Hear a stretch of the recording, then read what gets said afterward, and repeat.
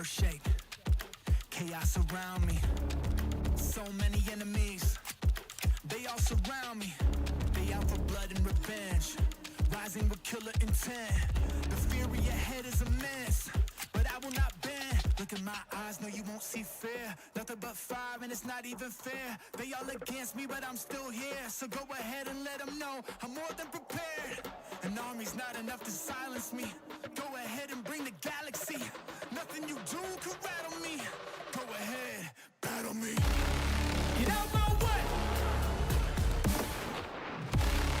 Get out my way. Move. Get out my way. On my way. Get out my way. Move. I gotta do what I gotta do. No one or nothing can stop me. And if you don't think that I can, just watch me. Move. Get out my way. Out my way. Get out my way. Move. Yeah, vengeance in the trenches with my mindset on a mission. Ain't ready for what I'ma hit with. I'ma go get it, I'ma get this. And I told them I'ma end this, get a witness. You want the fire and I got that. Ain't nobody here gonna stop that. Got more than a 12 gauge kickback. I'm about to get that, no one gonna top that. I've been putting that work in. If you want the crown, you gotta earn it. Don't assume that silence means weakness. There's a monster that's lurking under the surface. They about to know. To doubt me, that's a tragedy. You end up just counting the casualties. Victory is my anatomy. Go ahead, battle me. Get out my way. Out my way. Get out my way. Move. Get out my way. Out my way. Get out my way. Move. I gotta do what I gotta do. No one or nothing can stop me. And if you don't think that I can, just watch me. Move. Get out my way. Out my way. Get out my way. Move. All of that talking stops now. There's no need for discussion. Once you see what I'm about, all of that talking stops now. Let's do this for real. Let's go. Right now. Battle me. Get out my way. Out my way. Get out my way. Move. Get out my way. Out my way. Get out my way. Move. I gotta do what I gotta do. No one or nothing can stop me. And if you don't think that I can, just watch me. Move. Get out my way. Out my way. Get out my way. Move.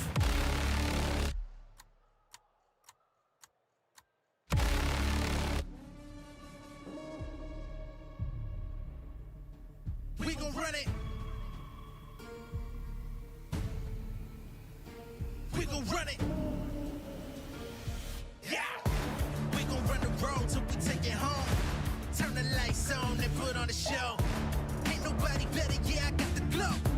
Pull up on the scene, do my thing and go. We gon' run the road till we take it home. Turn the lights on and put on the show. Ain't nobody better, yeah, I got the glow. Pull up on the scene, do my thing and go. City on blaze when I'm in the mix. Everybody tryna stop me, but I'm too legit. Showing up with a brand new bag of tricks. I'm at the top, y'all know me, y'all never slip. New grip on life, I live it right. Getting everything I said in my sight, I shine bright. Nobody understand what it took for me to lead. I woke up feeling like I reached a new speed. Clock ticking, I strive with no limits. Making waves without a blemish on my image. The people listen when I speak another sentence. I'm on go while you're trying to replenish. We gon' run it. We gon' run it. Yeah. Push it to the limit with my heart is up. We gon' run the road till we take it home. Turn the lights on and put on the show. Ain't nobody better, yeah, I got the glow. Pull up on the scene, do my thing and go. We gon' run the road till we take it home. Turn the lights on and put on the show. Ain't nobody better, yeah, I got the glow. Pull up on the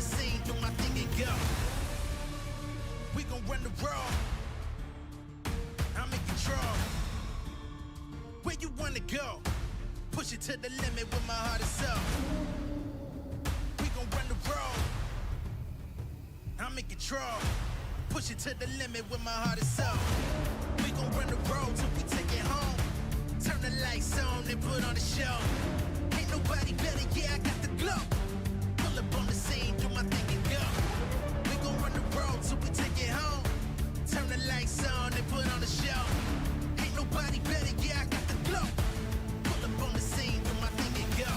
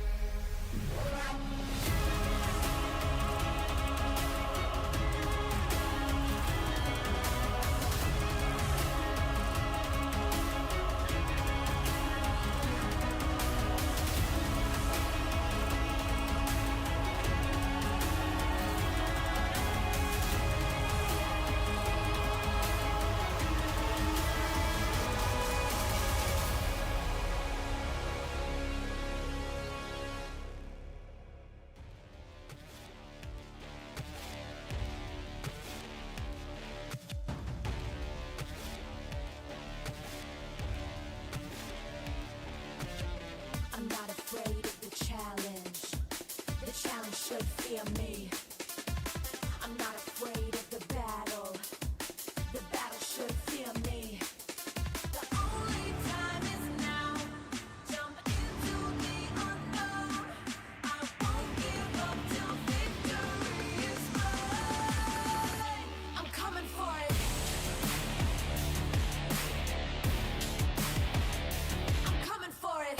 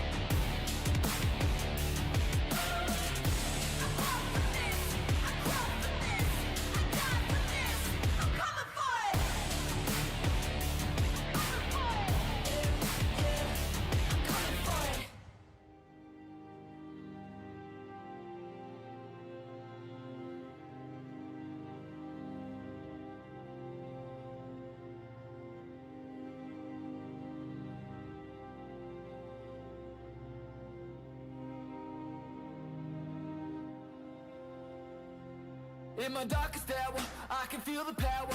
Won't be devoured, never been a coward. They stone sour, I'm gunpowder. If I say it louder, can you hear me now? I got the power. Counting down the hours till the whole world knows. This is what it's like to be powerful. Never gonna settle, I'm on another level. I'm powerful. I'ma let 'em know I got the gold. I'm in control. I break the mold. I show the world just how powerful I can be. Powerful.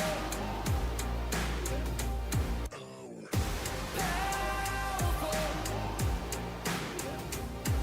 Had to pay my debts, was a losing bet, and I knew what I could do, but had to prove I wasn't finished yet. Was an uphill climb, saw it in my mind, recite the lines every time. I got the power,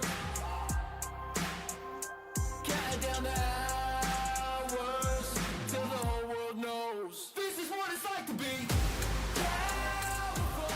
Never gonna settle, I'm on another level.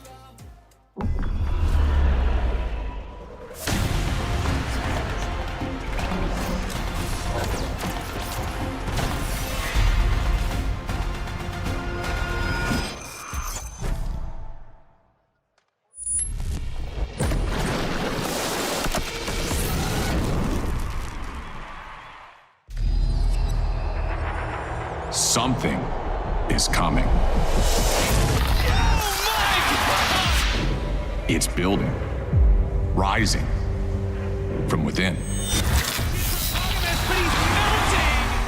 It fuels the determination to battle against impossible odds. The fire within.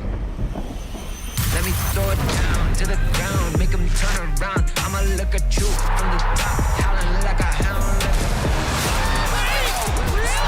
It's not gonna happen, but in the back, huge! He's just too strong! It awakens here. Massive kill coming in! It awakens now. It was just cinema! Welcome to MSI.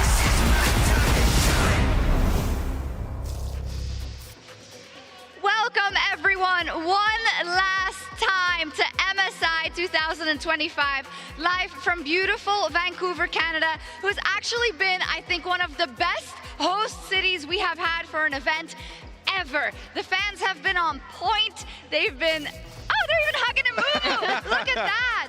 My name is Shox, and I'm joined here by Emily, Chovy, and Chronicler as we go through an hour-long pre-show before T1 versus Gen G. So, yeah, are we ready, guys? Yeah. So ready for this. Let's I do mean, it. there have been so many good moments throughout this tournament as well. It's been an exceptional one. I just want to say that to start, right? We look at the bracket, how it has played out, but you could pick any of those matchups and be reminded of an insane moment or a game 5 or a comeback or anything. And some of these matches going into the tournament, you would expect to go to 5. I'm looking at Gen JL, Gen G, and T1, but some of them really blew us away. BLG versus Fly ended up being a crazy banger. I'm sorry, I had to go there. But even the Why did we opening try and match end? of T1 versus CFO, that was a crazy performance to start a tournament. Yeah, absolutely phenomenal. I think that's a great jump-off point for us. Let's look at a couple of beautiful moments that we had this MSI, the Superlative Award. So, we'll start with the first one. The only Pentakill Award goes to Doggo. Woo!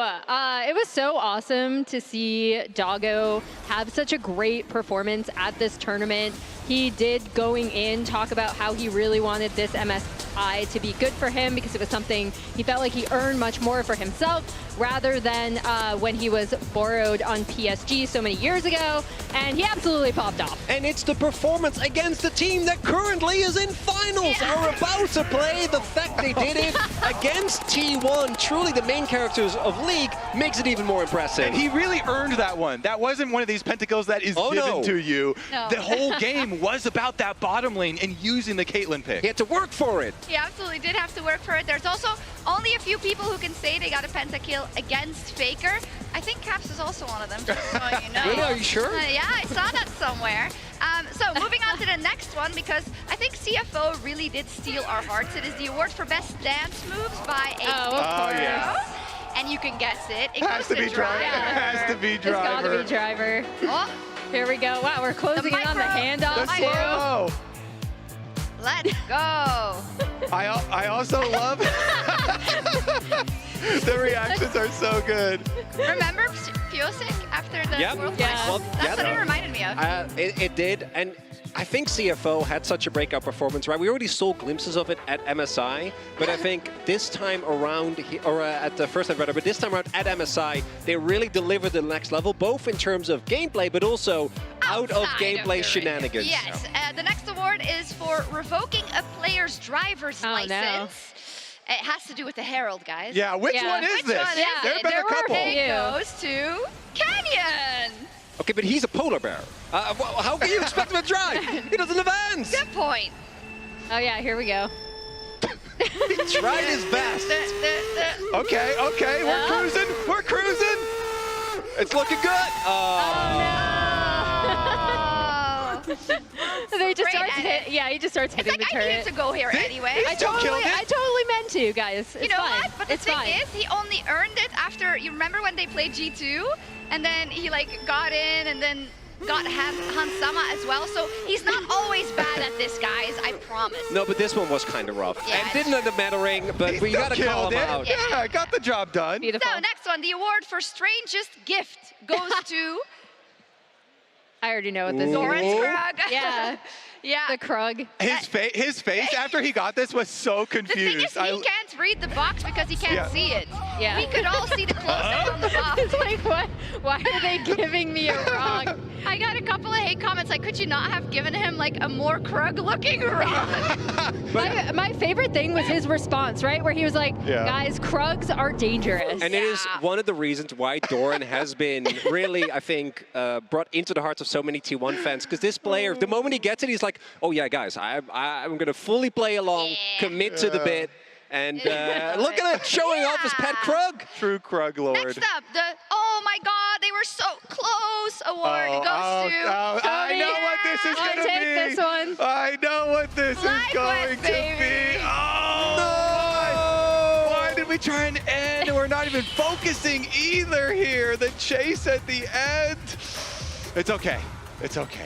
It's not okay. It's not okay. It's definitely not okay. We'll get them next time. I mean, Chovy, just, you know, if they won this game, they would have probably won the series. You know Jesus, that, right? Shocks. Jesus. Why you got to hit me while I'm down? Wondering how I ended up in this situation. So close. Oh, wow, we just cut to the end. Yeah, we did. We'll be right back. The T1 Circus Award, that goes to the main act at any T1 Circus, Carrier. And it's stiff. Oh, the dancing. Yeah. This was just yesterday. Yeah. It's stiff competition when it comes to T1, right? We have Faker, oh no, I'm caught in a side lane. We have Doran losing to jungle camps. And then we have Carrier just straight up dancing on him. They were so far ahead in this game. They had it under control. Carrier knew it. He had been smurfing so insanely hard, too. Him and Doran setting up so many kills. Also, I want to shout out the fan that actually did make the T1 Circus with their clown yeah. wigs Yes. and like a little curtain. That fan sign was amazing. Amazing signs overall here. The next award is the Give Driver a Break Award. And it goes to T1 because if you cast your mind back to the game they had versus each other. And look who that is. You see the culprit Yeah. of this whole situation I again? see. Oh, Oh, it's Carrier. man. Oh, we added the music too. Okay. There's so many League of Legends plays I want to add the He did such a good this job. music too. Yoink! I'm still following. And the best part is Nico obviously can barely get through the shield, let alone actually Oh, take yeah. him down. So there was no purpose to this. Nope. Sometimes it's just for fun. And now he's Get in his actually head. driving. He's like, get away from me. So He many does of have his license. So many of these moments are CFO. I think it does represent a good picture of how much we've enjoyed watching them at MSI. Yeah. It's been awesome. All right, the next award is the Good Try Shocks Award. And it Oh, I know what this is. goes to Shocks for trying to jinx FlyQuest. I think this award should go to Raz for Yeah. stopping you. Raz should get his own award. Raz is the GOAT right here. Dude, Raz took out Dracos earlier. Yeah. Then he's able Wait, to, wait, look at his hand. even when Dracos had him on the ground, Wait, look he at still his leg hand. sweeps. Look at that! No one can stop that man. Raz is actually Yeah. the NA hero. He really is. It didn't work. Anyways, thank you so much for that. As we go into our next segment, I want to kick you off for just a second and welcome two very special guests. Emily, you want to take the lead here? Yeah. Let's go, Team NA. We- No pressure, Dom, but we did win this last year. Are going to play a little Hello. quiz. Hello. I Welcome. can't hear you. K-Dro. I can hear you. Oh, you can't hear And me? I will There we dominate. go. I can hear both of you. Okay. All right. Welcome You to gotta you carry both. me? Cozy. I like this It's desk. NA versus EU Okay. and a little trivia game. So we got to win Let's something. go. Bro, I'm going to grief you. I'm so bad at this. I'm so This is bad. actually hard last time, so They're we'll see all what she's cooked about up. this current MSI. Okay. How many game 5s have we had at MSI 2025? I know this one. 8. Yes. 3 in the play-ins. Yes. You don't need to break it down. Did you study this or like? I mean, what? They're gonna have Our it. You know that. Our stats guy talked about it. gonna guess. Were you in the because stats it's been the meeting? most Yeah. 5-game series. You're cheating. Okay. You're in the stats meeting. Here's a really If easy you one. didn't I want don't to like win, that the host is NA. I don't like that. This is rigged. Yeah. Which Okay. champion has the worst record at MSI 2025? Callista. Yes. What? Wait, we have to raise our. Where's our buzzer? Raise there a your buzzer? hand. Where's our buzzer? You raised your hand the first time. Yeah, You got yeah, it. Okay. Yeah. Nice. We're on the board. We're on the board. We're on the board. 1-1. We're good at taking one game. Okay, I'll buzz, you answer. Who were Okay. the two teams to come out of play-ins at MSI 2025? What? That's biased. Is it? G2 came out somehow. We No, don't need the he's the context. stalling. And Okay. BLG, and BLG. Correct. There we go. Hey, there it is. Stalling. Name the only team involved in 3 game 5s at MSI. Yes. Who is it? T1. Yes. Oh my God! Yes. Oh, I was gonna say Chen Chi. If they get it wrong, do we just go or do we Yeah, just? it passes to you. Okay. Okay. Which player has the most kills at MSI 2025? Guma? No. Cool. Okay. You thought that too? I actually. Ruler. No. Can we keep going? Is Yeah, it like go, Doggo or go. something? No. Okay, it's you, Kobe. You need to carry it. Jeez, most kills. Like Knight? Yes. What? I didn't know that. He has 111 Oh, 'cause kills. the play-ins. Yeah. Yes. Plans are OP, guys.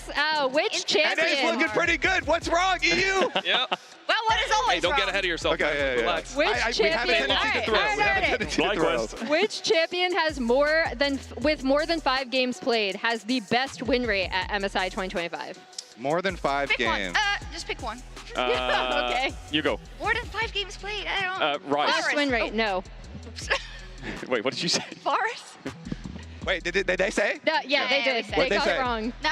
You No, just they said said Varus. They said Varus and they were wrong. Okay, I think Annie, but you can make the final call. Maybe. All right, I trust you. Like- You read the It's stat not sheet. so- Annie. Damn it. Okay. I don't trust No. you anymore. Shit. Wait, maybe I actually have it. Bard. No. Highest win rate. Brom? Yes. Oh, You didn't hear me. I said it the first time. Brom You is didn't hear 10 me. and 2. Okay. Sounds like a little anti-team Thank synergy, God but they're you so still got bad that we it. got a second chance Brian, there. I'm so thank God. sorry. I always swear when there's quizzes. I'm gonna try and keep it in. Wait, what's the score? Don't worry about It's the like a score. It's lot to probably a like little. 3-3. Four. A lot to a little. I don't Okay, think okay. so. Which side has the most game wins at MSI 2025? Blue side. Yes. Yeah. But it's pretty That's close. That is like- 50-50. It's 39 to 36. I knew And that. then What'd you say? Oh, okay. 39 to 36. Okay, It's okay. actually closer than I thought. What was EU's game record against NA at MSI 2025? Wait. 0. How bad did we beat them? 0-3. Yes. Yes. Wait, it's This was a 4-4. setup. It's 4-4. Yeah, now it's 4-4, I think. What Wait, no way. There's no I said way you caught up. 2025. We caught up. It was There's no got to way. be 4-3 or caught up. something. Chat, This where's the production- chat? yeah, Where this is it? production Say the has winner. an extra What the question. heck? You just want to maybe flame myself? That sucks. All right, that's it. That's All right, all the who won? questions That's we it. gave me. 4-4. How many No questions way. were there? It's Stay a tuned for tie, next time. and we both No way. suck. No way. I mean, we both do suck. This is All right, We GG. both do suck. This is very sus. I don't know if I trust you. Yeah, I don't trust it They either. should have given me a tiebreaker question, honestly. Yeah. Hey, do we have a tiebreaker question? Or are we done? I'm Yeah, gonna let you give go, me but I'm one. just Okay, gonna we're done. send you off 1 sec, because Wait. Jason caught up with Genji's coach Kim, and after the last series win against T1, that was to look ahead at today's final in our Verizon Game Day interview. Was that really a tie? We won. Yeah, we won. I'm here joined by Coach Kim on the side of Genji, who is now on the back-to-back MSI finals leading the team. First up, congratulations on making it into the finals. Genji is unstoppable. They have been undefeated for almost about 5 months. What are your thoughts about the current Genji's momentum? 일단 젠지가 몇 달 동안 경기를 이겨왔는데 선수들 그 속에서 자신감을 얻은 것 같고요. 오늘 경기까지 연승을 이어나가면서 진짜 너무 대견하다고 얘기하고 싶고 저도 이겨서 너무 기쁩니다. 네. So Genji, now at the finals, how confident are you and the players? 선수들 각자 포지션에서 자기들이 되게 잘한다고 생각하고 있고 지금 당연히 성적이 좋으니까요. 근데 이제 그 속에서 약간의 불안감도 있는 것 같아요. 근데 이제 그 자신감을 계속 가지고 있으면서 우승으로 풀었으면 좋겠습니다. If Genji win this finals, it's gonna be a monumental moment for Genji. Back-to-back winning the MSI. Chovy said he wants to make this MSI repeat happen. Is there anything you would like to say to the players before they head on to the final stage? 작년에 젠지라는 명문팀에 들어와서 선수들과 같이 우승해서 너무 좋았고요. 이번 MSI도 당연히 저희한테는 엄청 큰 의미라서 2년 연속 우승한다면 기록적으로도 선수들한테도 저한테도 너무 큰 영광일 것 같습니다. 꼭 그래서 열심히 해서 우승하겠습니다. Thank you very much, Coach Kim, and wish you the best of luck in the finals. That was Coach Kim from Genji. Thank you so much, Jason. I feel like he flies under the radar because we look so much, there's Mata on the other side, there's Koma there somewhere as well, but Coach Kim actually has a great legacy in his own right. Well, the funniest part is he even gets upstaged by Coach Helper because he's so expressive. So everyone's like, look at that guy. But Coach Kim has been, I think, at the core, when you look at a lot of the Genji content, the calming influence that he has and the ability he's consistently able to get the most out of his players is extremely impressive. Back-to-back MSI, that would be absolutely insane. For now, though, we are going to kick it over to Lore, who is hanging out over at the tailgate, and I believe some casters are casting some Rift-bound gameplay. Whoa. Hey guys, we're here at the FanFest. As you can see, it's crowded, and it has been crowded for days now. So many activations, so many things that the fans can enjoy. So we're gonna check the first one here. What is it? What is it? Is it Baron Smite? Okay, let's check it out. Let's check out how they're doing. Hi, how are you? Great. Okay, you're here to test your skill. How did you do? Did you do it, or are you about to? I'll try. All right, well, let's try together. It's your first time trying, right? Yeah. Okay, so first things first. Are you a jungler? Yeah, I guess. All right, so he is a jungler, actually. No pressure, no pressure. Oh, there you go. Here we go. All right.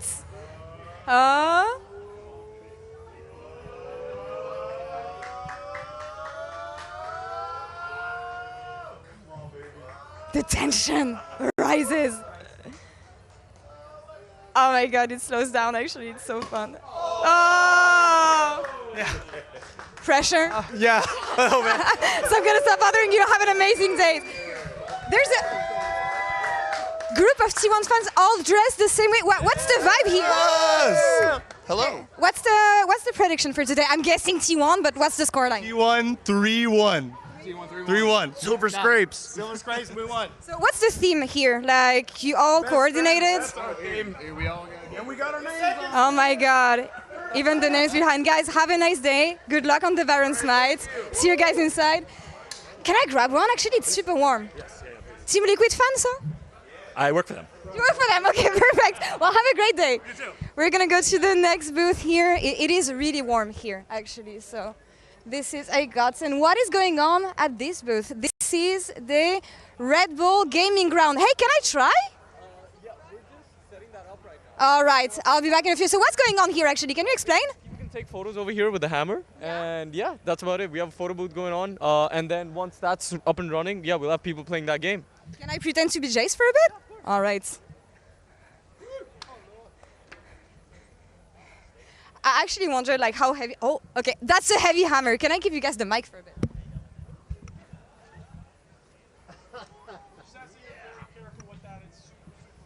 I'm gonna be careful. It is very heavy as well, so I'm gonna let the mic here. Thank you, guys. Thank you.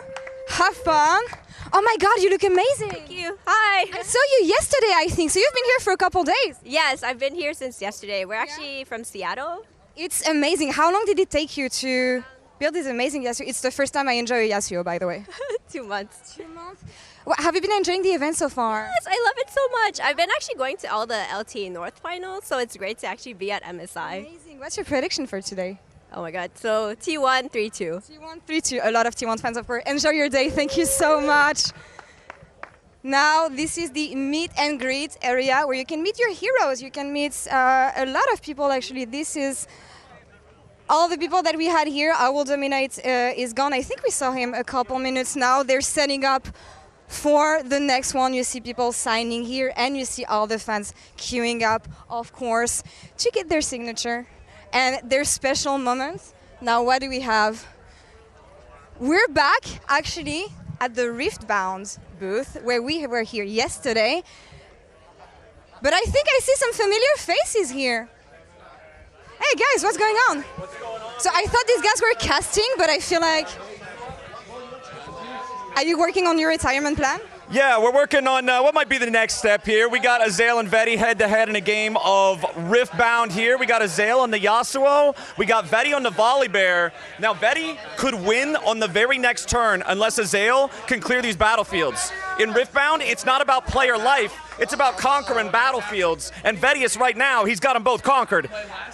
Okay. I'm gonna go for a quick interview of Vidius. Vidius, how is it going? It's gonna do 8 damage. Okay, Vidius is busy here right now. We're gonna let him focus. Captain, one last word, closing thoughts before the series we're gonna have today. The series today is going 5 games. I am predicting it. I am calling it. It is going to be a celebration of the incredible competition we have had here so far at MSI 2025. Silver Scrapes, baby, once again. Thank you guys so much. We're gonna take over a quick break and we'll be back in just a couple minutes. What a car. Living the dream, huh? Sweet dreams are made of this. Who am I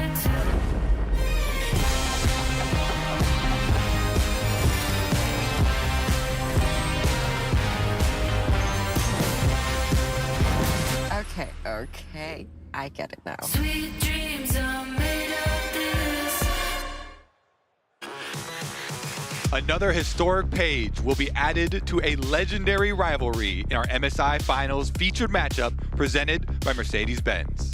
Of course, it's Gen G versus T1. They're facing off for the 62nd time. And we all remember what happened last time these two faced off with elimination on the line. And Gen G have been the kings of Korea, but we know the world is T1's home ground.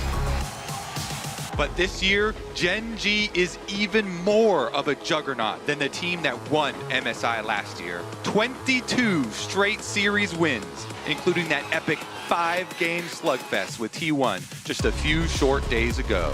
For Gen G, back-to-back MSIs means joining T1 and RNG as the only teams to win multiple MSI titles. The historic rivalry adds another chapter. It's Gen G versus T1.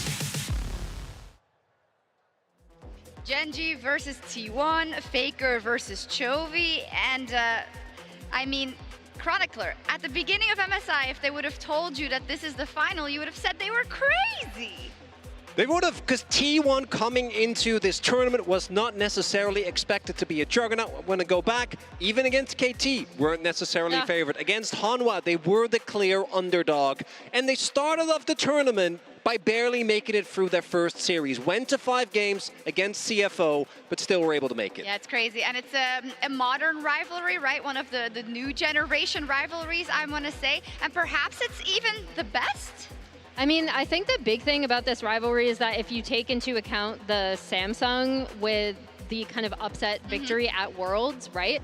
That makes it so historical as well, both internationally and then obviously for South Korea and the LCK. These two teams know each other so well too, which is what makes their games so amazing. The first best of 5 between them at this tournament was bonkers. If the first one was already good, the second one can only be even better. I do see that we had a bit of a wardrobe change, and I think it is time to talk about something quite important. Next up on the docket is the case of international fans versus Chovy.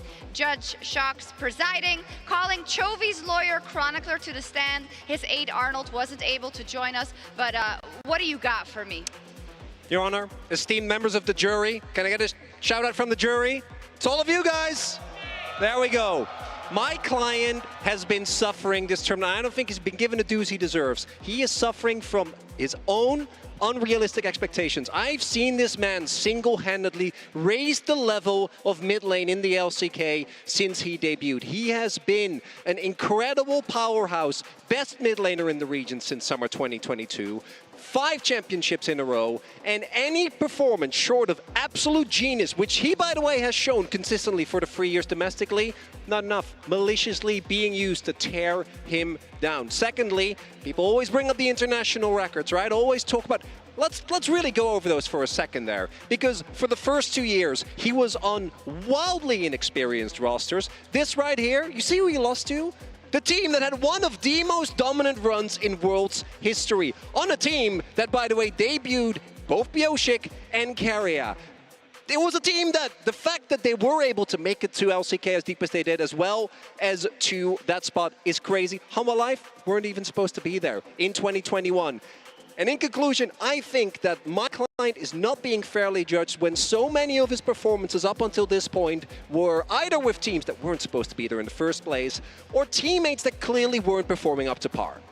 Okay, I do hear your arguments, and I feel like I might be ready to make my judgment unless it's... Hang on. Oh, I've just been handed by the prosecution a huge L.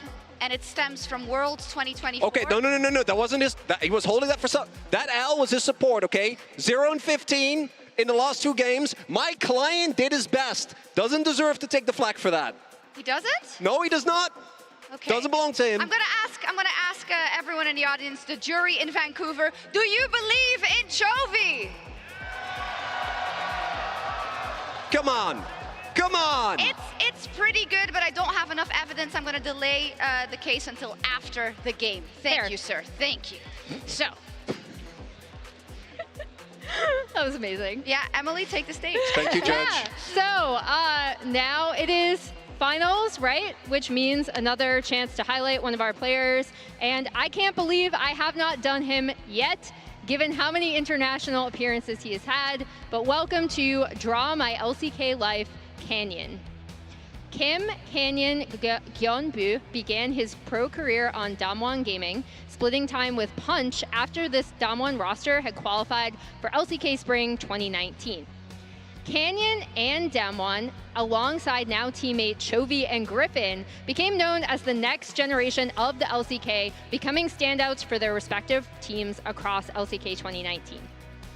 Canyon has been nicknamed Polar Bear by his fans and peers. In 2021, Damwon Kia actually released an hour-long Canyon song of him singing on a loop with polar bears just kind of in the background, kind of relaxing, you know, you need something to go to bed to.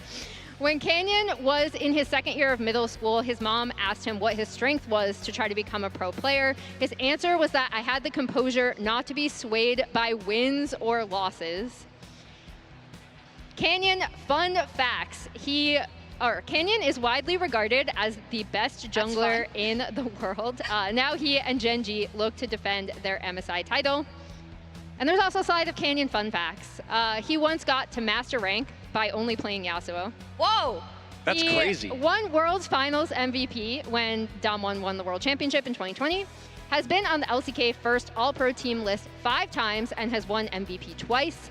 Had the first ever LCK pentakill by a jungler in July 24th 2020, and he was on his Nidalee. And his Nidalee to this day remains a pick that is feared whenever it shows up, still performs, and is one of the big reasons why Gen G has been so successful since he joined their roster. Yeah, we can talk about that a little more, because I always feel like when I'm watching Canyon, the years when he isn't able to do as much is I feel like when his flair is missing, right? When he's willing to slam the Nidalee, when he's willing to go for all that creativity which we've come to know and love from him on the Rift. And it's, as he highlights as well, especially in recent years, there have been games, look at the series against Halma, where he individually doesn't perform, but he bounces back almost better than any other player I've seen. The fact that he goes from really being a weak point and then carrying the series as we get to the later games, that Lee performance in particular domestically, and even did a redo of that at MSI, incredible.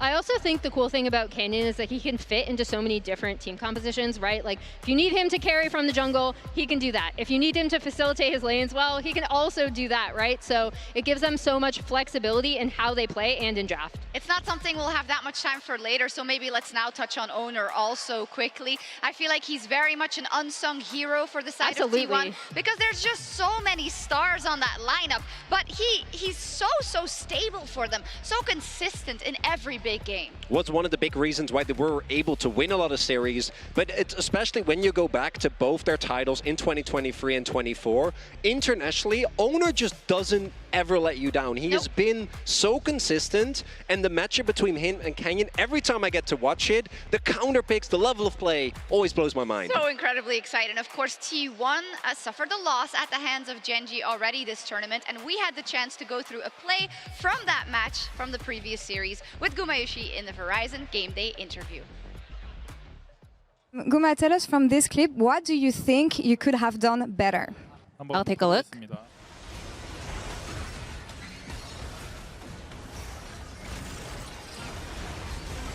The Bartle was good.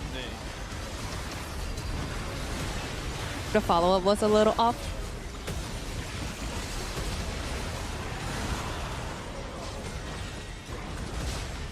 I think, so we were trying to go for a play because Senna didn't have flash, so we wanted to make a play around the Bard ult.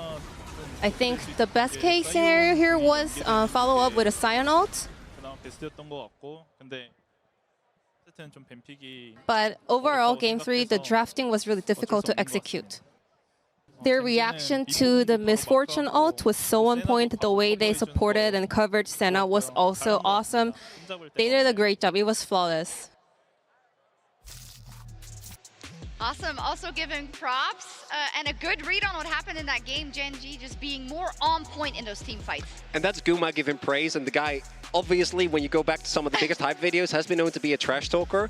And to me, it also speaks, and this goes for really every player. Duro wanted to be like Carrier. Guma and Ruler obviously have a rivalry. Faker and Chovy literally, I think, don't do an interview for longer than like a week between saying, no, Chovy's the best. No, Faker is, I want to be more like Faker. It just keeps going back and forth between these teams. A good way to avoid losing is just don't pick Callista. And is Callista here? Callista, are you in the house? It's me! Callista! It's not my fault I'm 0-10! I swear, please! Will you pick me? Please! Someone pick me! Callista! Don't blame the champion! Blame the team! It's not their fault!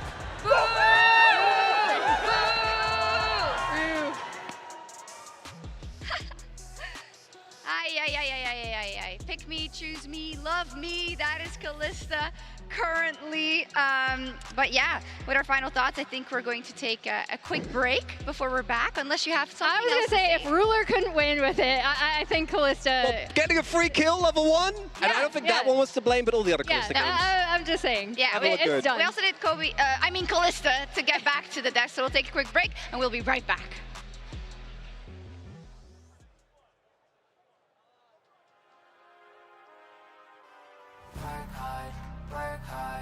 Work hard, work hard.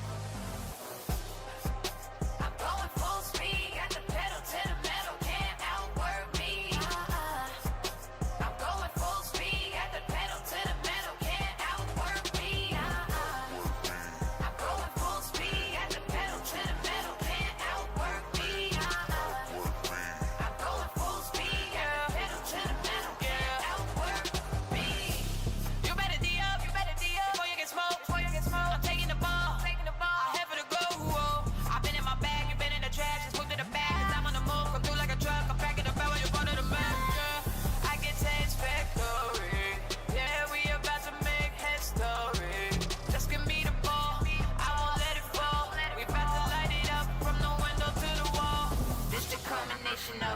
hard work.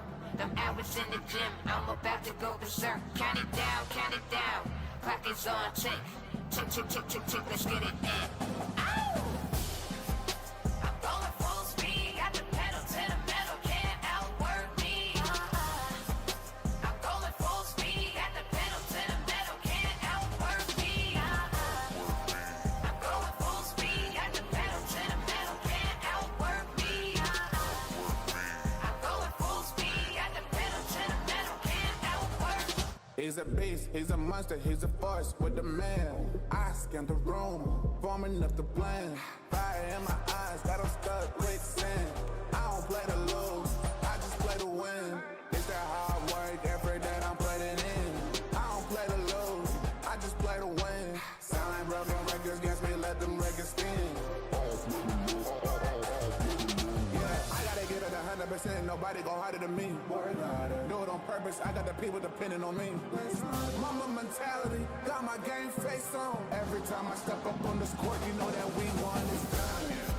I'm going full speed, I just pedal to the metal, can't outwork me. I'm going full speed, at the pedal to the metal, can't outwork me. I'm going full speed, at the pedal to the metal, can't outwork me. I'm going full speed, at the pedal to the metal, can't outwork me.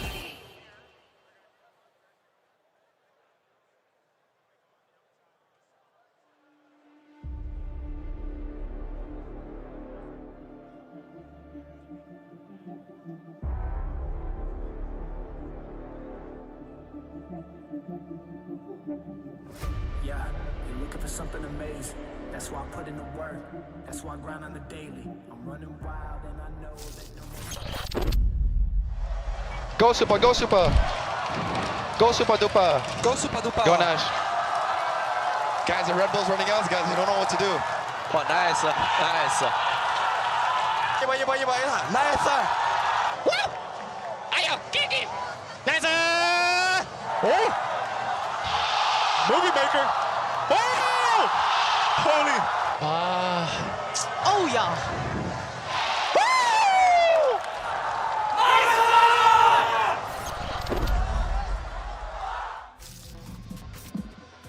Some amazing sounds of MSI, but there's only 2 teams who can make it here to the grand final as we see T1 signing the camera in the signature moment. It looks really, really good. I don't know who has the best signature actually from these. I don't know.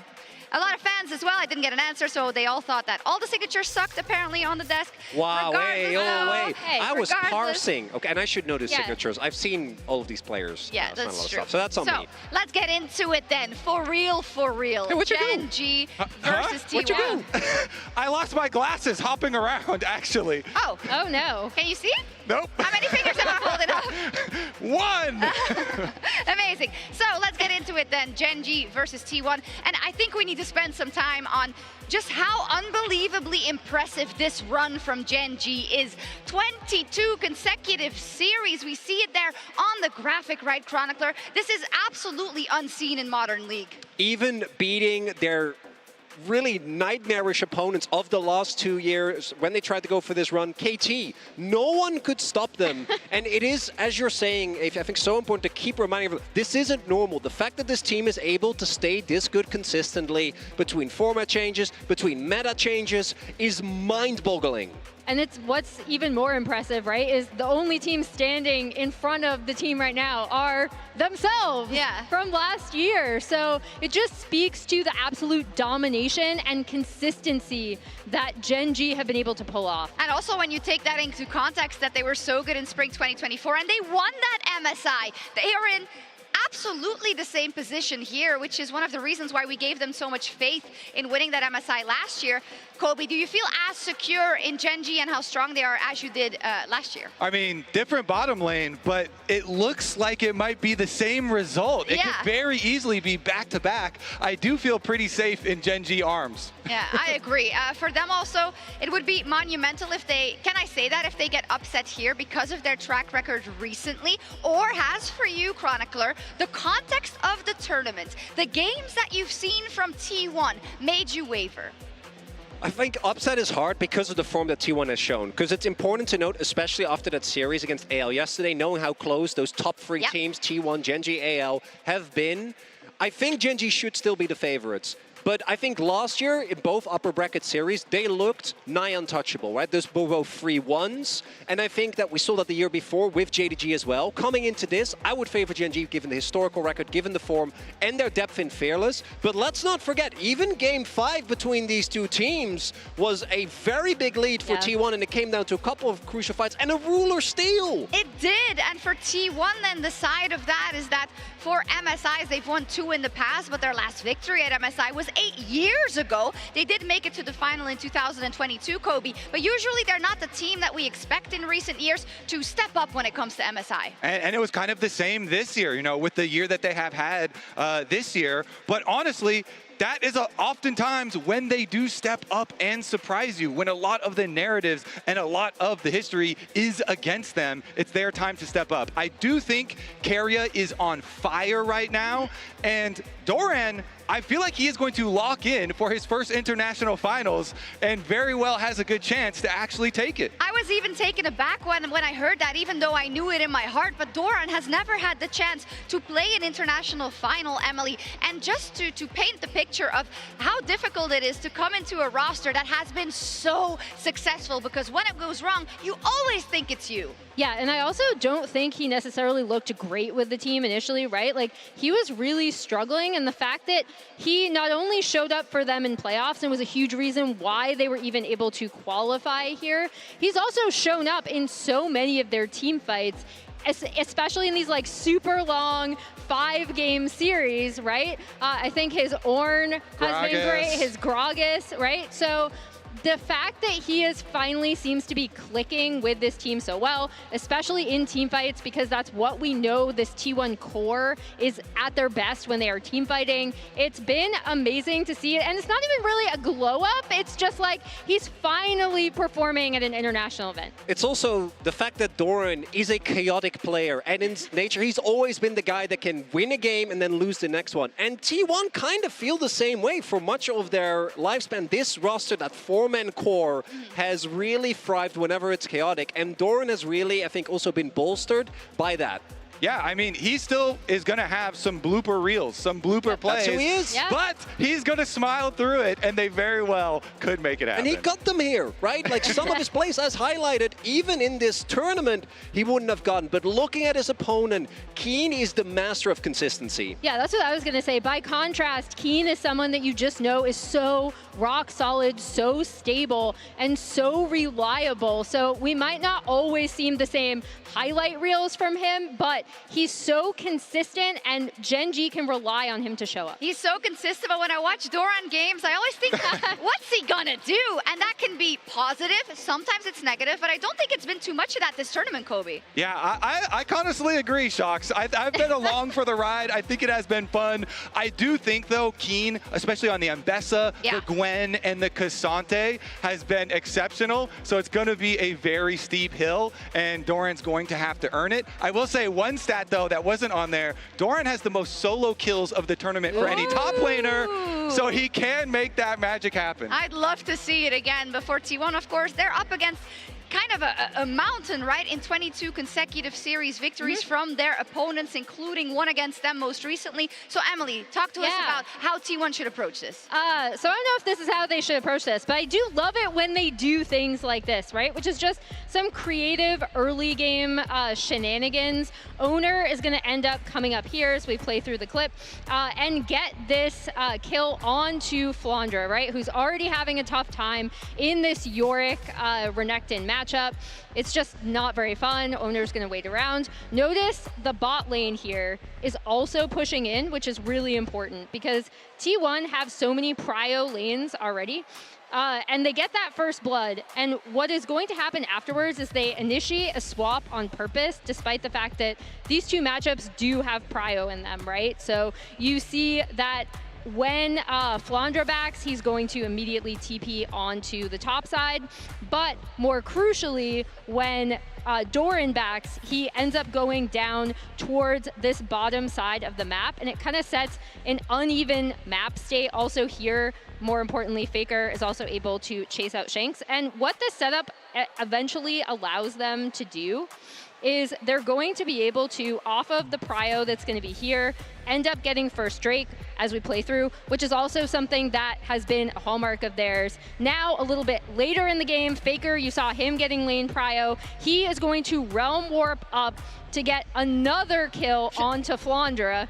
Flandra's not having a good time in this game. At the same time, you see Owner down on the bot side. He actually cleared out his bot side camps after getting Drake. He is here to then get a kill on the bot side as well. And I thought this run of play was really, really smart from them, just using their prio in a way that wasn't just, you know, laning forward to get objectives everywhere and kills on both sides. Especially because looking across at the composition they're playing against, the AL have, AL need to get early leads and they need to play off that pressure because they don't have a lot of CC. And so T1, they use playmaking to their advantage, attacking both sides with those very proactive ganks. And it's one of the things that T1 do so often is trying to turn kind of the rules of the game on its head, right? Because normally if you play on one side of the map, on the opposite, play safe, try to absorb the blow, maybe even drop away. Make sure that you don't get dove underneath your turret.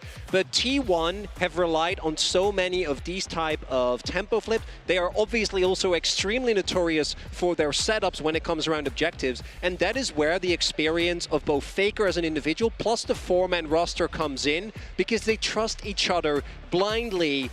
Unless they get red, which is what Gen G have been doing very often. I just wanted to call out that Faker has been alone on stage these last couple of days as he was warming up. Of course, they do all the checks, but then usually go take a breather. And I think it's so cool that before the finals, Guma and Doran are now also there alongside him. At least they can make it a little bit more interactive. He doesn't have to click in practice tool. Maybe they can even do some 1v1s. I love that.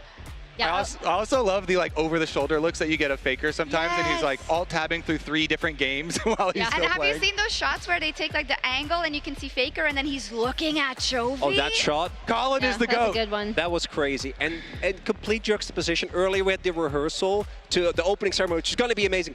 And Doran was just by himself, just dancing in the background, dancing along as it was happening. And on a finals day, there's a lot of pressure on this guy. There is. He's still dancing. He is. That segue though. I was about to go into Faker versus Chovy and just had to talk about Doran dancing. Come on. I will allow it. Chronicler, I will bad allow boy. it. Because I really want to talk about Faker versus Chovy. We've done it a couple of times over these past years, but if you cast your eyes to the game head-to-head, currently at 61-61, Emily. Yeah, the big thing that obviously should stand out to everyone is the 7 international titles, right? Faker is, I mean, he is the undisputed greatest of all time of League of Legends, going up against Chovy, who has been the best performing mid in the LCK across multiple years, has kind of single-handedly forced the rest of the region, much like Faker, to adapt, right? Like, these are 2 players that every player in the LCK, especially mid laners, has to try to figure out if they can. And I love that their legacy influences one another, because more often than not, they find each other at a crossroads at a big tournament. Worlds 2024, of course, now here at MSI once again, Kobe. So it's so cool that we get to see this rivalry in real time. Yeah, I mean, iron sharpens iron, you know, as they say. You need some good competition to really push you in different areas of the game. And it's kind of interesting, too, because we also have some quotes from Chovy, even some old quotes, but as well some new quotes. But he had that one that we already showed previously where he talked about having Faker figured out and then the win rate that he had since that time.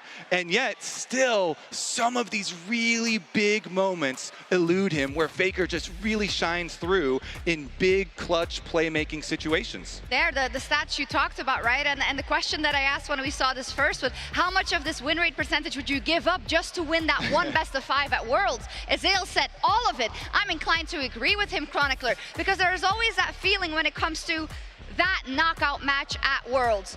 That MSI current final here in Vancouver, that this is where Chovy really gets tested. And it's such a big thing, especially after last year. He is the defending champion. A big narrative in the LCK was that once Chovy has done something, he ain't stopping anytime soon, right? Even his most recent loss in LCK finals back in last year's summer was only by a single game. There was a grueling 5-game series.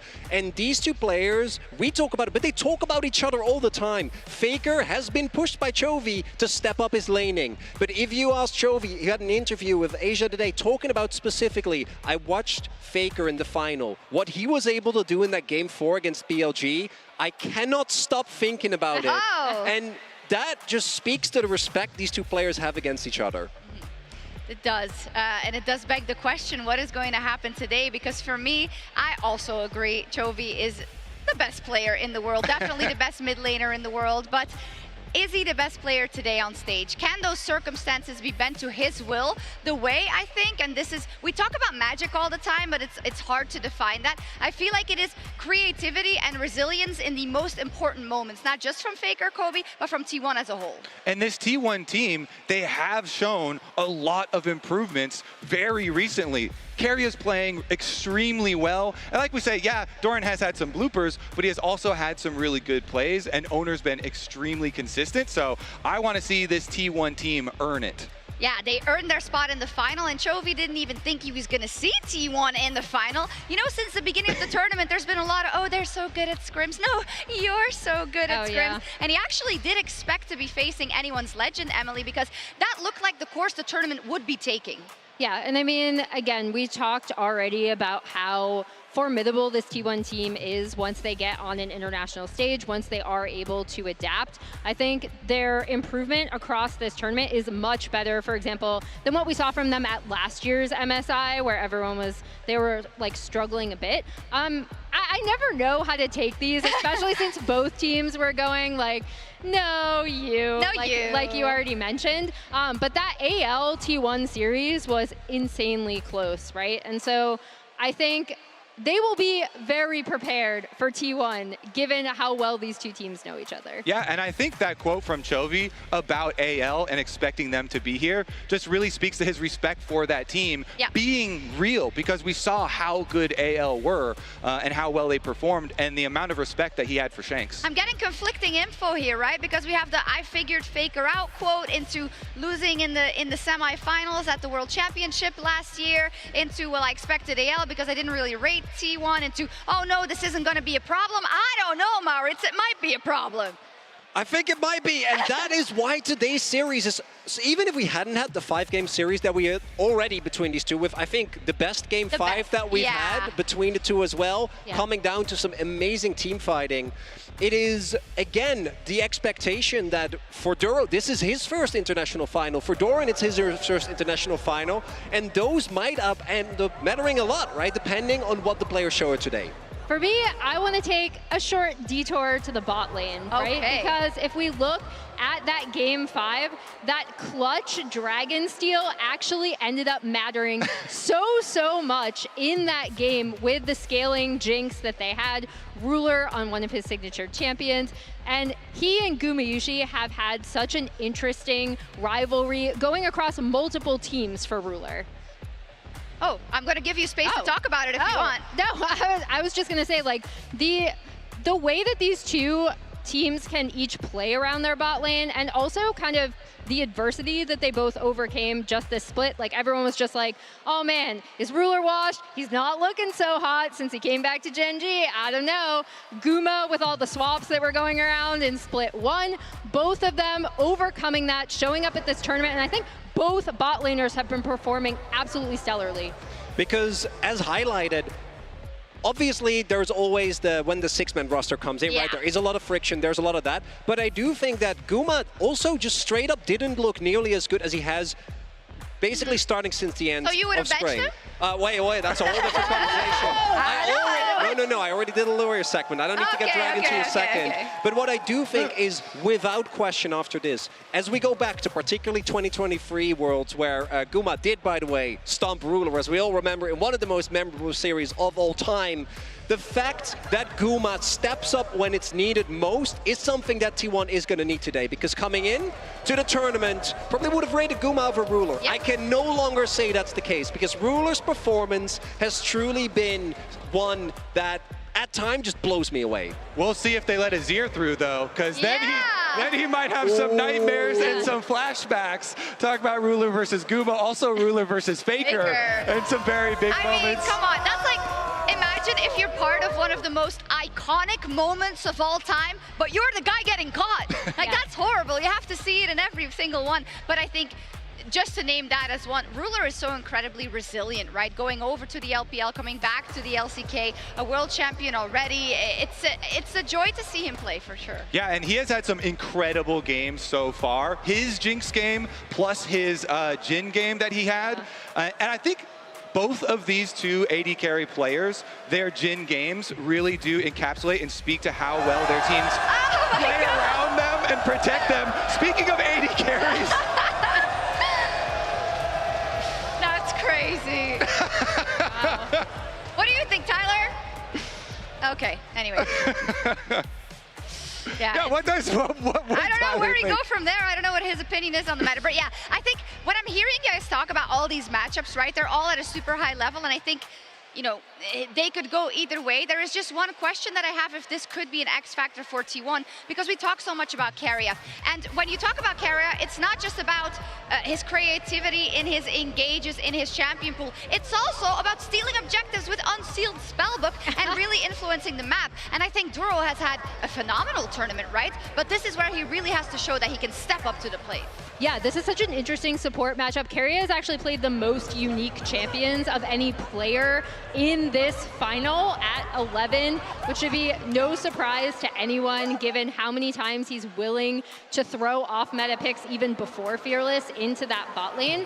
And that's, for me, the super interesting thing about both of these bot lanes going up against each other, because T1 sometimes spends so much time really trying to win that 2v2, right?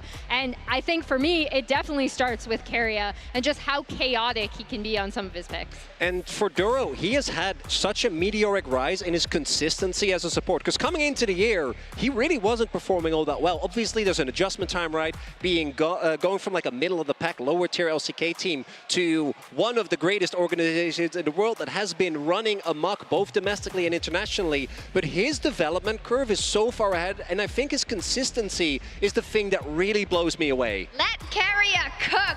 Absolutely. The signs have been insane here at MSI, but I want to check in with how the fans have voted at MasterCard GG on X. They are calling the match for, drumroll, T1 with 69.3% of the vote. They always win the fan vote, so that is no surprise to me. The fans' track record so far is 69%. Let's go. Nice. You can vote every day at MasterCard GG on X to lock your predictions in as well, which leaves us 3 minutes to give you our very own predictions. Shall I kick it off? Go for it. Hit it. All right. Who you got? I've got T1, 3-2. I've seen enough, and I know they've played them, and they lost in that Game 5. I don't think they lose a Game 5 twice in a row. That's what I think. Very calm prediction. Yeah. Okay. Emily, All right, so again, these are two teams that know each other super, super well. Okay. I'm expecting this series to go kind of similarly. Like, I'm expecting this to go all 5 games. I still do think that Gen G become MSI champions once again. They retain their MSI title. I can't tell whether I'm getting cheered or booed. Both. Nice. But I think, I think this is how it's going to go. I think Gen G have a slight bit better map play. And also, if they really, really buckle down, I think they have more ability to pick different things in draft. Well, I like where both of your heads are at with the full 5, because we've already had the most full 5 game series ever for an international, and I woke up today thinking about the data. Right? You've got 22 series streak for Gen G waiting in the upper bracket. They have Chovy, the best player right now that has a whole church dedicated to his glory. This team seems unstoppable, Chronicler, and that is when you have to think about T1 upsetting them, and I realized that my faith already belongs to another team. counter to the logic of pre-tournament expectations, I'm gonna go with T1! I appreciate the flames you drew around here today. Yeah, I like it. Chronicler, Well, now, your minute. now I feel like I shouldn't have gone last because this is gonna sting a little bit, but. Whoa! What? I'm pretty sure I'm getting booed. I'm going to explain this as fast as I can. To me, how close that series was something that blew me away in the first place. But I do think, looking at that game 4, that should have been a Gen G 3-1 victory. I also think that we still haven't truly seen domestic Chovy show up at the MSI stage. I think to end the tournament, he is going to be here today. And if that man shows up at the arena here, I don't think Faker, even the GOAT, can stop him because Chovy has been incredible. I've had to watch this man do magical things, and I think it's going to happen again here today. Listen, I can accept it, but I can't accept that you don't do 5 games because we need 5 games here to close out MSI. We absolutely do. I love it. We've all got a bit of different opinions going into this grand final because it could be a toss-up. That is MSI. And 22 series in a row, the best team in the world right now and reigning MSI champs Gen G with the best mid laner in the world, Chovy, at the helm. Chovy, he says he's figured Faker out, and if we go off the last match they played versus each other, I'd be inclined to believe him. But can you really figure Faker out? Can he ever fully be known? This is a player who has reinvented himself so much, he redefined what it means to reinvent yourself.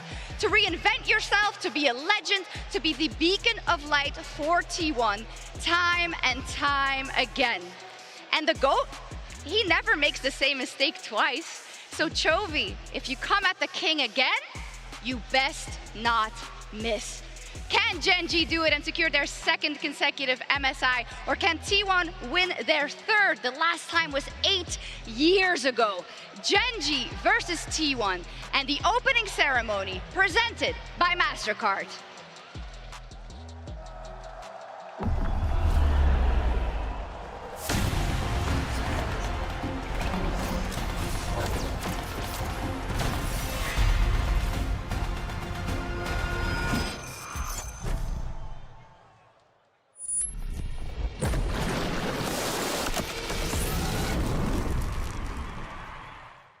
Let me throw it down to the ground, make them turn around. I'ma look at you from the top, howling like a hound. Let me take it off, push it up to another height. This is what I do.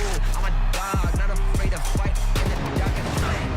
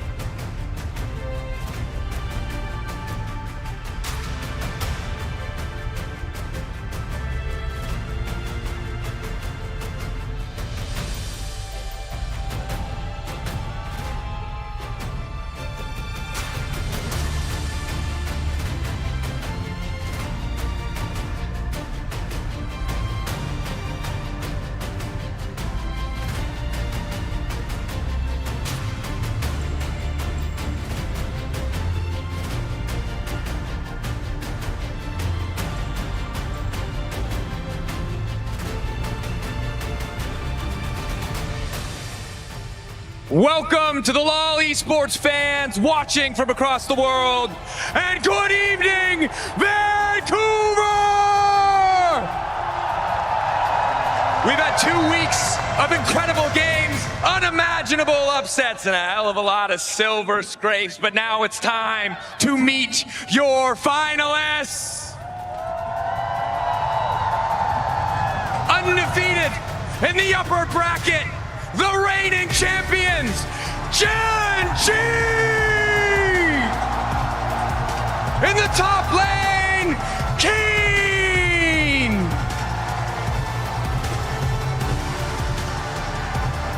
In the jungle, Canyon!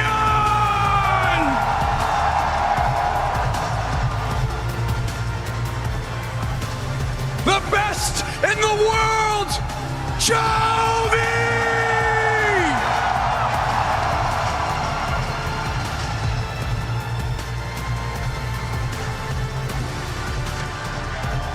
They're ready to carry Ruler!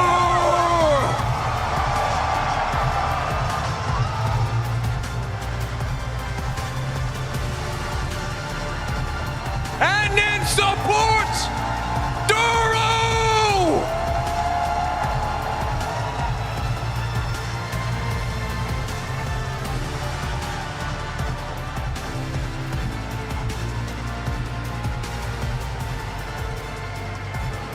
Their opponents, indomitable and tenacious, T1!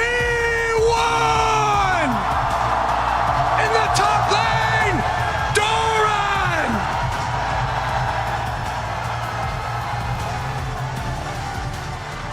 In the jungle, Owner!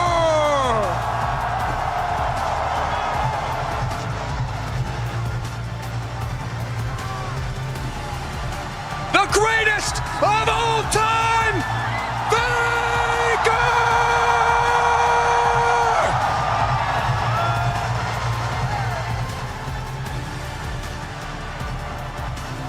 Eddie Carey, Gumayushi!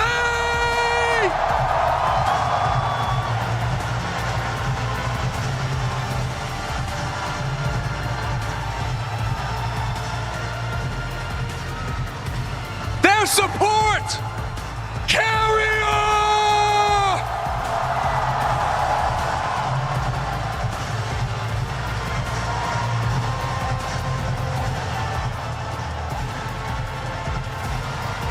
Tonight, we ignite the fire!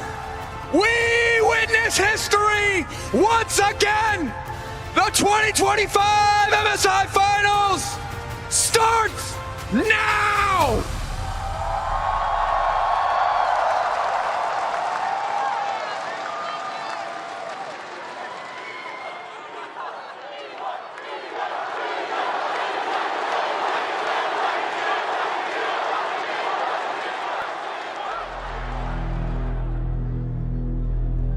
Gen.G looking to close it.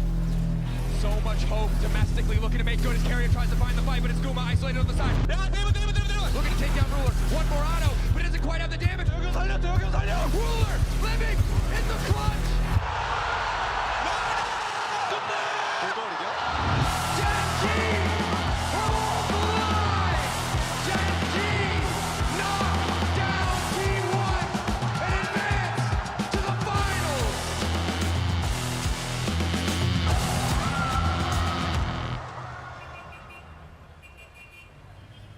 23년도에 이제 진동이라는 팀에서 MSI 우승을 했는데요.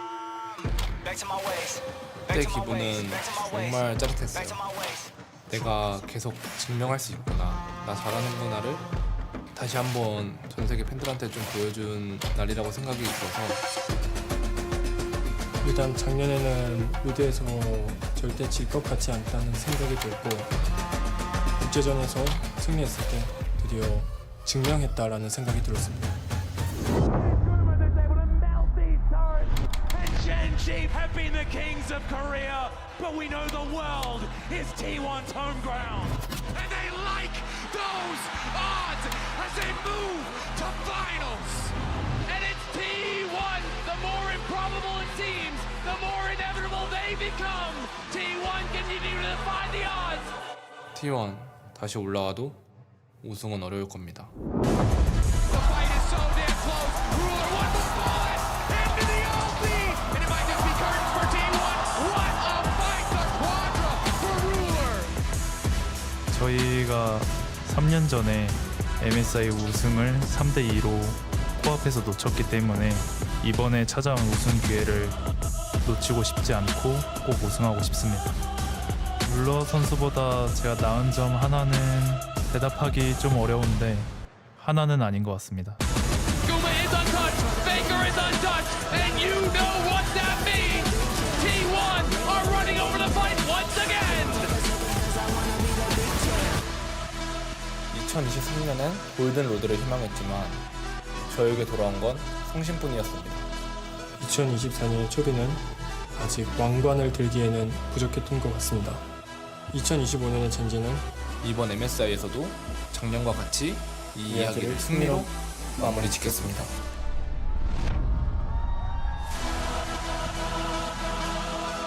승리를 향하는 길은 언제나 저희 T1만 걸어갈 수 있는 길입니다. 젠지, 저희가 돌아왔습니다.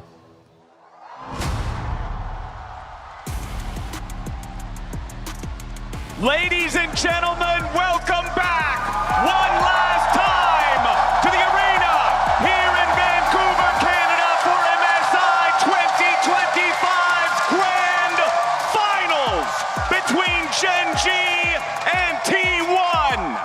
I'm Captain Flowers, joined by Azael and Vedius here today as we watch the two Korean Titans battle for supremacy at the final summit of this international competition.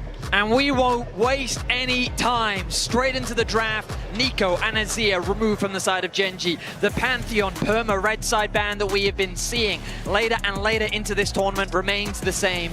Vi will join alongside it, and I wonder what the priority will be for these two Titans. Both Varus and Talia still up and available here, two kind of conspicuously absent champions. So we have to see, does T1 want to look for a trade of OPs, or are they going to be banning one of those out here? Gen G, the first three bans, all playable in the mid lane. Two only there, of course, with the Azir and Victor. Nico with the flex to support, where it's incredibly popular as well. T1 side, two junglers banned so far out of those first three. We've already mentioned the Pantheon, so very powerful throughout this tournament. But that Varus you bring up, Isaac, will be the final ban for T1 before the picks roll in. Feels like it's going to be Talia first pick then. Talia just has been so strong at this event, but it feels like such an obvious trap that T1 are laying. Makes you wonder, will Gen G still feel confident to slam it in? Has been so effective. Of the champions with these globals, semi-globals, Talia to me is by far the best performing at this event, 10-4, even as one of these champions that has been so common. Well, one of the good things for T1 here, two of her favorite pairings in the Vi and the Pantheon are those powerful junglers that T1 banned out. And now we'll see how they're ready to respond to the mid lane pick.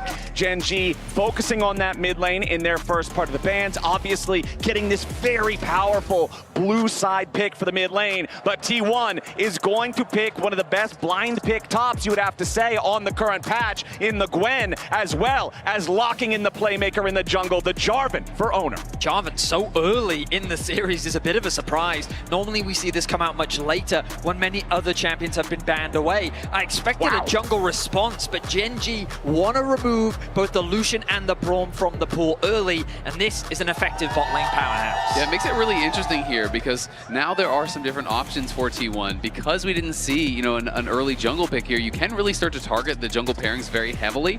Talia does want setup. We don't have point and click CC here from the bot lane, you know, from the Braum. It has been incredibly successful at MSI though, but you are going to want hard CC from somewhere, right? To be able to really set up that seismic shove from Talia. Faker though on the iconic Orianna here in game number one.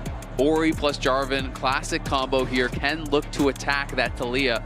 One gang forces the flash, the next might just be Chovy's death. Very desynced in terms of the roles we're seeing in the first half of the draft here, though. Yes, mid lane drafted for both sides, but then the bottom lane duo slammed so fast for Gen G. They knew they wanted this Lucian Braum. And I just think that we're going to see T1, continue to attack Xin and more AD jungle pairings, right? Because that is what they're going to be looking for, really limiting what Canyon can go towards. Both the Poppy and the Lee Sin, I think, can be very effective matchups here. The question is, for Gen G, they can remove things like the Rakan. Xayah Rakan is a tried and true T1 favorite on the bot side of the map. I wonder if they do consider Rakan to be that problematic, or if instead there is something else higher on the priority list. And Chovy, not only is he incredible at all champions, specifically on the Taliyah, 20-3 all-time on this pick. So it is one that has been synonymous with his success. Really does excel on it. He is such an excellent laner. It allows him to get push on the champion, affect the map, which is really what you want to be able to do. I mean, the challenge with Chovy is finding a champion that he doesn't have a positive win rate on. Simply with how dominant it has been. 20-3 is a bit more than positive. Oh, you're definitely right. The Wukong going to be removed. Okay, so Poppy is still an option. If they do go for the Poppy, Gen G's engage would be limited. They'd have to look for more engage on the top side of the map, but that would be quite risky when playing into something like a Gwen.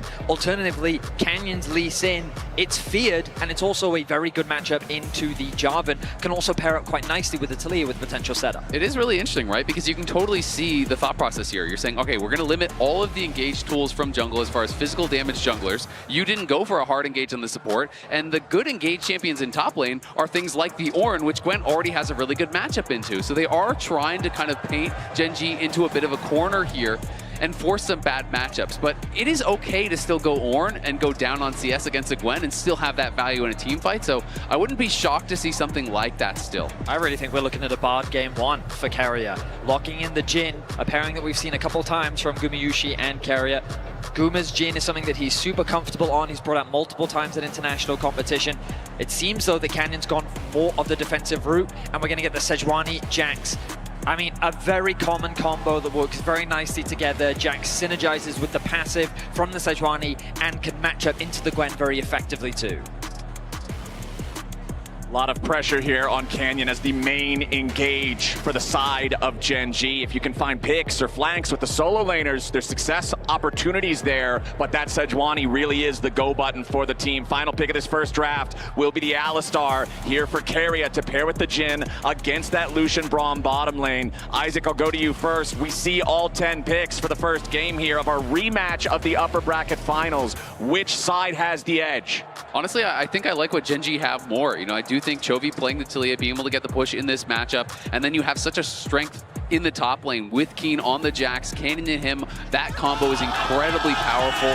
Braum has been so successful at actually shutting down the hard engage that I think T1 is kind of trying to draft for. So I do have to favor what Gen G has. Very much agree. I feel like that the Braum is great into the Alistar. T1 felt they needed a little bit more engage to work alongside the Jarvan. I feel that Jhin synergizes nicely with a lot of range, but paired alongside the Orianna, it's a little bit more of the wombo combo. I think T1's composition wants to do a few too many things, and I think that Gen G's laning is just going to help them get to a mid-game point where they should have the advantage. Game 1, I do prefer what Gen G brought to the table.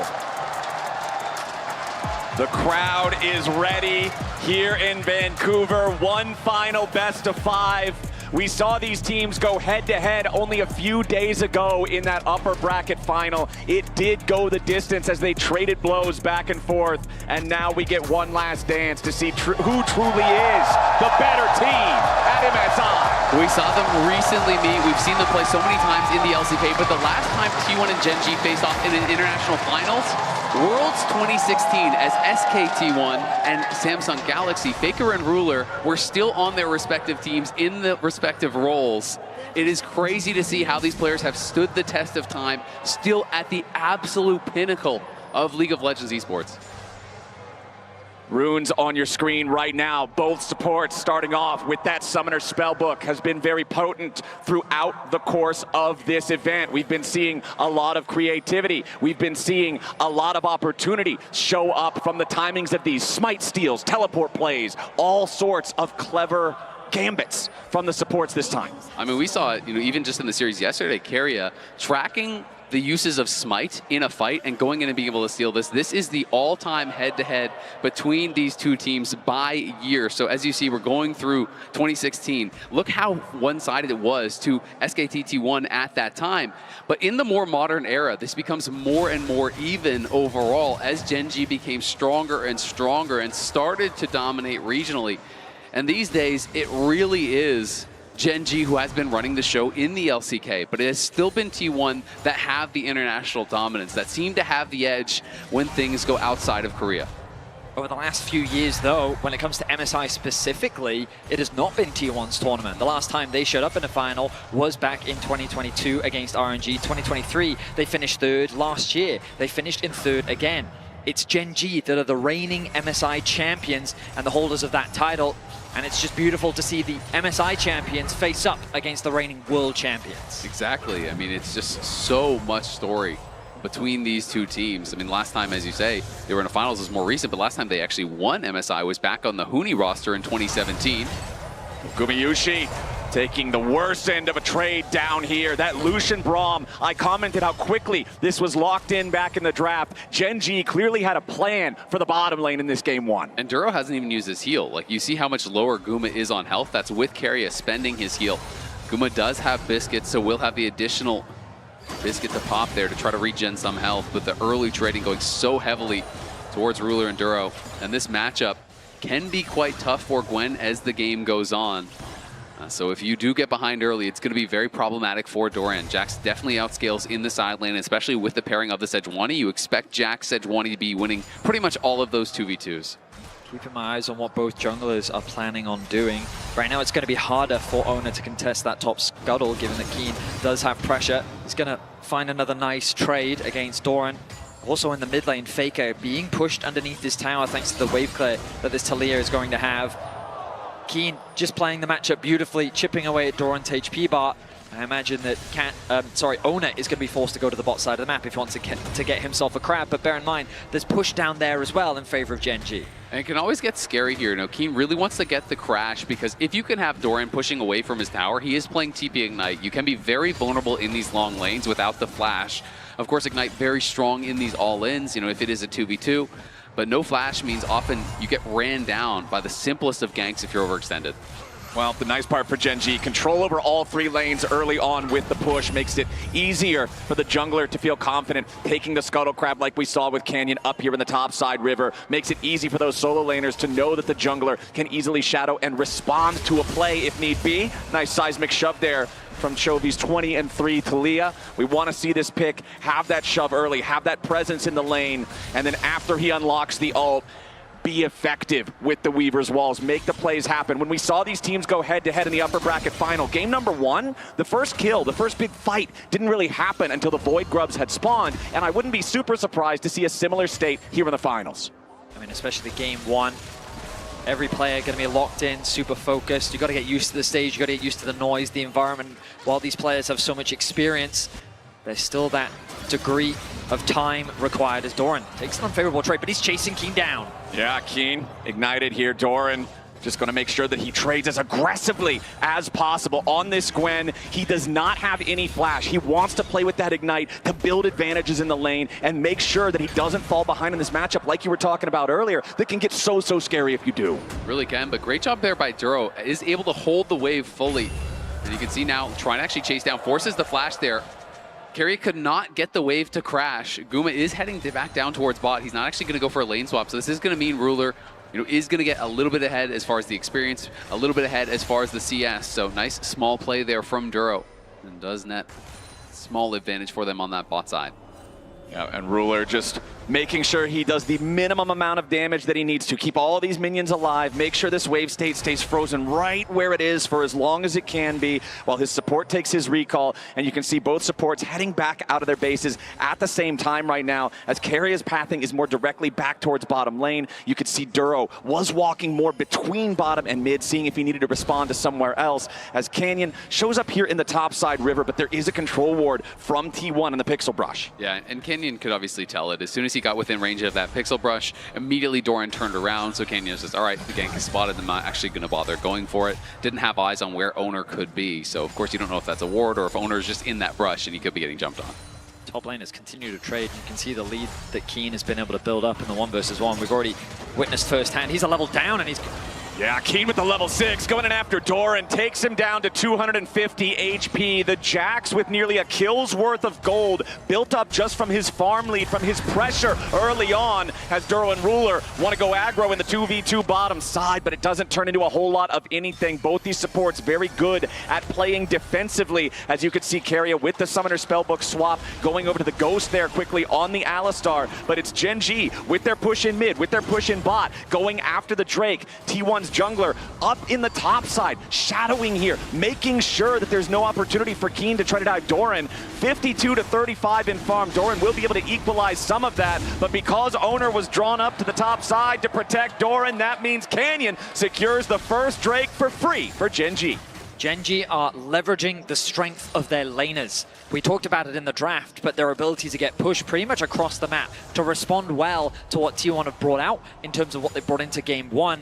And that Alistar last pick, yes, it does provide you with a little bit more engage, but as we're seeing in the bot lane 2 versus 2, it's difficult to contest those waves into the face of a Braum. Another wave is going to be pushed underneath the tower, and mid, Faker doing a really good job of keeping ahead in farm, but the rest of the map is lit up blue in favor of Gen G. We have to remember this is Doran's first ever international finals here. You know, has had that reputation of not being able to perform internationally, but he has been very good, I think, for T1 in this event. But the lights shine a bit brighter in the finals, and especially when it's your first international finals, you know he's going to be feeling that pressure. So a lot of eyes are going to be on Doran and how he can perform against Keen, who I think has been the best top laner at MSI and has been, you know, just that little bit better. Doran was given so much credit in terms of T1 even being able to qualify for this tournament. He had a standout performance. In particular, we all think very fondly of his Gragas, the champion that he did bring out in their Game 5 yesterday as well. And so far, yes, in the matchup, he is struggling, but you're completely right, Azael. Eyes will be on him to see how he impacts this game, as on the opposite side, it's Duro, his first final. Expectations so low for the young player joining Gen G, but he has risen to incredible heights as the Grubs start off. The Grubs, once again, could be the battlefield. Gen G trying to make sure they're around here for maybe a smite. Keria with a Hex Flash over the wall, tries to go in for a little bit, but Unbreakable Will already required. Gen G backing away for a moment. If Alistar's ulti falls, it's very difficult for him to continue participating in the fight. Chovy and Faker off to the side as Gen G will move in. They will take control of the pit. They will secure the third Grub. A 2-to-1 Grub count favoring Gen G. They'll come out on top in the objective scrap as neither team wants to overcommit for the fight. Yeah, as soon as Keria lost that ulti early, he knew it was going to be trouble. Keen will have to back off here. Yeah, Keen trying to get away from it. The Ignite is used with the final volley of needlework. Keen dropped down to 100 HP, but it's 100 more than Doran would like. Keen still has his ulti available. Teleport can return him to the lane immediately thereafter as well. Yeah, and critically for Gen G, because they got 2 of the 3 Grubs, they do get credit towards the objective feats there, so there are 2 out of 3 on that. They got the first Dragon, they got 2 out of 3 Grubs, so they only need 1 more to complete the objectives feat here. Really, he's just going to TP top. I love the way in which Chovy's playing against Faker on this Orianna in particular. You'll notice that when he's facing off against Faker directly, he walks towards the direction of the ball, and he kind of hopes that Faker will overshoot his Q, which means that the W then ends up missing. It's given him a couple of HP trades going his favor. The farm, though, still ever so slightly in at the favor of Faker. He does have a small gold lead, but right now this early game is very, very close. Very much what we expected here in game 1. Exactly. Minute leads one way or the other in most places. The biggest one still the difference between the farm and top laners. Keen more than a couple of waves ahead compared to Doran here on this Gwen. And again, I want to remind everyone, there is no flash on the T1 top laner. It means it's even more dangerous, not just in the context of the 1v1 against the Jax in the side lanes, but participation in the team fights. If you go in, if you mistime the Hallowed Mist, if you don't go at the right timing or angle, there's no way out. I mean, the Ignite is almost always worse in a 5v5 than having Flash. It can be really powerful in that 1v1, but like you say, you know, sometimes even if you do go in at that right moment, if you just get denied, you know, by some sort of CC, it can be difficult to actually close the gap onto some of these carries, especially Ruler here, who is going to have Duro kind of glued to his side. You have to expect in a lot of the fights, and that is going to be the primary target that T1 are wanting to look for. A very slow opening 11 minutes of game number 1 here in the finals. Remember, game number 3 in the upper bracket finals, we had to wait more than 20 minutes to get our first blood. Hopefully, won't be the same story here in this one, but in general, gentlemen, I would have to say that the slower game state often favors Gen G. When the scraps happen earlier, when they happen more often, T1 seems to be more in their element, but when Gen G can slow the game down, they seem to be very comfortable. And the slower the game, the higher the importance of that first fight, right? Because often you do have those late first bloods, the rewards are that much greater, you're much stronger when you win the fight, and if it is decisive, you can sometimes knock multiple towers off the map right thereafter and really turn it into a game that gets out of control very, very quickly. But both these teams incredibly even thus far. We'll see if T1 wants to challenge at this next Dragon to deny that feat being claimed here for Gen G. Looking at the itemization, I think T1 should be hesitant with the Essence Reaver completed for Ruler. This Lucian is scary. So T1 not really in the best position right now, but I look at some of the vision that they do have with the TP invested from Doran. Keen not going to have that TP available either. T1 are contesting the wards, and Faker gets the push in mid. Okay, Chovy has just teleported back to the tier 1 turret in mid himself, as that vision is being taken over by Owner and Keria in this bot side river. Canyon and Ruler now have the opportunity to step up and try to clear some of it away. Defensive trap line laid down by Gumayushi's Jhin as well, if Gen G tries to step further into the T1 jungle. Now another control ward shot at by Gumayushi, but Jhin not particularly adept at dealing with those control wards, as Gen G once again in control over the river for now. Important to note, neither one of the top laners has teleport, but Keens will come off of cooldown here in about a minute. Canyon face checking into the brush. Owner and Keria find him. Faker in tow. Gen G with a 4-man attempt, starting up the Drake already. Canyon's going to be the one to tank it. Duro and Chovy keeping a defensive position off to the side. Keria steps forward, immediately popping the Unbreakable Will as Gumayushi wants to fire a deadly flourish over the wall. Keria, half HP, Unbreakable Will down. Gen G still with control over the objective. Owner ready to challenge. Gen G still trying to maintain control here. Gumayushi off to the side. Can open up with a curtain call if he needs. Deadly flourish, not going to find a target. Weaver's wall looking to block him away. Beautiful engage coming out there from Faker. Shockwave. The Ocean Drake goes over to Gen G, but they've already lost a man. Support for support as Ruler's knocked down next. T1 with a 2-for-1. Beautiful engage there. T1 had their eyes on the fight, and it was a difficult one to execute on because Gumayushi is on the side, split from the team the whole time, and you're thinking, how can they actually navigate this fight as a result? But he got an early chunk on a Chovy, and as Chovy went to the side to throw down the Weaver's wall to help them secure the Dragon, T1 find the angle to actually go for the fight, and it was a beautiful engage there by Owner. Great follow-up from Faker. Keep your eyes on the Orianna ball. While the smite does come through, the shockwave connects onto 2, and the positioning of Gumayushi also contributing with the ultimate on the flank. Keria actually ends up dropping first, but T1 is quick to respond with 2 kills of their own. Exactly, and you saw what I was talking about. As soon as they see Chovy is not riding in the wall, they know he's going to be late to the fight. So that is why there's the instantaneous engage. They see the angle from which it comes. They know Chovy cannot participate in the immediate start of that fight. And as a result, the HP bars on Gen G were too low by the time Chovy got there to do anything. So the trade then is Gen G, they get the second Drake, 2-0 on that stack now. They secure the feat of neutral objectives like you were talking about earlier, but that very slight gold lead that we've been talking about so far does swing the other direction now, about plus 500 for the side of T1, as Keen wants to get a little bit of damage here, but Owner shows up in time to prevent the demolish proc onto the turret in the top lane. And you can see T1 really wants to defend that tower because they know now if Gen G gets first turret, that is feats of strength going their way. So those towers, I think, will be defended very strongly here by T1. They're only 1 kill off the feat of warfare here and will be looking for that first brick of their own.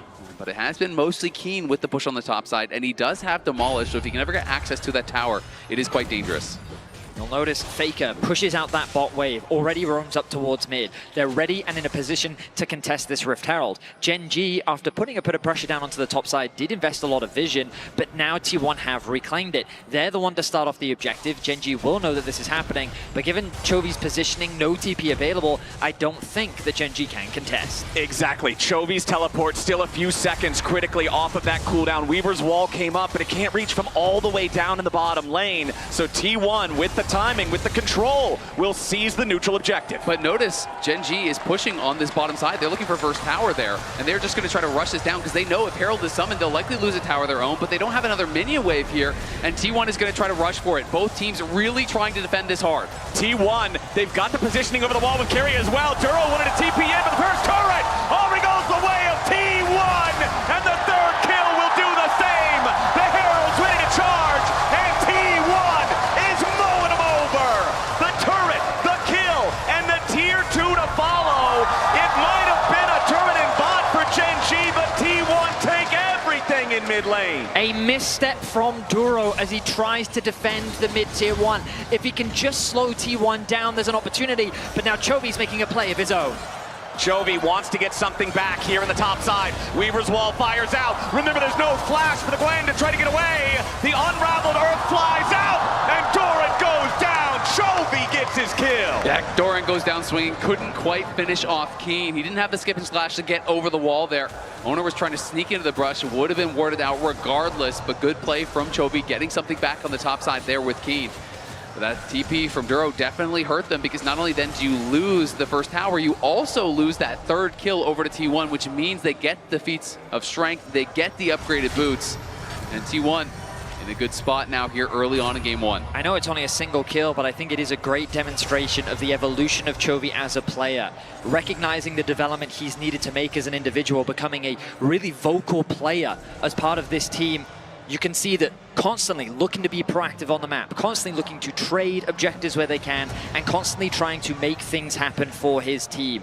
They are currently ahead in Dragons, 35 until the third one of the game will spawn. Canyon pathing towards the top side of the map, wants to grab that Scuttle Crab, and it's Carrier who's getting that bot side vision first. And you mentioned the fact that T1 manages to seize the feats of strength here. I always value the enchanted boots higher in a composition where the carries in particular do not have mobility built into the kit. Jhin can only run, Orianna can only run. Having the extra move speed could be the difference between being caught or getting away in a critical fight. Still the gold, not even 1,000 apart. That Ocean Drake you mentioned, Vedius, spawning now as we can see everyone congregating around this bottom part of the map. Chovy's ultimate up in 5 seconds as he makes his way over to get in range for the Weaver's Wall. Doran's on the other side of the map, but he has his teleport ready to join. The map state is so much better for Gen G. They were able to get the push out on bot. Faker has now regrouped with his team. Watch out for the Jarvan Orianna combo. Okay, immediately, teleport gonna come in from Doran as Gen G have the dragon down to half HP. Carry and Owner looking to walk up, maybe make their entry into the fight as Chovy already has to flash defensively to try to get away from Doran. Now the dragon down to 2,000, Carry is in the middle, it's stolen by Owner! T1 trying to make their entry into the fight now with Keen's already at half HP. T1 backing away.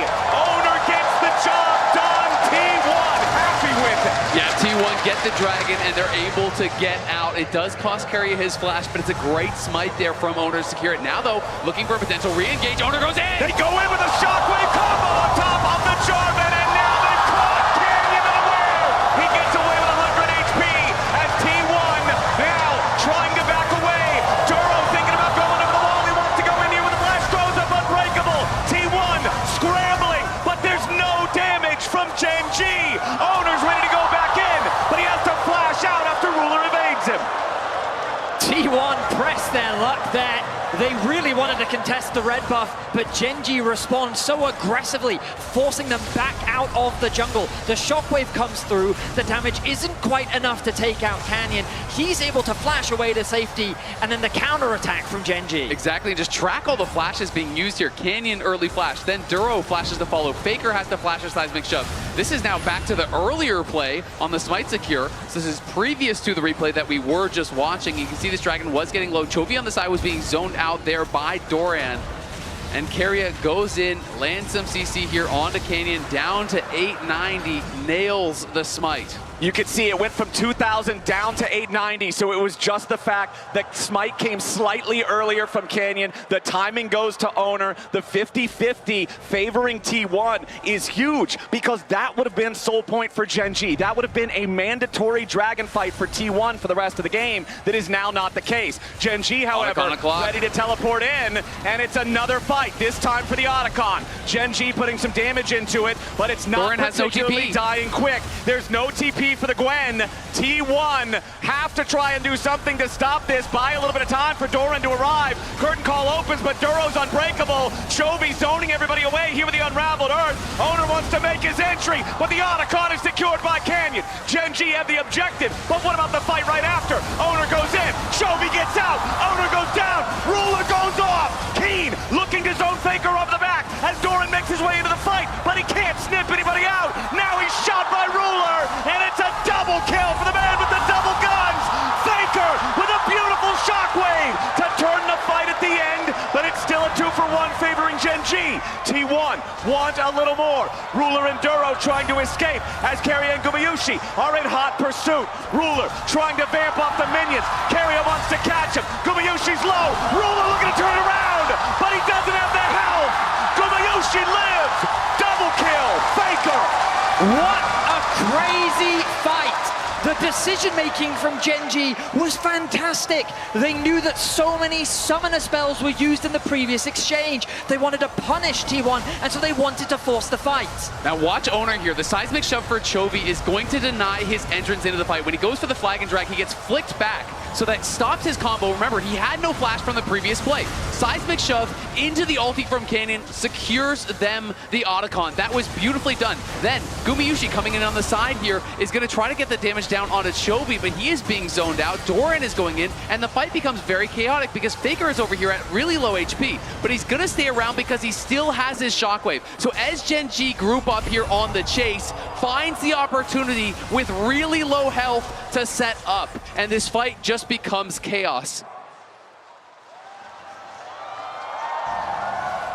Faker's Orianna Shockwaves, one of the most iconic champions for him, as the most iconic player in League of Legends, showing his stuff here in game number 1. And you can see, as of that last fight, Gumayushi 643 international kills, really close to everybody that's not named Faker, who happens to be about 400 ahead of the pack. And it's crazy to me because I still think of Gumayushi as a new player, but he is such an international veteran because every time T1 shows up to a tournament, it feels like they're winning or they're at least in the finals. They have deep run after deep run, and Guma has been so stalwart for this team, has been incredible ever since his debut. I mean, and it was a very controversial split, but Guma, he really has shown up throughout spring and here at MSI in particular. He currently remains deathless alongside his carry in the mid lane, Faker. Dragon, 10 seconds. Gen G do not have position. Doran doing a good job of pushing out that bottom wave as well. And the tower will fall. A bit of extra gold secured by T1, 4 towers to 2. T1 with more control over the map. The gold lead favoring them by a little bit shy of 2,000. Gen G trying to fight for control of the mid lane push, but it is T1, like you mentioned, Azael, that has control over the river. Canyon wants to step up. T1 burst him down to half HP. Gen G, their jungler's hurting a little bit. Calling from Ruler is a big whiff. Important tool there, no longer available as Gen G split up and retreat. T1 maintain their control the entire time. Doran has already started the objective, and it looks like Owner and the rest of T1 are now ready to walk over Gen G. They used too many resources. Canyon got chunked, but they still might think about it. Doran's gonna run interference. The Dragon is already claimed. Keen wants to go in, and Chovy's firing off the Weaver's wall, but Keen's already all alone, exhausted in the middle of 5. Keen just dies. Gen G are completely confuddled, and T1 are happy to teach him a lesson. Gumayushi with another kill. T1, Baron just spawned, and they're invited to come say hello. It's an overforce from Keen. Ruler and Duro were nowhere near that fight. And T1, poised, calm, collected, punish Gen G, shut them down, and will easily secure a Baron. It's Keen getting a little bit nervous there, a little bit antsy, forcing the play early. did not seem synced up with his team. Chovy was on a solo mission on the side. Keen went in so early. Ruler had no culling. No one was really able to get any meaningful damage down on the T1 members. Right, you look at Gen G, you see a team that is fine, playing patient, waiting for their moment and then striking. But this time, the moment had already passed. They had no control over the Drake. It was already claimed. And even though the wall flies out, there's nobody else behind it. Keen is all alone in the middle of 5, and T1 will happily take what feels like the biggest windfall of just the best possible sequence of plays. Now, this game that felt very close is a 4,000 gold lead for T1, alongside the fact that you've got Baron for the next 2 minutes and change to build it even further. Something we heard from Gen G behind the scenes after their first series against T1 was the constant communication of, we need to slow down. We need to take our time. And you can see here in game 1, they're getting impatient, they're overextending, they're over-chasing, and T1 are the ones that are waiting to punish Gen G's mistakes. Now with the Baron buff, they're beginning their siege,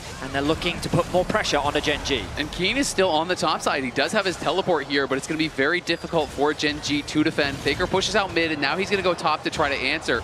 Keen should be able to knock down this tower, and that is a lot of gold in his pockets here, but T1 going to answer with one of their own. Yeah, Keen doing a good job making sure that he can at least get something back in even trade versus this Baron. They don't want to fight T1 5v5 while they're powered up, so instead it's just a handshake on tier 2s. And critical to note, Faker, obviously 5 kills, incredibly strong. You would want to make him a target, but he has the early Seekers purchased up after that last fight, and now grabs the Mage Eyes there. Faker feeling incredibly confident in this game number 1. Always a risky purchase, but if you stay deathless, it is going to pay dividends for the GOAT.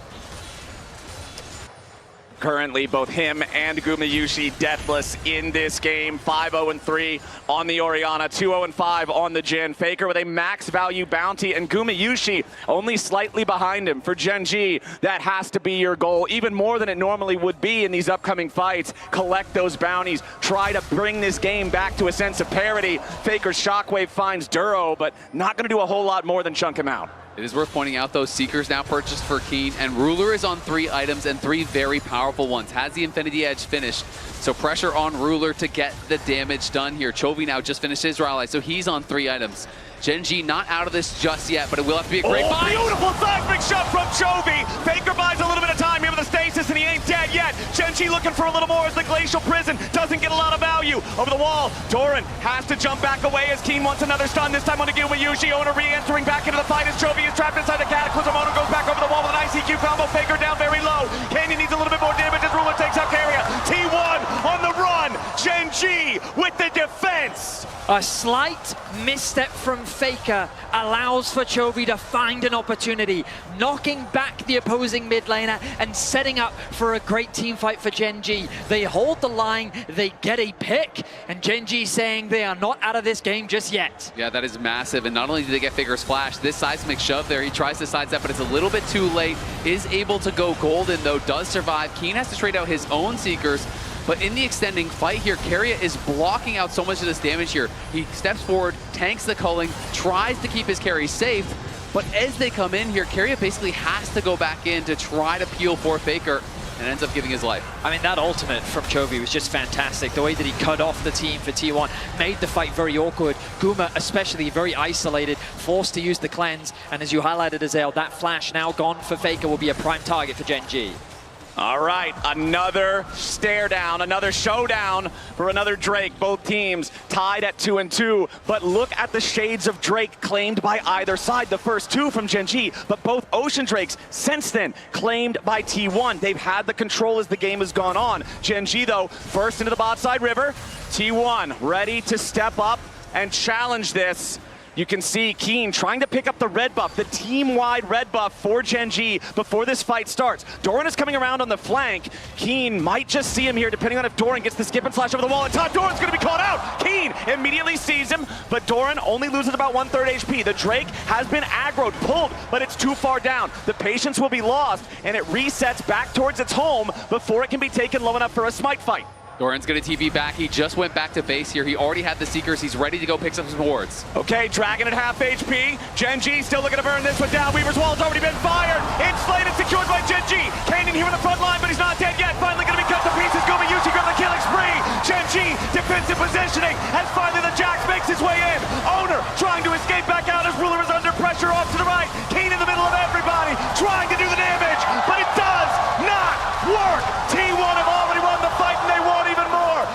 G running into the wrong side of the jungle, and T1 hunt them down. Chovy sidesteps a deadly flourish as Ruler and Duro try to fight back, but Carrier runs him over. Gumayushi's on a rampage. Gen G all right. The coordination is simply better for T1. Keen went the long way round to try and make a flank happen, but T1 just focused the target in front of them, and this time it was Canyon. An ultimate comes through from Chovy to try and separate T1 from the fight, but the shockwave only connecting on the Canyon really sets up the fight for T1. A great double smite there, though, from Duro and Canyon to be able to secure it, but then Owner gets in the back line here. The ult on both the carries is able to get out to safety, and then Guma has been bought enough space that he's winning the duel against Ruler, and that means Ruler and Chovy cannot assist Keen, cannot assist Duro, who are in the midst of all of these T1 members. Chovy's able to get a great seismic shove to actually slow down the chase, but you just know they're on the wrong side of the map, and T1 back to live. We gotta go because they're on Baron. The Baron is claimed by T1. These fights not only major wins in themselves for the T1 squad, but the timings setting them up now in back-to-back Baron situations to claim a massive reward after. T1 is just playing these fights better. Keen is constantly looking for these flanks, but he's taking a little bit too long, and in that last fight you saw, he wasn't able to connect the counter-strike onto anyone as T1 just patiently play around this Jax. Chovy is doing absolutely everything that he can, and I think that if Gen G played a little bit more on the front-to-back style, they would have more options, but T1's target selection is good, they're in a great position, and now they're looking to try and close out game one. And it's just a tough situation here for Keen. He had to use his Seeker's Arm Guard so long ago in that base defense, but he's gotten no gold since then. So he's still just stuck on that Seeker's Arm Guard with no progress towards the Zonias, whereas Faker has finished his Zonias, Owner has finished his GA, Doran has finished his Zonias, and Faker now has 22 stacks on the Magi's here. T1 have all of the luxury items that they will need to try to close this one out.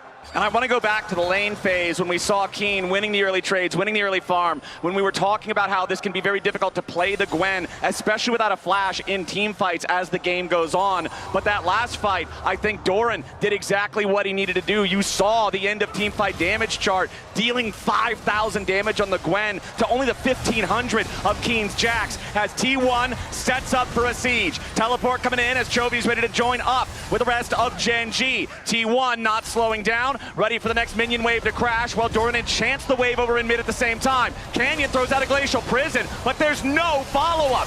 Immediately T1 fires back, and Gen G have lost their main engage. Owner puts Chovy in the Cataclysm, but he has to get back away. Canyon's about to die. Faker needs a little bit more damage that he will not find, but it just makes space. T1 now firing onto two inhibitors at the same time, and bottom and mid lanes will now surge with super minions as the Nexus turrets are under fire. Ruler's calling, very little efficacy as that first Nexus turret is about to drop to the enchanted cannon minions. Gen G scrambling for the defense as T1 continue the push. A ton of damage onto Duro, and Gen G are not holding. The Nexus is open. Canyon's in the middle of everybody, but he's already down. Gen G are no match for the T1 team fighting.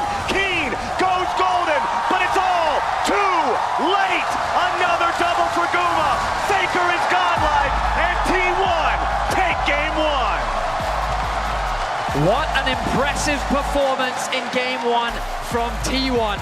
They navigate the fights beautifully. Their target selection is exceptional, and they take the game, and they take the advantage in this series. Absolute signature performance from the Faker Orianna, putting into question who is the best player today. Might just be Faker. What do you think, Jess? I think it might come up Faker once again, but we're not going to call the series before it's over. That would be disrespectful to a Gen G that has been so strong. But we do have to talk about how good T1 was in this first game, in not necessarily an easy game to navigate in terms of drafts, and not necessarily an easy execution in team fights around those objectives, as Kobe is holding up a sign, but we can't see him yet. He's holding up his prediction. He is. Well, I'm holding up the Faker quote. Faker from the intro quote. Yeah.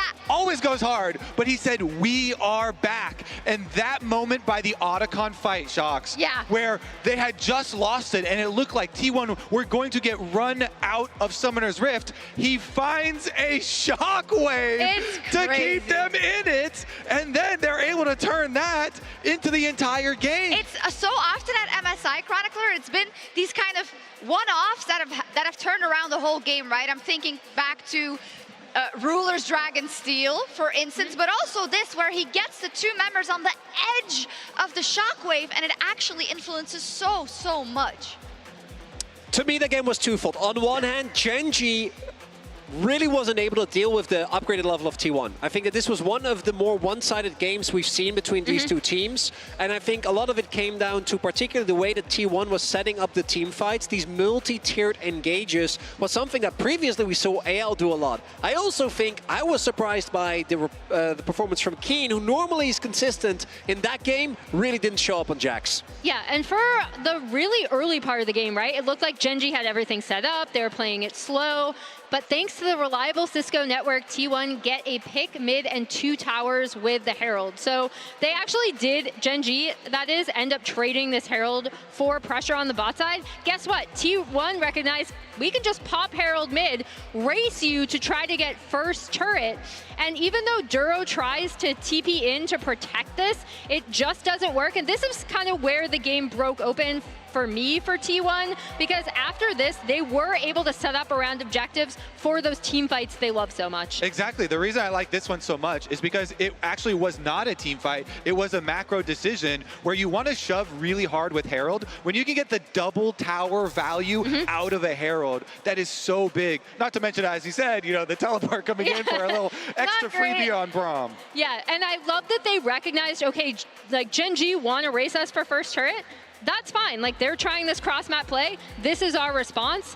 Came up huge. And Gen.G, they were looking for solutions, I want to say, because even though they had the early Dragon advantage, that turned all the way T1 as the game continued. And I want to take a look at this moment where Canyon really feels like he has to go in and steal it. He has to, otherwise the game is gone. And this is not something, this is what I was referring to, we see often from Gen.G, because they are disjointed. Keen going in there as deep as he does in particular, when Chovy is clearly trying to set up a slower play, is something that they need to fix going into game 2. Yeah, look at the mini-map right now. The bottom lane for Gen.G, got to do 0. Actually, that was a 3v5, and Gen.G are the ones who started out. That particular dragon fight was the most perplexing thing for me in this entire game that we saw, and that one just meant T1 started to run over. And that is really concerning for me, for Gen.G, because this is a team that we've talked about how stable they are, right? Like, when they are in sync, they're just undefeatable. To see this kind of disconnect between where Canyon and Keen are kind of trying to go in, their bot lane isn't there, and then Chovy feels like he has to fly in, it was totally out of sync. Another hit tweet from Linda. She just keeps it coming. She keeps on coming. She reminded us that it's been 2,808 days since T1 and Gen.G last faced in an international finals, because for the newer viewers, Samsung did become Gen.G, and Ruler and Faker were both there. And even though Ruler left, the fact that Gen.G, as soon as it was clear he was coming back to the LCK, immediately went back to this team. These two players, as highlighted, they aren't just still at the team, which in of itself is impressive, but they're still performing top tier. They're at a finals. They are, and somehow Faker is performing even better than that. It's insane to see. Hopefully we get a lot of games between these two teams, but there's no better time than MSI Finals to upgrade your browser. UpperGX is handing out limited drops just for watching. Official champion themes to reskin your browser, and a Riot Hub where you can watch MSI without tabbing out like it's 2012. It doesn't flame out, crash out, or steal your RAM, and yeah, the tabs glow. Upgrade to the gaming browser, download UpperGX, and we're gonna go to a quick break so you can do that right now.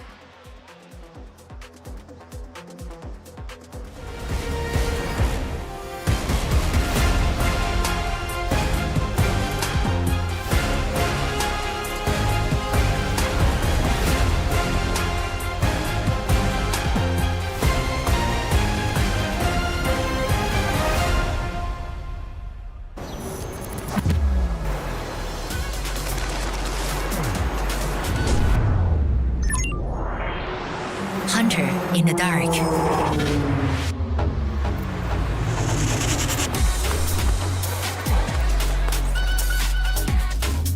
Master of 9 shots. Oppo Find X8 series. Powerful camera, powerful AI.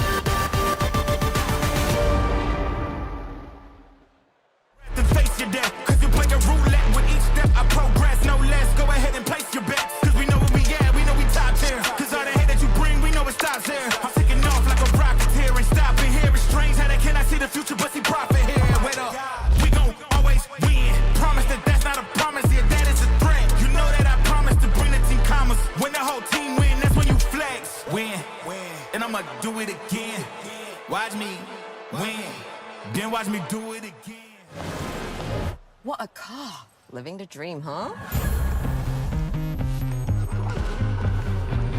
Sweet dreams are made of this. Who am I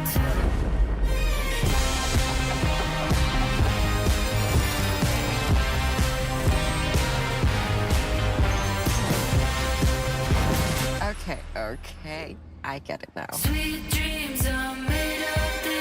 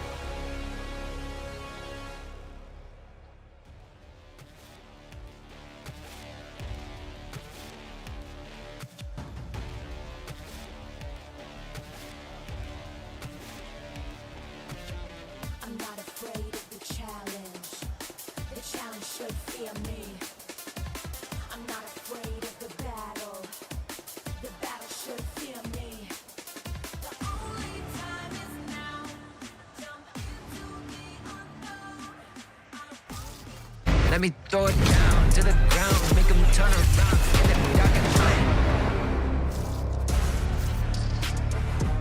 Welcome back. We got to mess around with the new physical card game, Riftbound, coming out soon before the cast. You can see Vedius and Azael playing a little PvP here.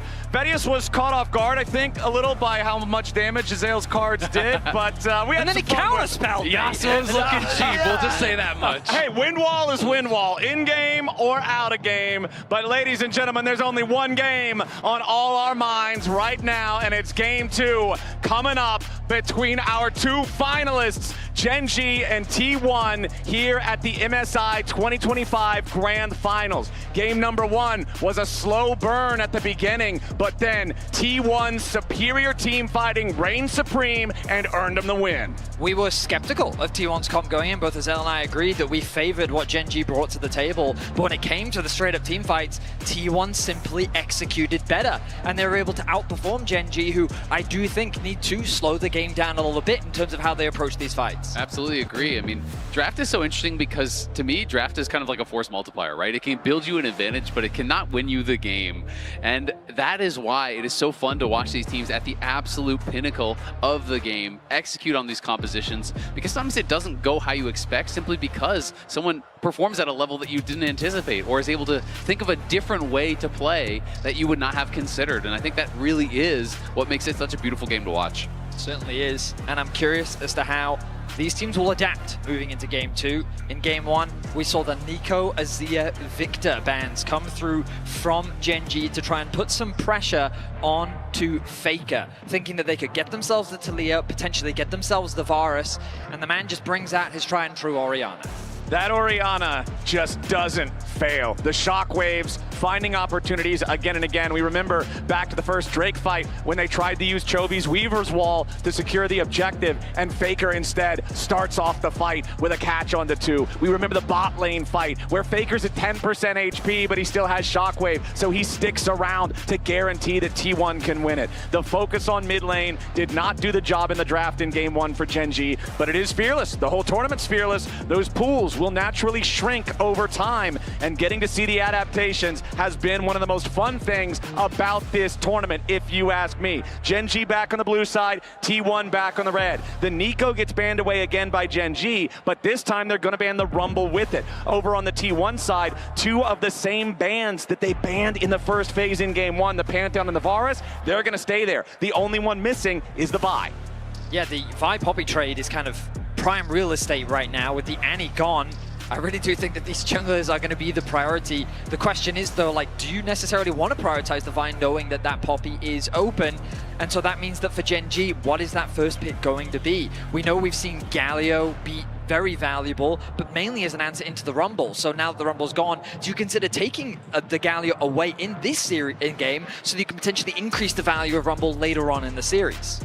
Yeah, it will be really interesting. Azir going to be the final ban here. We have to see how high is the Vi priority going to be in this series. Or are they willing to actually lock it in? Instead, it is going to be the Ryze, and I do prefer, we've seen a lot of Ryze versus Ahri Vi, and I really do kind of prefer the Ryze side of it, simply because you naturally become so tanky with the builds that we are seeing that it is very difficult in the later stages of the game, even with a good engage, sometimes to be able to burst down these Ryzes, because we're just seeing Roa, Archangels into Zonias. So your time where you have to get ahead is pretty limited. Like, you really have to be able to push the pace in the early game to actually focus down this Ryze. I think that for T1, they should avoid picking their jungler right now. They should even consider their bot lane. What? The reason why I was going to say... I believe they disagree. They do, in fact, disagree. I was going to say because they could save their jungler for third pick and then see what comes through from Gen.G and then either respond with a Poppy, or if a Poppy does come through, you have things like the Trundle. But instead, they really value the team fighting power of the Wukong, even with the Annie gone. I wonder if they do pair it up with the Ahri that you were just talking about, Azael. I also think denying Wukong from being Ryze's partner is a big goal with this pick as well, because a Realm-warped Wukong into the backline can be a serious threat. So we saw Faker playing the Corki yesterday, so it could be mid-Corki. They kept that flex potential open until very late in that draft, and then they did lock in, I believe it was Azaya pairing with it for Guma to then reveal that it was going mid lane. So this absolutely could be a mid lane Corki here for Faker. Was very effective on it yesterday. Now the question is, do we have matching roles? Vi has been very high priority in the LCK and is going to be prized very highly once again here for Canyon.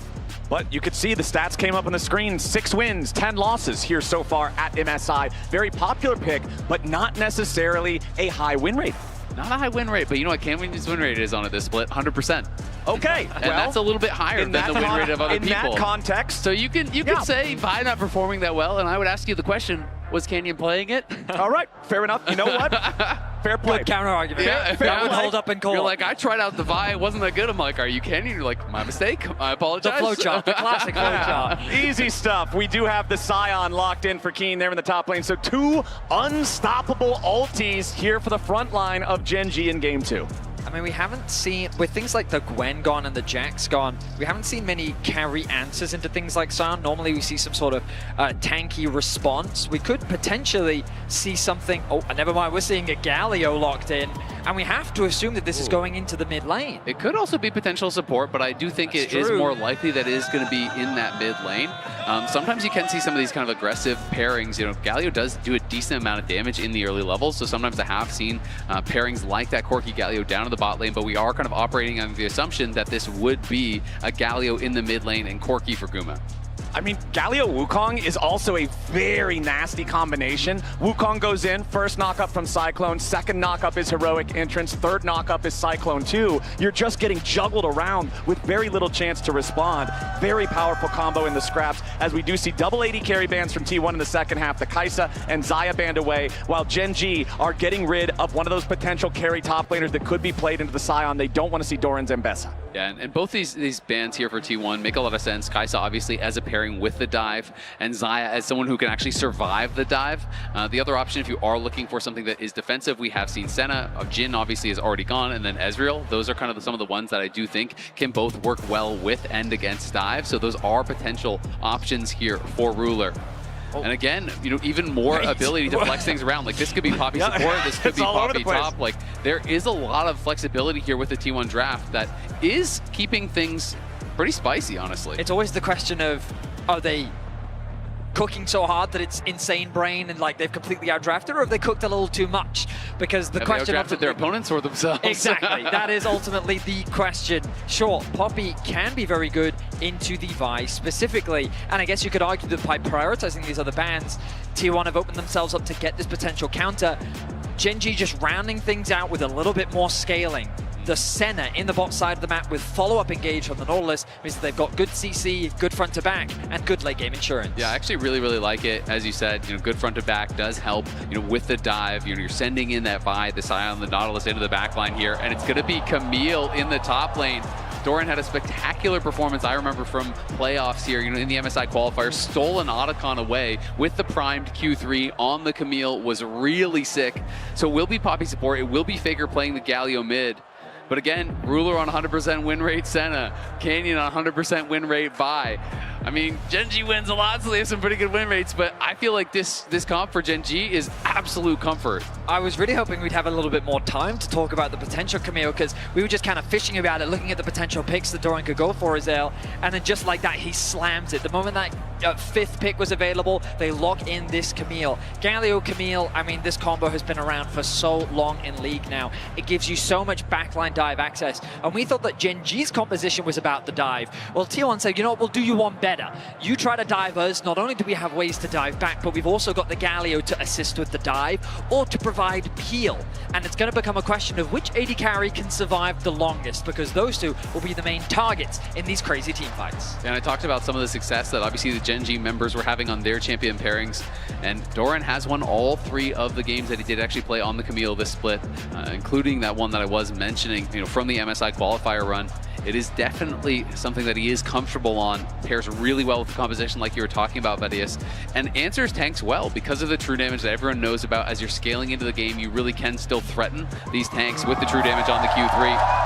T1 already got the early lead, going to be looking to try to push us to match point here, but Gen G with a classic Gen G composition that can play through side lane for Chovy, that can have Ruler on this scaling champion.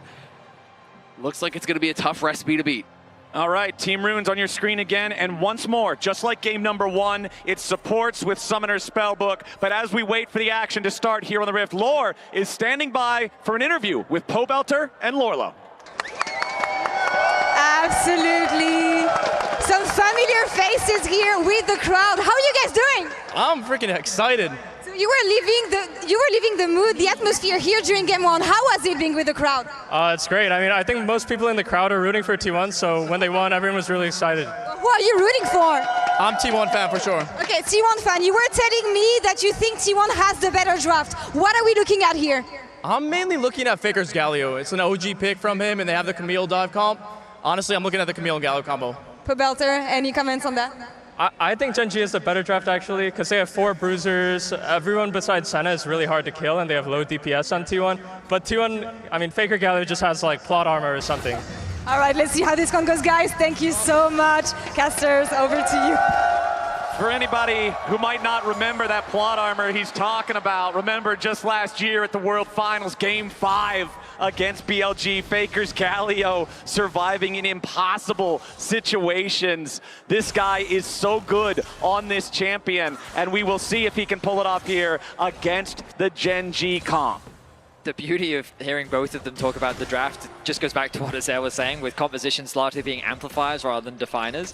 And it's just great to hear that converse opinions about the draft, the strengths and weaknesses of both sides, and ultimately with the teams of this caliber, it's going to come down to execution. It absolutely is, and it's always something really funny to me when I would do interviews with coaches and I talk to both coaches, and both of them are like, yeah, we absolutely crushed the draft. These other guys didn't even see any of our picks coming. It's embarrassing. And then you go talk to the other coach and they're like, can you believe they picked that? That's terrible. Like, what were they doing? And so even at the highest level, people have such diverging opinions on what is more important. Is it scaling? Is it side laning? Should you be playing for engage? Should you be playing for, you know, champions that have early dominance? And so it does make it so interesting, and it makes drafting so difficult for these coaches, where I feel like they've been able to shine more than ever because of Fearless and because the complexity has been ramped up in the draft so much as a result. And we've also seen teams struggle, especially in those game 5s when that pool really does get pinched. Of course, we're a very long ways away from that.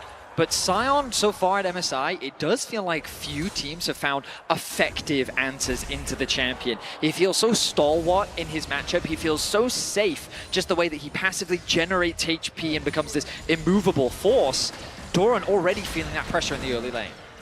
Exactly. I mean, it has a lot of AoE wave clear. You can actually be an early lane bully. You scale very well. Like, he is just a strong champion. But these two teams are incredibly familiar with each other. They have matched up so many times. This is T1 versus Gen G this year. T1 winning the 1 series, Gen G 3. But as you can see, the game score quite close. And Owner heading down. Yeah, we've already got a lot of damage there on Gumayushi, however, below 200. Carry him. Rooted up here on the front line. Again, that passive from Duro. The Nautilus's ability to lock down these targets means Ruler gets more firing time. And I just really love how Gen G is actually playing out this 2v2. You can see that it is even fleet for Ruler. So what they're doing is just constantly taking short trades, chipping and poking away at Guma, and then just utilizing the sustain of the Senna to be able to get those HP positive trades. And Ruler, just like with his Lucian, so good at the pass-through Qs. He's always trying to shoot the Q through Duro, heal himself, heal Duro, still hit the enemy. And it does make it so Senna can really kind of grind you down. It is not a champion that you hit one hook and you just kill someone. Right. It is really about the slow advantages that you can build.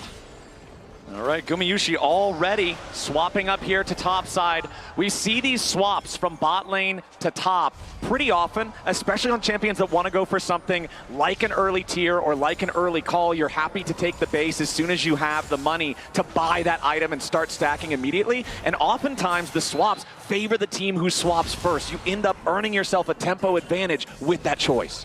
Definitely can, but Ruler up there pretty quick as well. Did go for the Swifties, so it's going to be running straight up. And Swifties obviously helps to keep you safe, but also one of the really overlooked things is it just helps you to stack. You can actually close the gap a lot more easily. Your Q has the slow. You can get in for that second auto to be able to grab an additional soul.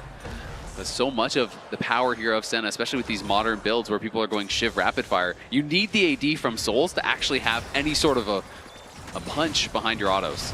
Well, immediately though, Keria ready to keep on scrapping here, but Duro and Ruler do a good job fighting back. Similarly to game 1 though, we're seeing the same type of farm difference between the top laners. Keen out to an early lead in terms of his control over the minion waves. Every time the observers have put the camera over those two, we've been seeing him landing the decimating smash charged up enough for the knockup. He'll use beautiful hook from Duro. Gumayusi with a flash. Ruler trying to follow as now Carry is the next target. Another shot goes through him. He shouldn't be low enough to die, but he is low enough that he has to flash away. Gen.G in the 2v2 coming out on top. Really nice punish from Ruler and Duro. That hook, I mean, that felt illegal, I'm not going to lie. Weaving between Carrier to connect onto Gumayusi means that they force them back. Trade of flashes between the two AD carries could open up the junglers to set their sights on the bottom lane matchup, but it's T1 to initiate the swap once again as Duro actually TPs towards the river. Gen.G starting off the drag. Yeah, Duro TP down, Carrier did as well, so both those supports getting down there. Duro just trying to cover, make sure the Canyon cannot be contested, and he cannot. And I've got to point out, Ruler stacking very quickly here. 24 stacks here he already had. You know, by the time he based around 6 minutes, 33 is the average by 14. He is going very, very quickly. We're not even halfway to that point, and he is stacking up at a ridiculous clip.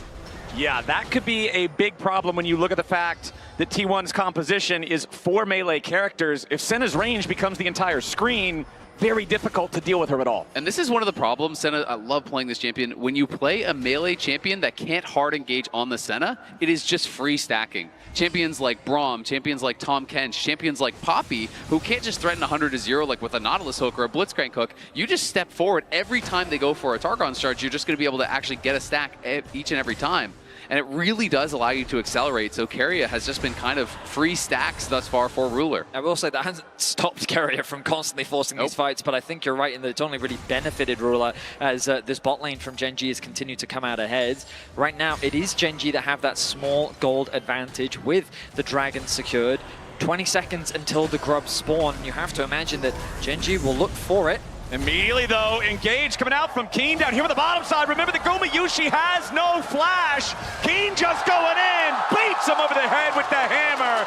It's a solo kill, first blood for the Gen.G top lane. It's the bossy special, the solo bolo there on the Scion, not to be underestimated. Knew the summoners were down, finds the angle and just knocks down Guma. And now there's no one actually answering him, so he's probably going to get a plate or two. At least one plate has already fallen. Owner, though, trying to answer on that top side. Carrier's behind them. Yeah, Carrier wants to make his angle into the fight, and there's the heroic entrance. The Wukong Galio combo deletes Ruler immediately, and the second cast of the Cyclone mows Duro down. T1 respond with style. That was beautifully executed by T1. Ruler given no opportunity to respond. Of course, he didn't have his flash from the earlier skirmish between the two AD carries, but the way in which T1 collapsed on that kill, they did it with ruthless efficiency. I mean, that was just so clean, honestly. They see Keen solo kill on the bot side, not to be outdone. Guma could be in trouble. Yeah, a lot of danger there. The Dawning Shadow doesn't hit him, so critically not low enough towards that 0 HP mark. As Canyon forces Owner back out of the grub pit. It's still 2 grubs over the side of T1, though. Doran ready to go in, wants to chase after Canyon. Faker and Owner dealing with Duro off to the side as another Nimbus strikes, ready to set it up with a Justice Punch, knocking him up into the air. And Owner ready to knock him right back down. Feet of Warfare, 3 kills. T1. Yeah, Faker even able to donate that over to Owner, who now passes Mako with 1,110 assists internationally for 5th all time. T1 also should be able to grab that last grub if they want. They're not heading straight for it. Owner did win the smite fight. Keen is here. I think that's the big problem. The Scion making his way back up towards this half of the map as Doran is ready to escort Carrier away. And just so much credit to Carrier with the game sense to be in that tri-bush to begin with, to start the play off, to initiate onto Ruler back when this first started, what feels like a minute and a half ago, and set up that play for the T1 Wombo combo. It earns them that Feat of Warfare. It earns them the grubs, 2 out of 3 of them at least, as Canyon does pick up the last. And you can see Keen setting up a large freeze on the top side, so Doran is going to run back. Will lose about a wave there just because of this. These small things do add up over time, you know, building that experience advantage. You can hold this wave forever as Scion. It's not going to be an issue. Of course, eventually, you know, he will be breaking it with that Bomby Cinder, but nice to deny that full wave of experience and gold from Doran. Ian feels monstrous right now, and it's Guma who's had a lot of the pressure thrown towards him. Dying in the 1v1 definitely doesn't help. But admittedly, he's still ahead in gold for now. He does have a farm advantage over Ruler. I think T1 getting that kill back onto the center was very important. But Azael, you were keeping track of the stacks earlier. He's already at 36, just short of 11 minutes in. And I mean, Ruler is by far and away ahead of pace. Way ahead of pace. I mean, the average stacks at 14 is 33.7 here at MSI. So, of course, he is already a couple above that with 3 minutes to spare to meet that clip. And generally speaking, the faster you stack, the faster you continue to stack, because every 20 stacks, the range goes up. It gets easier and easier and easier to hit and collect those souls, and Ruler is doing an incredible job at that so far. And Chovy going to be able to get out to those side lanes now, of course, working in towards the Roa and the Archangels. This could be a play for Gen G, though. Keen going to start it off here after Doran interrupts the hook shot, and Canyon's ready to show up to seal the deal. Keen started walking away, I think, trying to give the kill to Canyon, but still ends up taking it himself. So that'll be a Scion 2-0 now. Keen set to be a big brick wall for Gen G. T1 on the cross map, though. They will equalize the Dragons. Chovy wisely tries to push out that bot wave before Faker can respond, so he's going to be safe on the weak side. Going to start moving through his bot side jungle as Canyon even steals away the Raptors. So Gen G looking to be as proactive as possible after securing that kill, and they actually swing the gold back to neutral. T1 now only one objective away there from claiming the feats. If they can get this Herald or the next Dragon, it would be theirs. Of course, if they can grab a first tower before that, also would be theirs. So Gen G gonna have to defend these pretty hard. One big thing that just came online here, Trinity Force plus level 9 for Owners Wukong. This is a big power spike for this champion. Considering Owner has been a part of all of the kills so far here for T1, I expect them to be confident for any play they want to look for now with him hitting this big power spike. I mean, Keen as well, you're looking at the other side. He is the gold lead for Gen G. And this guy is going to become a brick wall. There are 4 melee champions over on the other side. And, you know, it is going to be very difficult to actually fight past Keen and to ignore him in these fights, to try to get in towards the Senna, in towards the Rise, which is going to be the job that they have to accomplish. And the current game state for him, this window where he has his first tank item fully completed, which has a lower price point than the very expensive Trinity Force, it's so obnoxious for Doran to try to deal with on that Camille, just with Trinity pieces into the Sunfire Aegis, as that individual gold lead for Keen is almost up to 1,000. And you can see Doran tries to kick him. He does more damage to himself because of the immolate, as now this could be a nice catch. Duro slammed to the wall by Keria, forced to get away there, trying to not give away too much HP to the T1 ambush. Losing both summoners ahead of Herald is going to make a potential contest very difficult for Gen G. Chovy and Canyon hovering on the bot side of the map. Faker has that spidey sense, though, is aware of the possible collapse. Canyon is committed to the play, though. He's hovering around. It looks like Faker is not expecting this. Okay, let's see if the Galio can get away from it. Faker does have his flash. He'll just use the taunt to make a little bit of space. He barely takes any damage at all. Now Keria and Owner are ready to show up. There's no counterpunch available, though. Chovy and Canyon can make enough distance. They've got Duro coming up behind them. Neither side gets a whole lot of anything. As we look back up at the top lane, and it's the same story one more time. Keen has control over the 1v1 matchup. Yeah, I mean, Keen is just looking so strong right now. Doran just trying to get enough gold for a Triforce before he bases, because he doesn't want to TP back without it, but he is getting so low. With the turret, Doran almost wins the trade. I mean, he's in dive range now. He's got to be so careful. If Keen hits him with an ult, he's going to die. Keen walking forward, but runs out of minions before he can continue to posture more aggressively. You can see Duro walking up to this topside river. The Herald is going to spawn in 20 seconds. The Scuttle Crab is also about to spawn in the top river. This is very important to try to control if you know that Herald fight is upcoming. Faker now trying to deal with Keen's Scion that has stacked mostly armor, as Keria and Gumayusi are going in. Ruler under a little bit of pressure, but he roots up Guma. Fires back with a little bit of damage as Gumayusi continues trying to escape. Has to flash. Doran's made his way into the back line. He wants to go after Canyon. Owner engages here with a Cyclone, followed up with a Hextech ultimatum with the Dawning Shadows, ready to back him up. Canyon staying alive, but T1 gets the kill, and Gumayusi gets paid. A close exchange, but it's T1 that get themselves the kill onto Canyon. Guma was forced to flash very early because of his positioning. Oh, a bit of danger for Doran. Doran, rune prisoned up immediately, flash over the wall from Duro for the dredge line.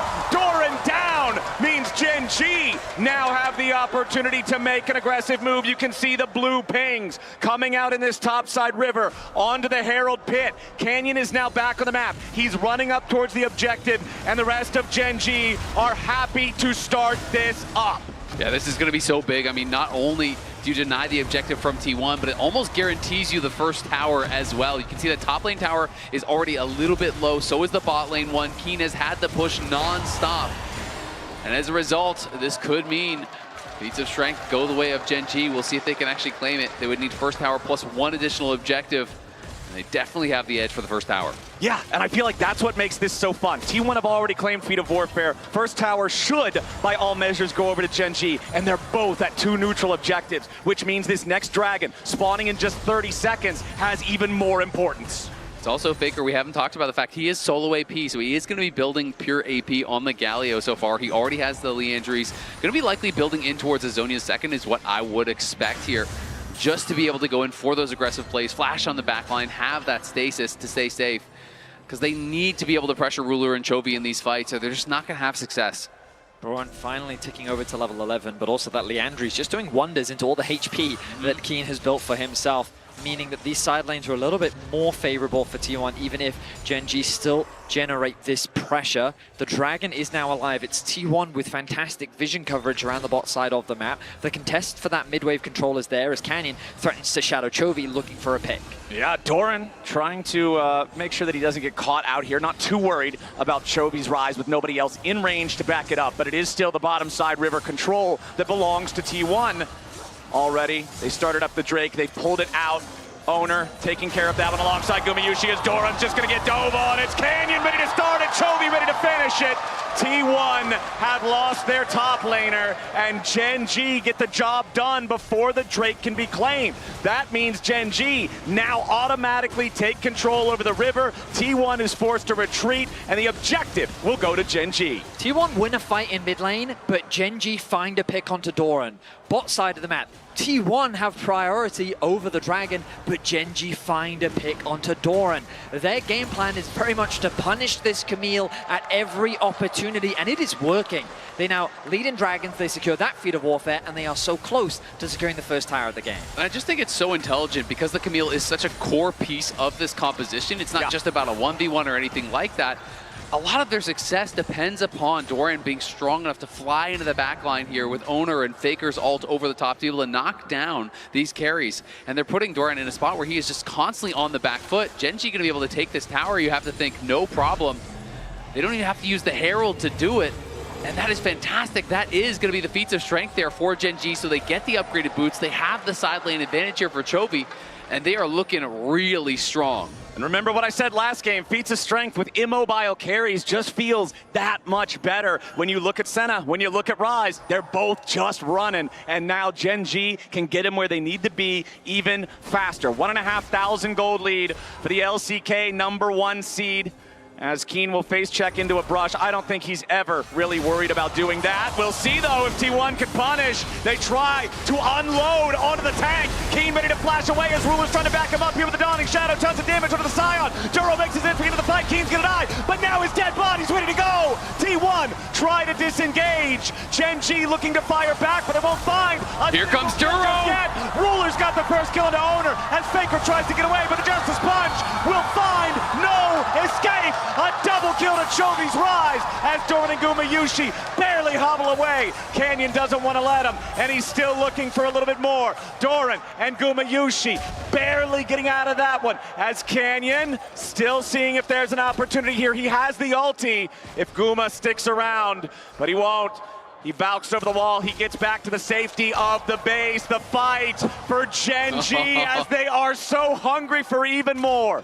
This fight started by their blue buff. It ended in T1's base.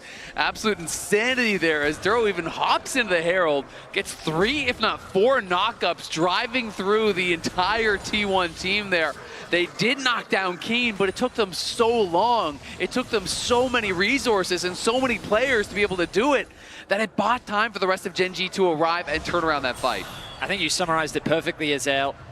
once they'd used all those resources, they were forced to retreat, and Gen G just hunted them down, pick after pick. A healthy gold lead is now what they sit on as the fight for the Scuttle Crab. Ooh, Doran takes it. Keen might be really hard to kill, but he's not a very effective crabber at this point in the game.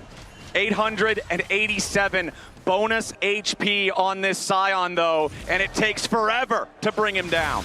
So it comes back to what Azael was saying. All of the focus comes down onto Keen. Exhaust was used, he flashes away. There's that multi-man knockup, but they eventually get that kill. But at this point on the re-engage, Gen G's in the better position. Exactly, and Duro, he gets chunked out of the fight and he realizes, you know what, I can still be involved.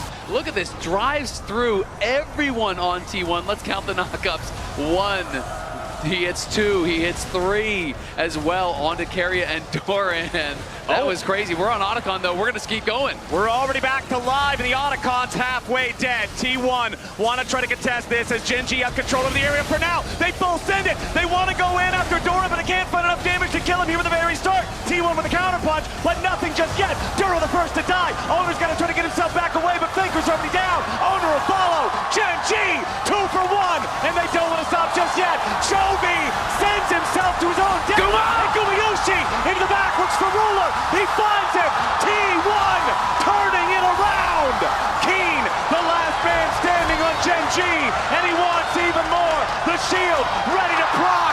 Gumayushi ready to drop, and it's a bloodbath in top lane. Keen is big man on campus. He will not be knocked down, but what a fight there from T1. It looked like it was going to be all Gen G, but they got a little bit too excited, went a little bit too aggressive. The early part of the fight went fantastic for them as Doran goes in on Chovy, gets chunked down incredibly low from the focus fire, and Ruler is just kiting it out alongside Chovy. With the carries unthreatened here from Gen G, I was thinking this was going to be a slow fight, but it was going to be theirs. And Carrier's Poppy knocking Keen out at the very start of the fight makes it look so advantageous, but then Chovy goes in too deep, and T1 is quick to punish. And what happened there? Keen thought he was in the realm warp. He stepped just barely out of it. He was too far. He thought he was on the very edge. So Chovy thought he was going in with the Scion. He shows up by himself, gets burst down, then Guma flashes onto Ruler, knocks him down, turns around what could have been a disaster there, but tiny differences. If Keen was in that realm warp, it could look pretty different. And the biggest takeaway from this fight is Keen is the raid boss in this game. Yes. T1 will need to find a way to get through him, and you can see the Corki damage. I want to guesstimate that about half of that went into Keen. Yeah, he did about as much damage as the 2 highest on Gen G put together. Duro looking to go in here with the dredge line. There's no follow-up damage from Gen G just yet. Faker's getting juggled around, but he's still got a little bit of HP ready to go, flashing out. Gumayushi in danger, dawning shadow! And the sun sets on Gumayushi as Faker is running towards the other side of the map. He's got backup nearby, but Gen G are on the hunt. Can they find anything else? Will they overextend? No, they're going straight after the Otacon instead. Doran, Owner, and Keria all nearby. Faker still with a grand entrance to try to join up if he wants to, but it's all 5 from Gen G here in the objective. They don't have Gumayushi here. Oh, the Keria. He wanted to find the Keeper's verdict to try to make it a fair fight, to try to give T1 a chance, but they won't get it. A nice flash to dodge that potential ulti as now Doran gets found out. Keen doesn't hit him with an decimating smash. Duro still walking over here in the Nautilus. The ulti's not available, but Vise is immediately into the dredge line to follow. Doran's gonna Hex Tech ultimatum, but the only ultimatum is you're getting out of here. Gen G, 13 kills. It all starts with Chovy finding a TP flank behind Gumayushi to find the AD carry isolated and convert it into a pick. When they knew they had the numbers advantage, they forced T1's hand and started off the Otacon. Great map play, great pick from Chovy. Gen G firmly in the lead here in game 2. Yeah, I mean, they're just looking so strong, and with Doran, the focus on him, he has been put so far behind, it doesn't feel like they have a true second threat. It's pretty much Guma versus the world. Like, his damage is the only one that seems like it's doing anything to Keen right now. Faker, of course, is building AP. He has the Riftmaker as that second item. Yeah. Owner's on 2 items as well, but it's just not going to be enough to ever threaten Keen. I mean, we've been talking about Keen as the raid boss this whole game, and certainly that is the role he's been playing. But the largest individual gold lead in the game, Chovy is nearly 3,000 ahead of Faker. He has 4 kills, 6 assists, and plus 60 farm. He's got his Seeker's arm guard and both of the trademark Rise items fully stacked. And Ruler 80+ stacks, and they have the sustain here, so they're feeling confident to start this Baron. And Owner is exactly the target they want. The T1 jungler dead before he can blink his eyes, and Gen G make their way to Baron. Keen just choo-chooed straight into Owner. There was no way for him to escape. And with the jungler gone, this becomes a very challenging steal. Okay. Keria doesn't have Smite right now. I'm looking at the scoreboard. The Baron's down to 2,000. Yeah, Gen G backing away from it. Keria with the Smite ready to go. Yeah, Smite going over the wall, but it's still going to be claimed by Canyon. T1 will lose their support. Will lose the Baron. Will lose Gumayushi. Will lose control in game 2. 6,000 gold lead, Gen G. Keria tried to go for the steal for the Heroics. T1 know this game is quickly slipping away from them, but Canyon outsmites him, is able to grab it and secure that. And again, another kill on Doran after the fact. This Camille picked late in the draft. This Camille, so important for the comp. 2 and 6. There's not a single man on Gen G who's not ahead of his counterpart. Game number 2, they're in total control. I mean, Ruler's closing in on 100 stacks here. This is ridiculous how quickly he is stacking up. Gen G feel like they have this one pretty much wrapped up. It was the late swap over to Smite, and Gen G realized, okay, there could be a contest. We got to back it out. But then T1 just decided to go in. Keria flashes in. Guma goes in. They full send it to try to burst it down. Ooh. It is smoked down from about 1,100 HP. This was not the upgraded Smite for Keria, so it had to be lower. I do believe it upgrades based on how many times you swap to it with the spellbook. And I think that was his first Smite swap. And now he's on it again here. So this would be an upgraded one. And they're going to need to try to steal this dragon away because it is Ocean Soul if Gen G get it. T1 obviously already up against it, but if you give Ocean Soul to a Scion this far ahead, you're never killing him. I mean, look at how tanky this composition is. Nautilus, Vi, Rise, Scion. You add a little bit of Ocean Soul spice in there, you've got yourself meatball soup. There is no way that T1 will be able to punch through it. They have to realize that. It's 25 seconds until the Drake spawns, but the bottom side river is totally controlled by Gen G. Gen G just continuing to exert their pressure on the map. They know that this game is theirs. T1 getting a little creative as Owner creates a flank. He's trying to avoid the vision, staying in the darkness, and The he's question not yet is, spotted. You know, if you don't fight Ruler, can you even hurt anyone, right? Like there's stasis and everything. Owner's finally going to be spotted now, and they could just look to try to pincer him. Chovy's not afraid at all. Yeah, Owner did a great job playing around the fog there for a little bit, but once Spy targets you with the ulti, the clone can't save you. Chovy on a rampage. T1 jungler dead for 45, and the dragon's alive. Ocean Soul for Gen G. An easy pick for Gen G. A slippery play from Owner. But it's the MasterCard priceless moment. Dragon Soul secured. Keen with the dive. Immediately engages on Doran, and Chovy's ready to follow. Doran is sent to Rune Prison, and Chovy is the warden. Gen G keeping the push going. Owner still dead for another 15. Doran dead for more than 30 seconds. A Baroned up Gen G making their way into the T1 base with a 10,000 gold lead. With a Dragon Soul, they've got their sights set on the Nexus itself. Gen G continue pushing forward as Keria tries to dive after Chovy. Keeper's Verdict ejects the Rise, but the Dawning Shadow reinforces Gen G health bars. The first Nexus turret still stands as Guma tries to get some damage back, but Keen is simply too tanky. T1 finally have their jungler back alive, and with Doran about to respawn, they're thinking about trying to find something here on Gen G, but they're so strong, they're so tanky, they've got so much regen, but T1 still thinks they've got to try something here. Doran goes in, he wants to go over the wall and find Chovy, he does, but Keen prevents any backup from arriving. Faker with a grand entrance, but it's only for his own exit. Doran is already down, Faker's about to follow as Keen is not even dented. Still damage from Owner, but nothing worth mentioning. A double for Gen G. It's only Keria left, and he won't last long.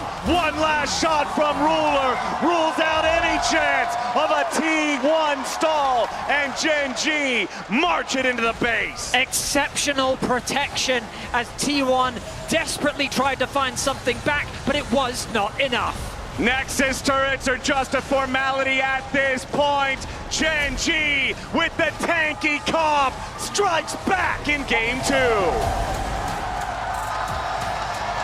It was absolute comfort there for Gen G in game 2, and they showed why some of these champions are undefeated. It was perfection from Ruler here on the Senna, stacking it up. Keen, a massive difference maker. He just took over early. It's over to the desk to find out what they think. Well, Chovy couldn't let that happen 2 games in a row. Gen G fights back, and we have a special guest on the desk to talk about this game. Welcome, Meteos. Hey, it's good to be here. Hello. So, yeah, first thoughts. What do you think about that game? Well, I'm a little bit surprised that Gen G won this one because, especially with T1's insane plot armor and getting momentum in game 1, I thought it was looking good for them. I really liked their heavy dive comp. You know, Camille, Galio, Wukong seemed really strong, but I guess it just didn't work out for them. Yeah, it's true. I mean, good observations, and it is so, Emily, that when you look at that comp and then you see what T1 is able to do early, you think, uh-oh, is this going to run away? So how did Gen G stop it? Yeah, we've talked about in Fearless a lot of times, even as early in game 2, right? You have 2 compositions that have very clear ideas of what they wanted to do. And I agree with Meteos. I actually thought, even with the scaling that's on Gen G's side, I'm like, this is a risky comp to pull off with what T1 have. I think it came down to a lot of the laning 2v2. Like, even after they swapped, there was that point where Senna Nautilus was able to blow both flashes on top side. Then Ruler stacking, for anyone who was tracking Senna stacking, was like mega accelerated throughout this entire game. And that ended up being really important because of some of the early heroics from Keen. They needed this little bit of bridge to allow Chovy and Ruler to scale a bit. And Keen in this one had massive plays early on the Scion. You know, a lot of these swaps, he was coming out ahead, and then he got this solo kill onto Guma, and then he had the play up on top side as well, interrupting Keen to allow for that gank to work as he was about to escape. Yeah, Meteos looks like a lot of the top laners you used to play with, right? That good? Yeah, more or less. You know, I played with some Korean imports. A lot of them are really good, but I was super impressed by Keen this game. I was a little bit surprised that Doran opted for Camille and Scion, just because when I think of these 2 players, I don't think of Doran as the guy who's going to like gap Keen in one of these harder matchups where you have to like really outplay your opponent. And Keen was just so solid on the Scion. T1 didn't have anything like Trundle to neutralize him later on, and so he just got a huge lead, became that unkillable wall that, you know, we know Scion to be, and they just couldn't deal with it. Yeah, and I do wonder what this is going to spell for the rest of Fearless for T1, Emily, because we didn't really talk about it that much in the pre-show. For Doran, it is his first international final, and he's had kind of some games that aren't to be remembered on the international stage as well, and I feel like he's been given this chance now in game 2, right, to get the skill matchup, and I feel like maybe he's going back on Ornn. I mean, who knows? This too is Doran, as I know what Chronicler would say as well. Like, you see all sides of Doran throughout LCK. We've seen all sides of Doran here at this event. I think the big difference to me is that he's been able to recover really well, and I do think it speaks to how he's been able to integrate onto this T1 team. I will say, I want to pull up a team fight from just before like 19 minutes, where Keen actually just walks in, face checks, and because he's so large at this point in the game, Big boy. It just takes so long to kill him. So even though we don't have everyone here yet, everyone is able to end up joining, and this to me is where Gen G really start rolling in the game. Yeah, that's why a lot of the early plays that he made were so important, because he was a big part of the Gen G gold lead early on, almost all of it. Yeah. And that allowed him to be so tanky there, you know, soaking up so much for T1 and allowing them to get some of this money onto their carries that they needed in the chase down. Even though he died, so much value there. Yeah, Senna scaling is sometimes fake. It depends on who's playing. Like when Ruler's playing, it really doesn't matter. Sometimes it's real. And sometimes it is absolutely real. So, Chovy then, Meteos, of course, this is the mid lane matchup we're looking at. Faker had a fantastic game 1, but how do you see this play out when you think about what you've seen from these 2 mid laners? Well, historically, it does seem like Chovy usually gets the best of Faker, especially domestically, but internationally, I don't know. Coming into today, I was kind of expecting a 3-1 or 3-0 from T1. Oh. Just because they have that magic behind them. So many times I've seen T1 internationally where time and time again they manage to look like the underdogs coming into the tournament and then winning it the entire thing. So I still think they'll win, but yeah, you're definitely a believer. You've mentioned the magic, you've mentioned the plot armor, and regardless or if you subscribe to that narrative or not, you feel that in the game as Gen G. And Chovy, I think we also saw it in this game where this were a couple of fights, right? Like the one where Gumayushi gets a triple that you think, no way. It just proves that Gen G does have to keep their head in the game the whole game. Yeah, exactly. I'm also thinking back to the early one where Keria was camping in the brush, and then he got the surprise, 0.4 Faker to come in with the Galio ult, and you started to think, oh, maybe some of this T1 team play is actually going to pull out, but Gen G closed it up very nicely, and wanted to point out that big rise damage on kills. Chovy made a lot of his damage really count. He did. It seems like we're on course for 5 games. Yesterday also, the blue were wins for T1, and they've picked blue going into game 3, so we'll take a quick break, and we'll be right back with that one.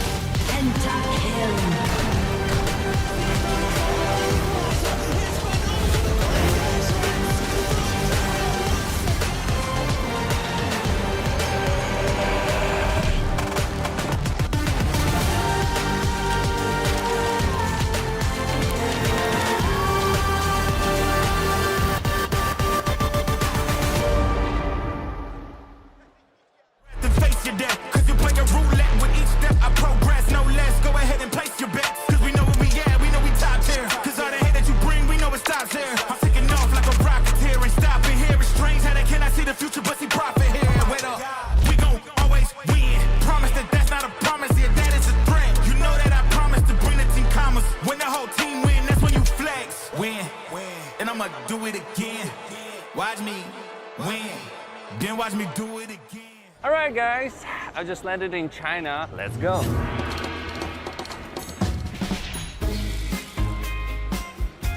Play the local way, pay your way. Have you ever seen the Great Wall at night? Play the local way, pay your way.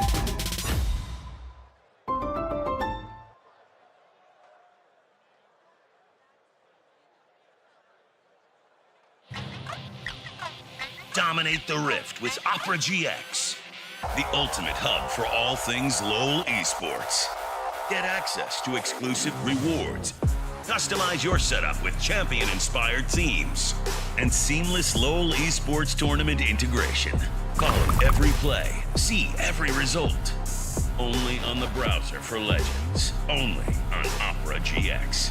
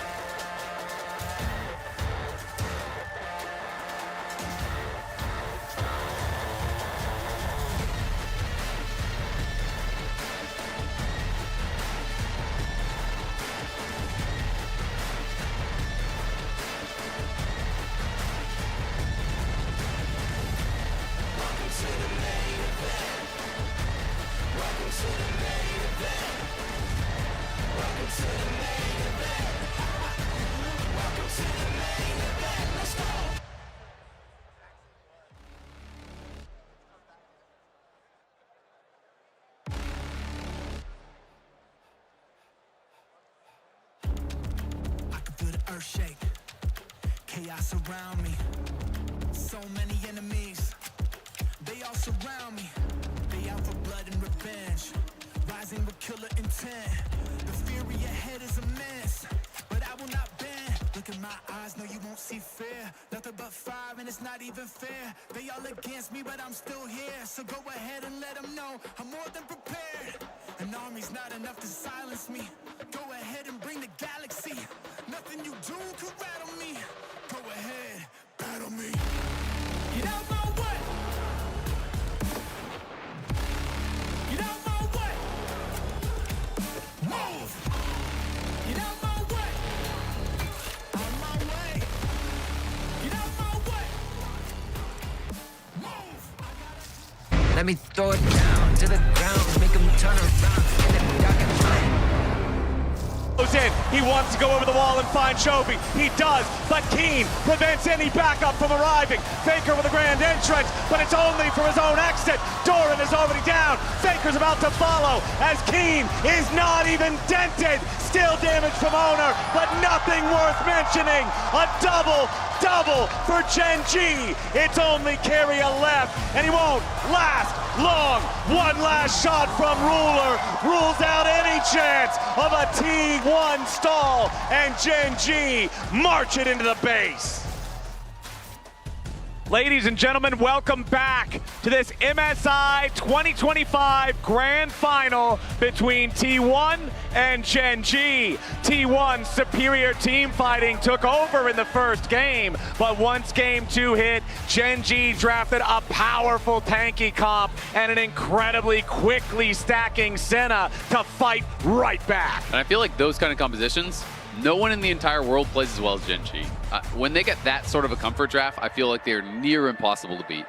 And I just feel that they played with such composure. We said that we wanted to see them slow the game down. And I mean, what better way than with a Sion getting a solo kill onto the enemy AD carry, and Sion pretty much walking wherever he pleases. And honestly, just Sion just doing Sion things. Yeah. Of course, it would be a disservice of us not to mention how impactful Chovy was. That Rise, yes, kind of the quiet carry, making so many impactful plays around the map, putting so much pressure down, working with Canyon. An overall solid performance, and it ties us up as we jump into our third draft of the day, presented by Omen and HyperX. First thing to note, because T1 lost the last one, this is going to be the first time that we get to see them have side selection. They've chosen to swap over to the blue side. So that means these bans are going to switch up a little bit, but only in terms of who's banning them. All of these champions have been banned already in the first half of the series. Back in game number 1, Gen G on blue banned both Victor and Nico. T1's doing the same thing here. Back in game 1, it was Pantheon and Varus banned by T1 on the red side. Gen G doing the same thing this time, as Cassante will be T1's final ban in the first half. I don't know if that was Keen Sante. Keen Sante, going to be banned my apologies. Away. Yeah, the one and only. I mean, that man is an absolute monster on this champ. T1 do not want to deal with it here in game 3. I mean, if I just saw that Sion game, I'm like, wait, Cassandra does more damage than that Sion? You're not allowed to play that. You're completely right. Ooh, okay, with the Skarner ban, the typical pair up alongside the Azir, that does suggest that Gen G are willing to give that one away. Yeah, the posters are amazing here, I gotta say. The Azir being open is the big thing that I'm looking at here. T1 with that first pick, and there it is. They'll lock it in for Faker. The Emperor of the Emperor of Emperors will make his way onto the Rift. In the hands of Faker, no less. Gen G will have to have a good response. We saw with the Victor ban coming through that they were prepared that they could get their hands on it, and I think the response here is fantastic from Gen G. Get Keen on the Rumble, a big power pick in the meta as well. You do still have the Xin Zhao available too, and with the Poppy already removed, the Xin Zhao Rumble would be a fantastic pairing. Absolutely, but I mean, Faker, so iconic on the Azir, 7-1 on it this split, and he has been known for this champion so many times. Ruler and Faker have history with these champions, catching him, with the flash ulti. It is his most played all time. It is a nearly 70% win rate all time. It is a dangerous proposition to give this champion over to Faker. Especially when it's been banned in the first 2 games. Now here in game 3, getting through as the pools do become smaller naturally. T1 lock in the Nocturne for Owner. Nocturne getting it locked in. I do wonder if we would get an Ornn as an answer into Keen's Rumble here. Would give them some additional engage. Yep, there it is. I do think it's a really good matchup for Ornn. You actually can trade very effectively with the Bellows Breath because Rumble is quite short range. It's actually really risky for Rumble to go in for some of these trades. Ornn can do very well in the early stages, and then you kind of just outscale and you have this incredible engage for your team fight. And it feels like they are already setting up for clear. They want to play, front to back in this really powerful scaling style. I was really excited to see Chovy Silas. It looks like it's going to be the Annie instead. So Gen.G going for very much a mid-game teamfight spike. A lot of burst at their disposal. The Annie flash combo, the Rumble ultimate to facilitate. But I already like that T1, they're building a teamfight comp in response. I'm thinking champions like Ezreal would fit nicely in what T1 is drafting. I mean, I think I'm banning Ezreal Xayah if I'm Gen.G, probably, because the reality is it's like you want some sort of a scaling carry like you're talking about for Guma, and you want something that is going to be easy to kill if you're Gen.G. They need to have a great dive target. Senna is already gone. That has already been played. Jhin is already gone. That has already been played. Instead, they're going to be targeting some of the supports here for Keria, which is interesting to me to see how they're going to react. I mean, Rel rises in priority a lot with a lot of the engage supports already removed from the pool. Yeah, I mean, Leona. There's also the opportunity for Gen.G to just prioritize the Ezreal themselves, maybe as a denial, or maybe even take away the Xayah if they consider the amount of dive on the side of T1 threatening. The Tahm Kench actually going to be removed. So Duro not going to be providing that protection for Ruler this time around. We talk about engage supports being out of the picture, but when you think about Rel, when you think about what can work into her with counter engage, you look at some of the things like Poppy, like Braum, like Alistar that are already banned for the rest of the series. Yep. Some of those powerful choices are just no longer an option no matter what, as Rakan will be the last ban here in Game 3 for Gen.G. It kind of feels like they're saying the Rakan almost is the Xayah ban, like saying like this is the better half of the pairing, and a lot of the coaches and players that I've been talking to have been saying that they think Xayah is so much less effective without that Rakan pairing. So they often feel like they can kind of get a 2-for-1 on that ban. Whether that is the case, in T1's opinion, remains to be seen. They are targeting some of these denial picks here. The Tahm Kench, an interesting ban here. Mostly we do just see it alongside the Senna, so I'm a bit surprised to see that Tahm Kench was banned away. They might be wary of something like a Jinx, because that's the other pairing that we've sometimes seen on the bot side of the map for Ruler, if they are leaning more towards like, because again, if T1 want a front-to-back teamfight composition, I think that they would be afraid of enemy team picks Jinx and they don't have any way to lock that Jinx down. So removing the Tahm Kench gets rid of some of that peel. The Kai'Sa being paired alongside it so that the follow-up through from the Xin Zhao diving in with the Annie means that that's going to be taken out of the pool. Also a little bit of recent history trauma there, maybe against Gen.G on the Jinx. The Game 5 of the upper bracket finals, Ruler deathless in that one on the champion was a massive impact. And there's the Rel that you brought up, Vetty, as that'll be locked in here. Pick number 4 for Gen.G for the big engage. But think back just yesterday, Guma as well, his Jinx was not to be outdone. It had some stellar gameplay on it. The Xayah is available, and they are considering it. Again, these are the two ADs that I was expecting, which is why I was kind of thinking a ban might be coming through between that Xayah and the Ezreal. And we'll see. The Caitlyn. He absolutely did. I mean, T1 have been such trolls with the hovers, so I'm never going to trust the hovers. I never comment on it until they lock it in. Don't worry, I will, guys. Don't you worry about it. You're the Twitch chat of the house. All right, well, we do get the Xayah. One of the picks definitely I did expect. It feels like you need to have a safe AD carry, right? You're just such an obvious target. The one thing I will say is that Nocturne feels a little bit disjointed from the rest of the composition, so they do need something else to kind of fly in with you. It is going to be Renata. So Renata winless at MSI, but you could just blame Kalista if you're a T1 fan. Just blame Kalista. It's not Renata's fault. She's getting dragged down. She's hanging out with the wrong crowd. Kalista is the queen of the dumpster at this MSI at 0 and 10. However, Renata is still dumpster royalty right there with TF. Both of them 0 and 8 at this event. We'll see if T1 can break that curse here, as the AD carry for Gen.G will be Sivir. So Sivir rising in priority, it feels like over MSI. With the Kai'Sa banned out, this is a pick that people don't traditionally think of it as working with a dive comp, but it enables it because of the ultimate, because of the speed up, and you can kind of ricochet through the front line to access the back line here. A lot of really iconic picks, though, coming through for a lot of the players. Owner 24-4 on the Nocturne, Chovy 11-3 on his Annie, and Keria 30-9 all-time on Renata. So some really strong picks here. The thing about the spell shields that you've got to be careful of is it's not that effective against Nocturne. If you pop the spell shield early, you won't be blinded.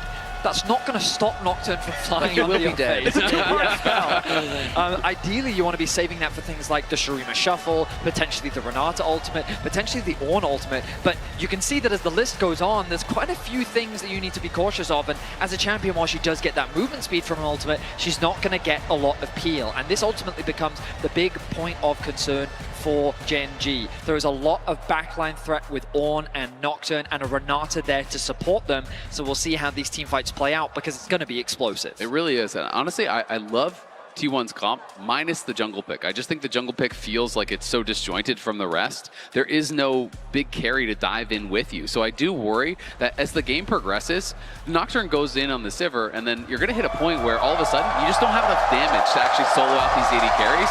Then the Nocturne's job becomes a little bit confusing. It's kind of like, what is your role here? Where everyone else is like, Renata is peeling for the Azir and the Xayah, the Ornn is looking for these long-range engages, but you're really playing front to back, and then the Nocturne is kind of disjointed. I do feel like Gen G's comp is more cohesive. All right, into the game yet again. Only one Summoner Spellbook. This time it's for Gen G. But as we're waiting for the action to start, Laura is standing by once again, this time with Kadril. Thank you, guys. I have the Rat King here. Okay, what do you think of the series so far? It's amazing. I really hope we get 5 games. The crowd's insane. The games are insane. This is perfect. Okay, but important question here. What do you think is stronger, T1 plot armor or the 08 Renata? I mean, T1 plot armor, but they need to go really late game to win this, I think. All right, let's see how this one goes. Thank you so much, Kajol. Over to you guys. All right, we've got it. We've got the opinion here. He says the plot armor, but it's got to go late. We'll see if they can get there, or if Gen G can drag them into an earlier fight. That feels like a sentence that doesn't feel supernatural, saying that Gen G wants to make it messy, wants to get scrappy early, but that is sort of the assignment here in this one. Immediate heal for the aggro play in bottom lane at level 1. Duro and Ruler, they're ready to go. I mean, these bot lanes just know that priority matters so much in some of these matchups. So double heal going to be traded back and forth. Duro using it for the health, using it for that move speed to close the gap on Aguma and try to get a good trade because they really want to have the push here as Sivir. You want to try to lock your opponents under their tower.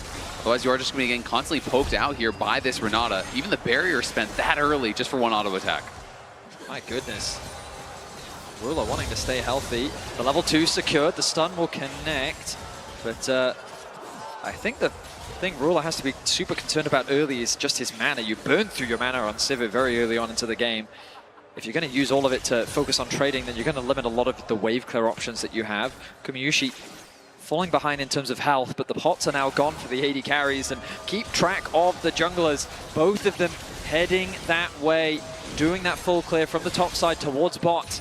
And I feel like the big point of contention is going to be this bot lane 2 versus 2. All right. 300 HP on both of our AD carries as the auto attacks keep flying back and forth. The junglers both collecting their second buffs, but it is Gumayushi and Carrier getting a better trade. Flash from Duro, but he's still caught. First blood, 2v2, Carrier and Guma. He flashes out, but the feather pull from Guma roots him up, so he's locked down even after the flash. And Guma just flashes to follow. This 2v2 was so spicy right from the word go. And it is T1 coming out on top. A nice advantage gained for T1.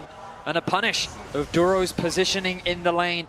He thought that he was safe, but great patience demonstrated by Carrier to bring him back into the arms of his AD carry as they secure a kill. Guma did lose his flash in the exchange, but I think T1's going to be pretty happy with that.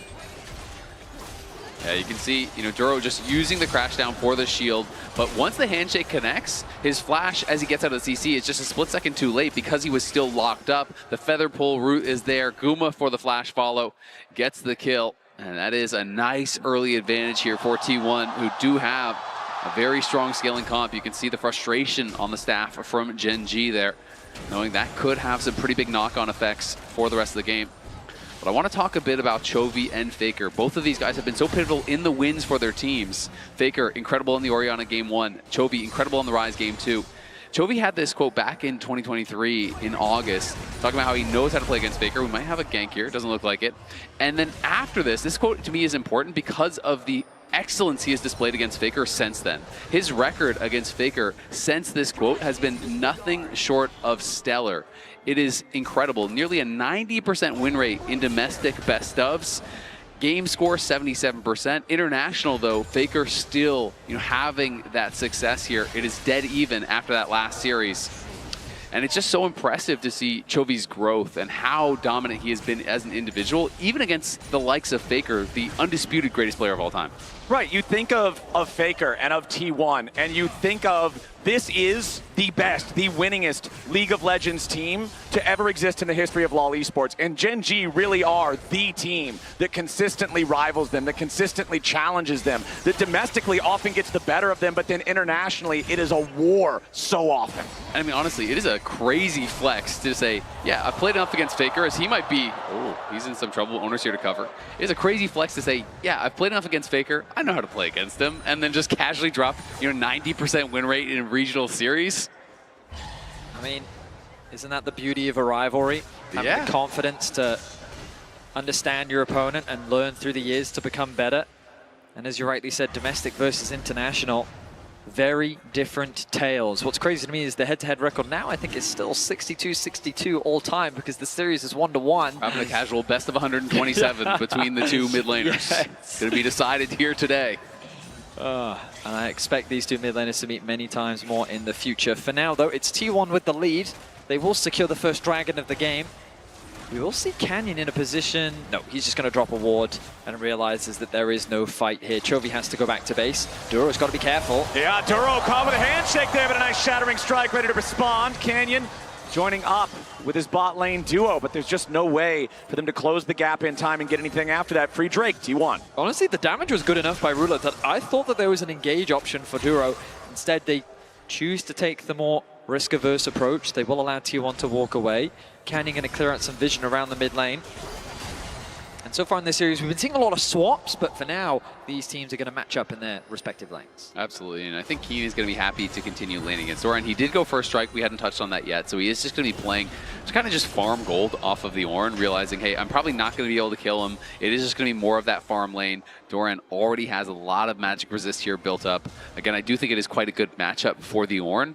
One of the rare tanks that can kind of match that pressure that Rumble can put out in the early stages. But Keen with, I think, a smart adaptation, just trying to get to those faster item spikes thanks to the first strike.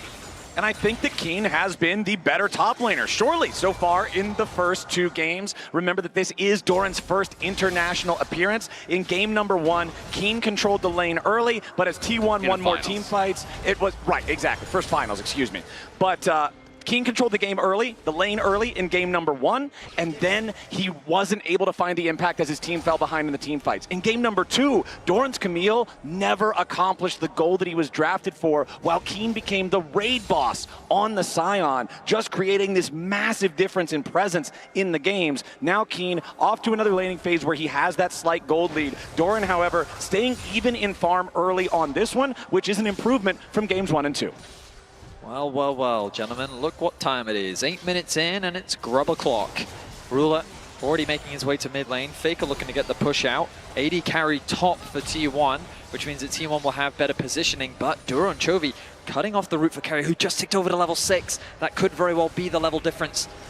Okay, keep your eyes on the engage going in immediately. Doran trying to use the Ornn Horn, but it only finds its way on a cannon. Now they got to try to continue to look for a little bit more engage. The lights go out, but enough. Ready for Gen G as they tried to fight back. Canyon with the flashback over the wall as Ruler fires out with a ricochet. Doran trying to get his way out as the Shurima shuffle defends T1. Gen G take control of the topside river. There's no kills, there's no bodies, but Gen G no longer deal with resistance. T1 forced all the way out as Gumayushi lets the feathers fly, but nobody on Gen G is under threat. Critically, T1 and Owner secured the first grub. It won't be all 3 for Gen G, but they control the top side of the pit. Yeah, Gen G going to be able to walk away with 2 of those grubs, so they will get credit for the objective take here. Chovy critically got a ton of damage down early. We can see the equalizer used on Guma on the top side, but Chovy on the other side finds Faker as he tries to enter right here. chunks out Faker incredibly low. Keria had to spend the heal, and this kind of meant Faker couldn't really get very involved in the play. So even though the hostile takeover was quite good from Keria, the fact that Faker is just fully zoned out there by Chovy and by the Tibbers made it really hard for T1 to have enough damage to punch through. That Azir wall buying enough time for T1 to escape. You could see how low the health bars were, but that was just a taster of the fights to come. We're expecting this game to be hectic with the engaged compositions that both sides have drafted, but still 1-0 the scoreline for now. The Soldiers' job is to protect the Emperor, and that time they did just that for Faker and T1. 1 Drake for the side of T1, 2 Grubs to 1 for Gen G. Means our neutral objectives are tied in regards to the feats. Only a single kill on the clock here, 10 minutes into the game. Remember Lore's interview with Cadril at the very start of things. Cadril saying he wants to see T1 try to take this one late if they're going to win it. 1 kill at 10 minutes feels like a good start for keeping the game at the pace you want. I just love the tension that always builds between these two teams. Sometimes you get these games where it is low in kills, but the pressure is never alleviated. Both of these teams are incredibly proactive on the map. They play super well around objectives and vision specifically. And let's have a quick look at the vision control that Gen G have right now. Control ward here, here, here, here. Like the vision coverage across their entire entrances to the jungle, just to make sure they have a clear idea of what T1 is up to. And T1 no slouches either, matching that vision, keeping track of whether or not Canyon tries to set up any invades and steal away those camps. That's exactly what you said. I mean, I think you nailed it, right? You know, the tension is around these small objectives. It's not always the dragon. It is about getting the push, fighting for the advantage there so you can move in, link up with your jungler, clear out wards, establish control and priority, because both of these teams are playing the game at such a ridiculously high level that so much of the fights are actually won prior to the fight with the setup. And talking about setting things up, Keen is back to his ways from games 1 and 2, now with a solid gold lead for himself, the largest individual lead in the game, at over 400 gold here on the Rumble up against Doran's Ornn. Remember, a lot of the times this matchup starts to feel much better for the Ornn once Kaenic Rookern is completed. The existence of the Magic Shield allows you to trade very effectively into Rumble's damage, but that first completed item does go over to Keen with Leandry's now done. Teleport available for Keen, but he's also already here. T1 are starting up the objective. Gen G are coming down to try to do something about it. Equalizer drop, but it only finds Owner. Magnet Storm again, only on Owner. Here comes the Horn as T1 are firing back. 1 for 1 here at the very start as Doranaguma Yushi have to fall back. Tibbers the front line for Gen G. Faker goes in, but he doesn't have the range for the shuffle. Now Tibbers still tanking it up. Beautiful blade caller. Gen G trying to get away now as Ruler's down to 200. Guma down to 200. Chovy nearly kills him, but it's still just the 1 for 1. How are the team fights this tense? The HP bars are so low. Canyon will interrupt the base from Doran, but it ends up being just 1 for 1. The engage onto Owner to catch him as T1 is trying to retreat from the dragon, but T1 fight back. Owner does not go down without a fight. The fact that he's able to trade a kill back in that situation is crazy, but T1 still walk away with the dragon. Yeah, ridiculously close fight there. Guma barely surviving, Chovy barely surviving. And Gen G committed a lot just to get that 1 kill. This Faker going to be pressured, but should be able to walk this one out. Chovy does have his flash, but I don't think he's going to spend it in this spot with Keria around. Yeah, Duro, yeah, he lands crash down. Yeah, he follows up with Shattering Strike, but with no damage in range, with that massive fight having just occurred, ultimates are all down. You can look at the cooldowns on the scoreboard. Only Faker's was still left. We saw him go in, try to find an opportunity to use it, but not find it. Here's the fight again. Exactly, and there's no flash here on Owner, so everything is being committed. They're locking him down, but Owner just pops the ult, turns around, gets 1 kill back. The hostile takeover put a lot of pressure onto Canyon as well as Keen, and then Guma goes in to cover Faker. As Faker overextends a little bit here, Guma's just going to move right to the wall. You can see that feather pull into the knockup right there from Doran against the wall. Really well played combo, but Chovy trading back nearly takes down Guma. They get the flash out of Ruler, which I didn't see live in the fight. You can see they both look disappointed. No one is happy with the fight. Love the reactions from Coach Helper there on Gen G. Keria going to be interrupted on the recall, but my goodness, I mean, it feels like we're just waiting for that one fight to break the game open because it's so back and forth right now. It can really swing either way, and the Herald 50 seconds away could very well be the objective that breaks this game open. That coach reaction was the opposite of what you talked about earlier, Isaac, with everybody feeling good about winning the draft. That time they both felt bad about not winning the fight, even though it's just that 1-for-1. Faker there, once again, the target of Gen G. But I feel like throughout his career, one thing that has made Faker stand apart from all of the other players, from all of the other highest ranking mid laners, he's so good at absorbing pressure. Yeah. He's so good at providing threat while also not putting himself in a spot to be punished. I mean, it sounds like an oversimplification, but he just knows how to win, right? Like, he knows where to be. He knows what to do. He knows what he can give up and when he cannot. He knows exactly how to play to win. And that is why it's sometimes shocking. You know, he can be losing lane, he can be, you know, giving over kills, but he still is going to find the best possible route towards victory. And I think that really is what makes him so special. Vetty, you said how it is, you know, a very kind of close game right now, but I think that favors T1 because it's going very slowly. Okay, Gen G have control over the top side river. Rift Herald, the target. Teleport coming in from T1. Here we go. Herald's already down to about 4,000. T1, got to be ready to turn out the lights here. Still over the back and Storm over, he crashes down from Duro. Equalizer over the top, and a ton of damage back to the Gen G support. Backline of Gen G under a little bit of pressure as Ruler's first to die. Owner going in, looking for Chovy here too. Canyon shovel away as Chovy has to run. T1, domination. Another kill about to come through as Doran follows Keen, and not a single man on T1 has fallen.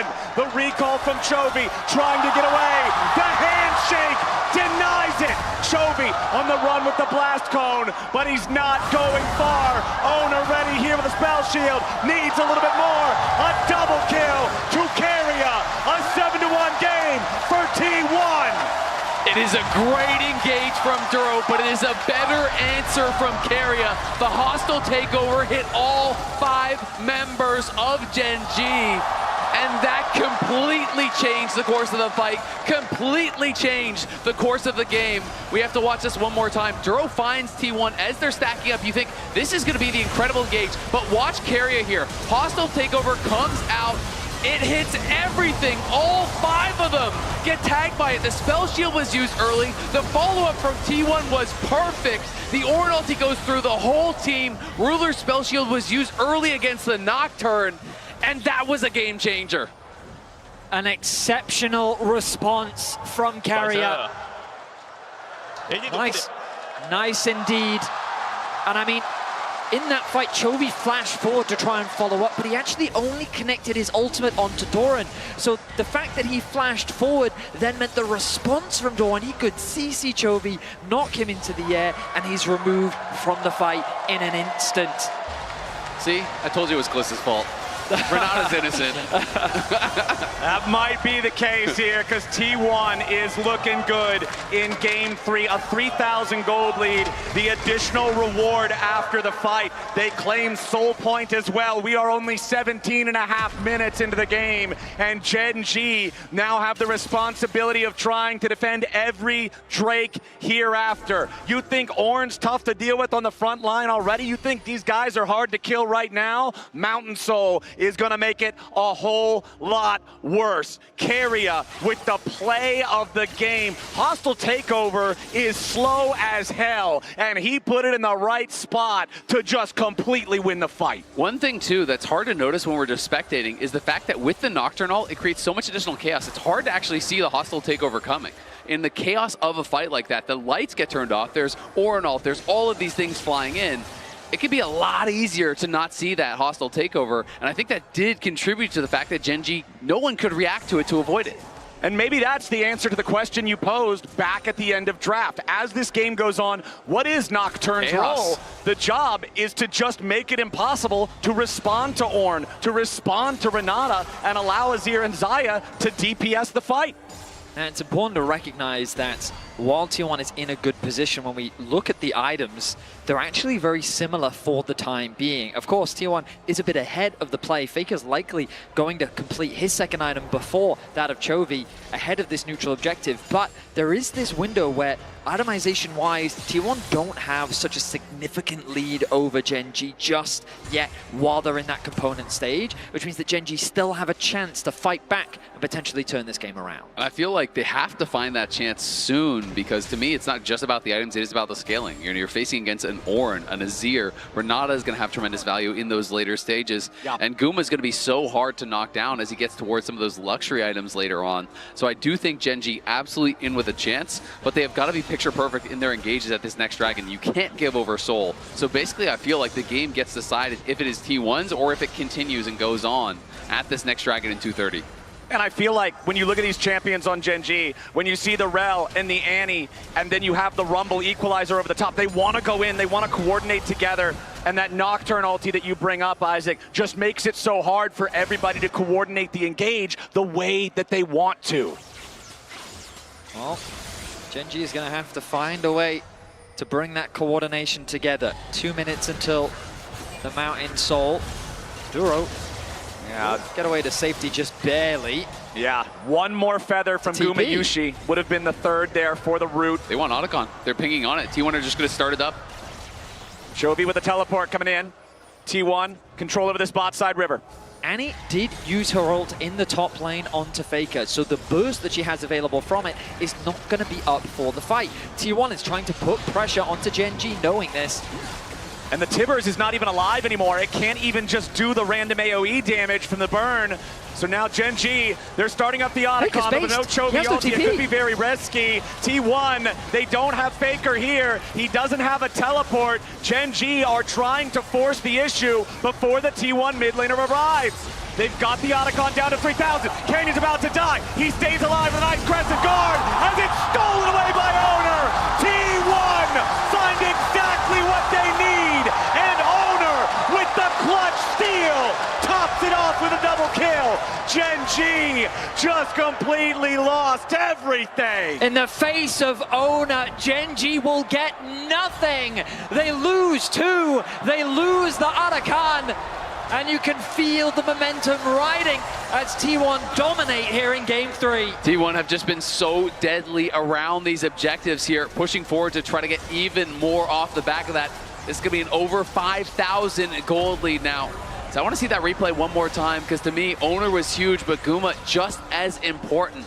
The feathers that he had stacked up there. Canyon had the Otacon in a weird spot where basically he was right on the precipice of it actually leashing.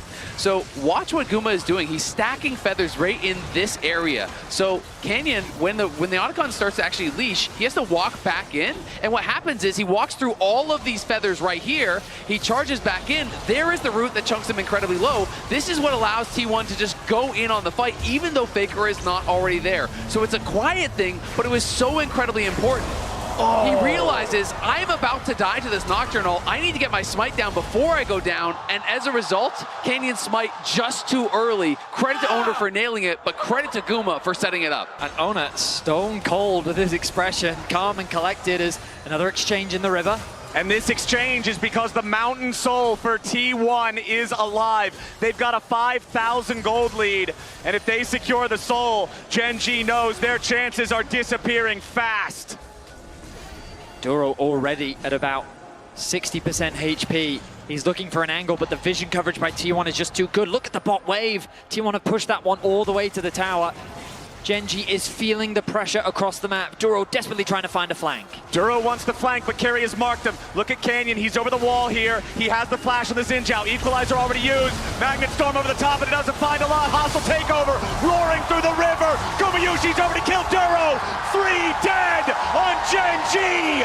T1 are ruthless. Owner is unstoppable, and that Dragon Soul is free for the taking. T1 taking full control now. Duro thought he found an angle to get in on Faker, but there was no one to follow up at all. Faker was barely threatened. T1 turn around the fight easily, claim the Soul, extend the gold lead even further, and it feels like T1 are about to send us to match point. The team fighting in this series has been nothing short of incredible. Ruler looking to get a bit of revenge. Yeah, flashing after Carrier to get this kill. One more auto attack is what he needs. Shut down on the enemy support. Carrier 2-0-10 before that. but the cost is still the Mountain Soul for T1. T1, 13 kills to 2. Decimated this team fight. The Rumble ultimate used very early on. A nice engage and the flash follow-up from the Xin Zhao, but he doesn't quite connect it. The darkness is dropped and immediately Gen.G just becomes scattered. Ruler's not hitting anyone in the team fight. He doesn't feel safe. He is literally paranoid at the Nocturne flying at his face, and everything falls apart for Gen.G. And T1 absolutely dominating there in our MasterCard priceless moment of the game. Faker's follow-up after the initial engage as well from his team was fantastic, and now you have to think Gen.G with this composition that is very much one punch. It's about the initial engage here. It's really only Ruler that does much consistent damage, and it doesn't feel like he's going to be enough. Mountain Soul is going to be so hard to get through. And even though Chovy wasn't caught in the hostile takeover in the fight, Owner just zeroes him out and kills him. Chovy, the team only has 2 kills. Chovy's the only one without an assist or a kill on anything. The Annie has been invisible in this game. And bad goes to worse when you realize Doran now is upgrading items for his team. He already has his upgraded Caning Rookard. They have the upgraded Nashers there on Faker, and they are threatening this Baron here, but will pull off. All right, Gen.G, Deep they TP. gotta make something crazy happen. Chovy looking for an opportunity as T1 try to back away. Owner's gonna turn out the lights. Chovy's been found waiting in a brush it at the hostile takeover with the Doran ulti combined to instantly execute Gen.G. T1 with a quadra kill for Gumayusi. He wants the Gen.G penta. thought they had a plan and T1 deny it. Exquisite execution from T1 as they dismantle Chovy's attempt for a flank. No room is given as Carrier's ultimate sends them to their grave. The Baron will be secured and T1 is dominating in Game 3. This game is mandatory VOD review for every other Renata Glask at the tournament. Carrier is showing how it's done. He has been a massive difference maker here for T1. The positioning has been fantastic from him in every single fight. Gen.G, they realize we have got to send it, but look at this over the wall. Plus the Nocturnal has the lights turned off. He is out of vision. The positioning is perfect from Carrier. That is why this guy has won as much as he has. Faker now in trouble. Yeah, Faker's been caught out, tries to use Emperor's Divide to make himself enough space for his team to show up, and yes, he does. Now Owner enters into the paranoia. His target is Keen. Carrier ready to follow up here, goes for the handshake, finds the enemy top laner. Faker's on a killing spree, and Ruler tries to run. Owner's in hot pursuit, and the Fear Tether doesn't have the range to proc just yet. Ruler's the target, Gumayusi's the killer, and Faker cashes in. A double kill for the Azir as T1 break into the base. There is a cost for attacking the Emperor himself, and Gen.G have been forced to pay it. The Nexus is in their eyes. T1 with a 5v3. First Nexus turret the target. Hostile takeover zones Gen.G away. T1 19-2. 13,000 gold ahead. All they need is a minion wave. They've got it here at the Nexus. Duro's next to die, and Chovy's Annie is about to follow. T1 in the strongest performance thus far are at match point. Incredible performance here from T1. The Nocturne combo with Renata did go crazy.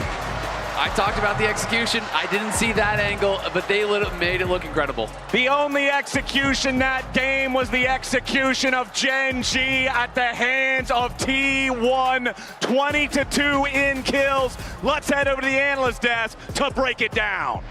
To break it down and to emphasize just how incredibly impressive it is that T1 plays their most convincing and their best game of the tournament when they're about to go on match point versus Gen.G of all people, Colby. It is insane. Jocks, they are so confident. They are styling out there from the very beginning. Guma flashing forward, getting the kill, flashing the T1 emote. Yeah, I was so glad that the observers kept it on that bot lane 2v2 as both bot lanes were like, you know, using all of their summoner spells, trying to blow stuff just to get to level 2.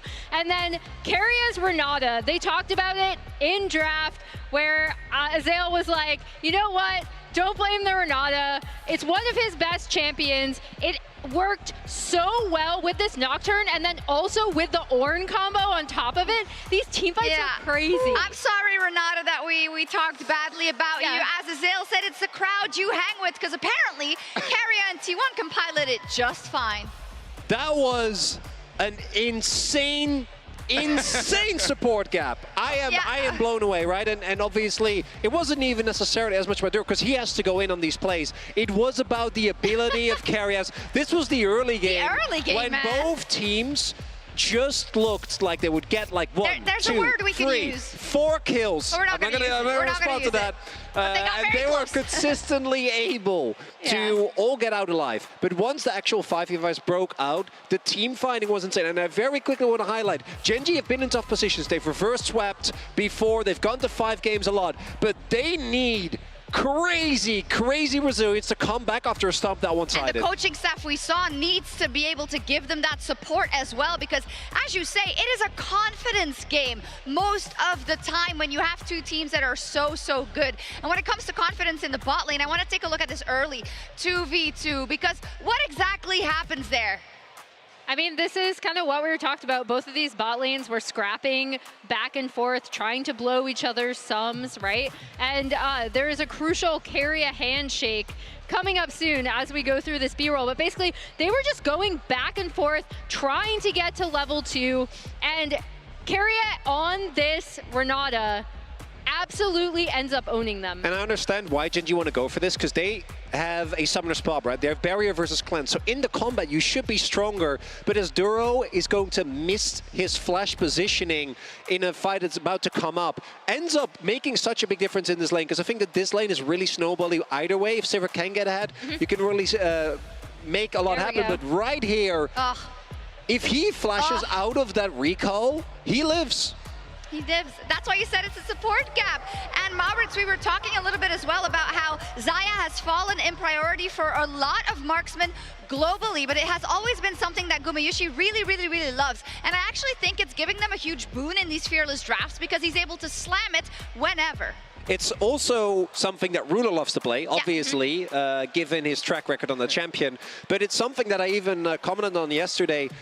Guma is so insanely consistent on this champion in the team fights, and it was so funny because he got an early lead, he popped off, got a quadra, but let's be real, this game was about 2 people, and it was about, I think, mostly Owner, and Carrier obviously is the main character. Yeah, and the key word you use there is these team fights, because the setup was just so beautiful. T1, they turn out the lights, then they hit you with a train and a Renata ultimate. Crazy. Multiple examples. Here was what actually the most recent one. They were actually disgustingly far ahead at this point, but that was just so beautiful over the wall, and seeing the combination here again. Yeah, quadra kill there as well. That's a nice game to play Xayah. Also, on the side of Ruler, does he have this many flashbacks about Azir in 2023 that he needed a spell shield and that he had to go for that Sivir? Because I don't think he's been the problem. I obviously didn't get to play the game in that one. I just wanted to make the connection. I don't think he's been the problem either. He did flash the JDG emote earlier. He did, and you know what? Karma comes quick and fast. Now, let's talk about today's HyperX Reflex Replay,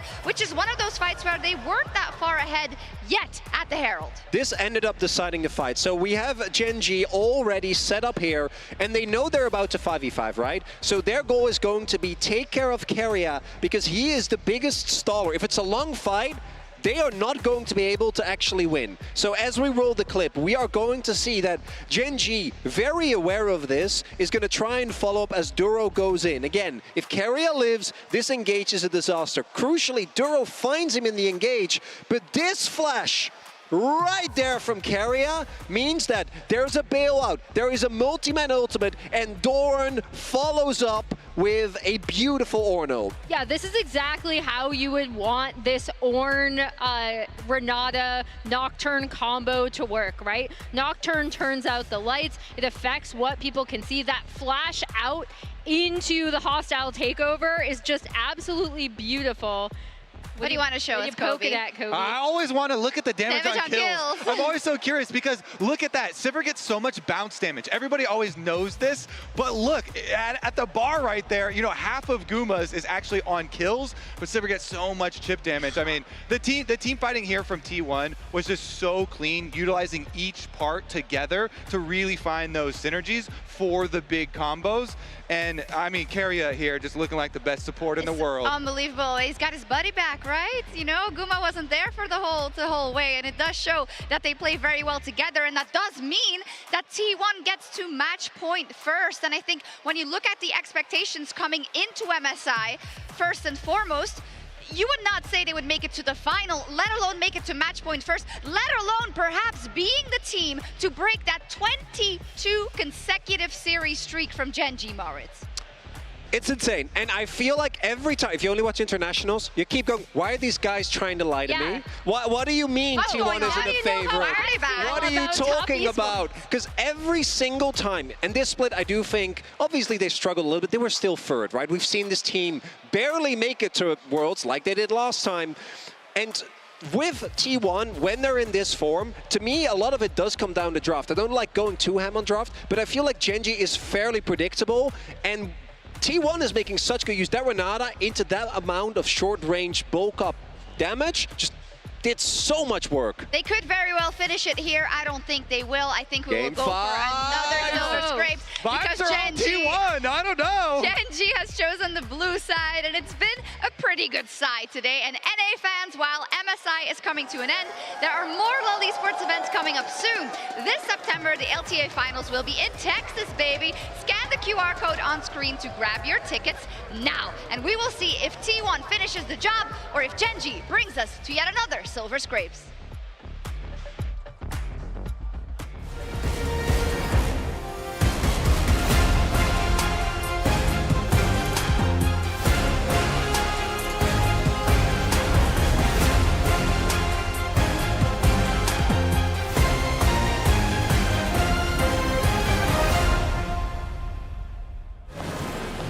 What a car. Living the dream, huh? Sweet dreams are made of this. Who am I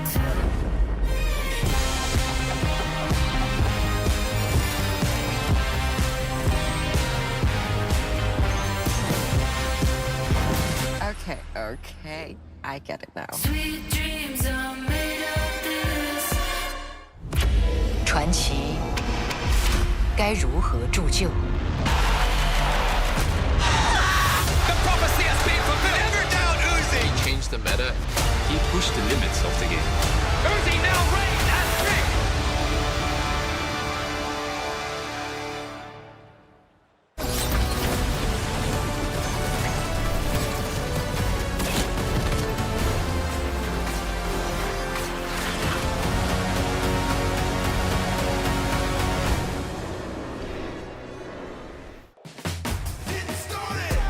Level up, start my engine and I rev it up.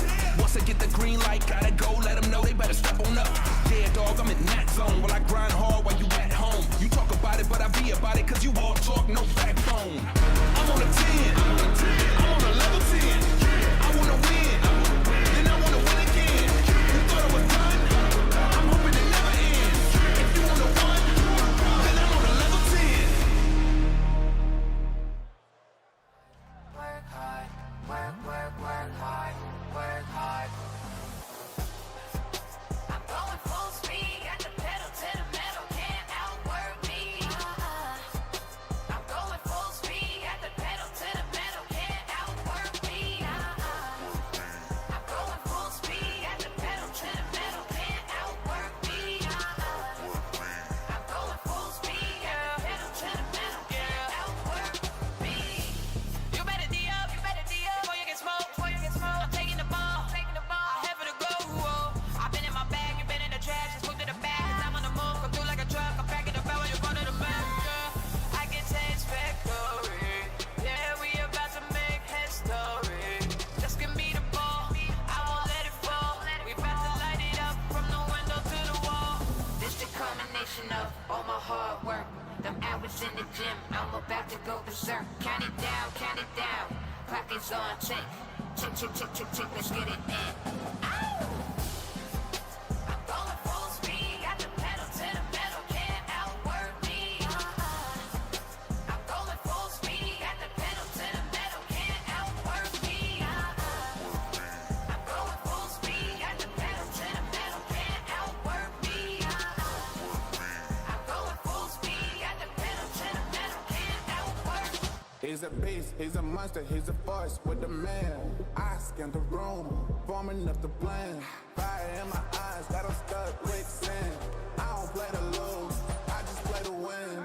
It's that hard work every day I'm putting in. I don't play to lose, I just play to win. Sign broken records against me, let them records spin.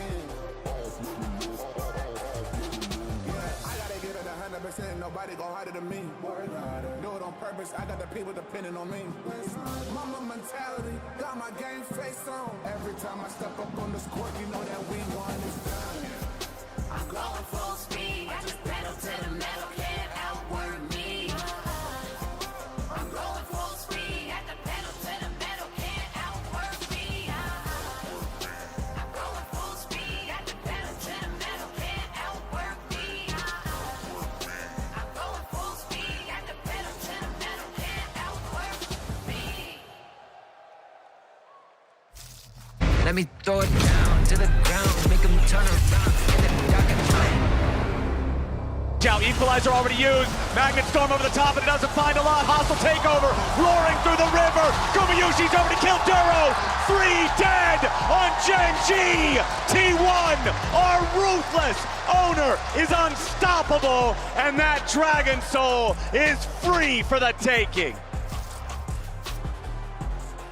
Ladies and gentlemen, welcome back to MSI 2025 here at the T1 versus Gen G Grand Finals. After a dominating Game 3 performance with a final score of 20-2, after shutting Chovy out from scoring a single kill or assist, T1 are at match point. And I really just have to emphasize how crazy it is that T1's even in this position, considering the spring that they had, the challenges that they went through during the regular season, the series against HLE that people expected HLE to win.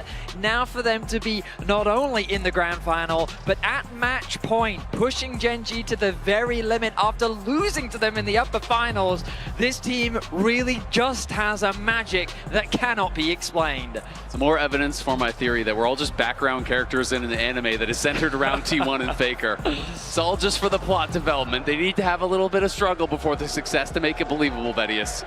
Oh my goodness. Well, let's see if Gen G can make the struggle even greater as the ban's coming in thick and fast. All right, we've still got Nico banned over on the blue side, which Gen G are back on in this game, alongside the Silas and the Yorick bans. Over on the other side, two very familiar faces here in red side first half bans, Varus and Pantheon every single game. These are the two that neither team on red side are willing to give over on the B1 as Blitzcrank. An unusual ban, but one that you got to look out for. I'm thinking Lulu. I'm thinking maybe even Tom Kench. Yeah. Like a range supports, possibly Karma as well. If T1's thinking about removing that, does Chovy locks in his Victor right at the start? It also makes me wonder about picks like Jinx and things like that rising in priority, right? Some of these vulnerable hyper carries, you're saying, okay, we want to have an enchanter pairing with it. What would struggle, would that be a struggle against? Well, maybe the Blitzcrank. So it is going to be Victor here early on. A lot of these control mages have already been kind of worked through here. We did see Faker, though, when he was pushed yesterday, bringing out the Hwei, which was quite effective for him. Both of these first picks for either team have been bans in previous games in this matchup. The Skarner ban just last game. I just want to draw attention to, as we get later into these drafts, and you blind pick a jungler against Canyon, this is where he starts to bring some of his more unique picks out. There's the Jinx hover that we talked about. That's what I thought, as soon as they banned out the Blitz. It's been such a good pick for both AD carries. We only have to go back to yesterday to witness Gumayushi's performance on the champion, but I want to go back to Canyon. Things like his Nidalee. We think back to last year's MSI where he brought out the Kha'Zix. We think back to Worlds 2023. We think about champions like the Kayn that he's shown us before. A champion that has a very unique champion pool is going to keep it calm and go with the Trundle instead. The tank tenderizer here to deal with that Skarner that's been locked in first. Yeah, absolutely. I think it makes a lot of sense. You know, when you're thinking too about how do you build a comp around Jinx, it usually is a bunch of meatballs and then Jinx, right? People to keep you safe, people to keep you secure. It is going to be the blind Jace top here for Keen. Curious to see if they will match roles here in mid lane or if they're going to prioritize it matching that in top. I like picking the Jace in top lane here for Gen G. Again, I talked about it in game number 3, but Keen has been winning his lane in all the games so far. He's been building these individual leads, and even though Gen G has lost twice, it hasn't been because of that top lane falling short individually. If Keen's given the tools to be one of the big carry threats, that could be the win con right there. Zig's going to be targeted by T1, eliminating the AP option on the bot side of the map. I feel like we've seen too many times people not just pick hyper carry into the hyper carry of Jinx. I am a fan of things like Zeri as a response. Just go full scaling against scaling, knowing that it's going to come down to these full late game fights. Coming into this tournament, there was some conversation about Zeri actually rising in priority. We'll see what direction Ruler decides to go as the bans continue to come through. Doran's Gragas going to be targeted away. I'm also just so interested to see how Chovy will bounce back from the last game, because when he went no kills, no assists, I had our stats team look into when was the last time that even happened. It happened last year in July 20th was the last time he had it happen. Has only happened 10 total times in his entire career, where he has played nearly 900 games. So exceptionally rare for Chovy to not be involved in any way.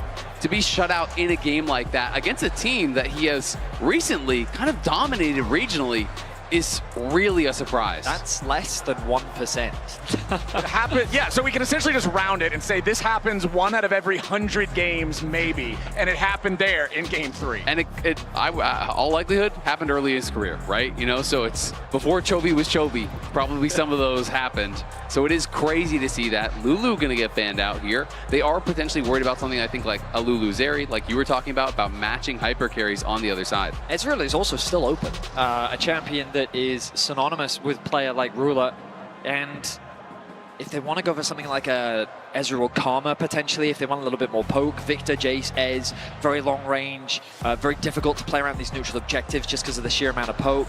Oh my goodness. It's a very similar composition to what we saw yesterday from T1 when they played against AL, just that traditional front-to-back style. Doran's Keen going to be an additional front line to help protect Gumayusi. If they want to go something more standard too, they can also go the MF route, which Ruler has liked, but it is going to be Zeri instead. They will not have the Lulu pairing that was banned away, so clearly T1, you know, we're suspicious of that coming through, but it will be the Rakan to give them that hard engage, which I think is something that they would have needed anyway.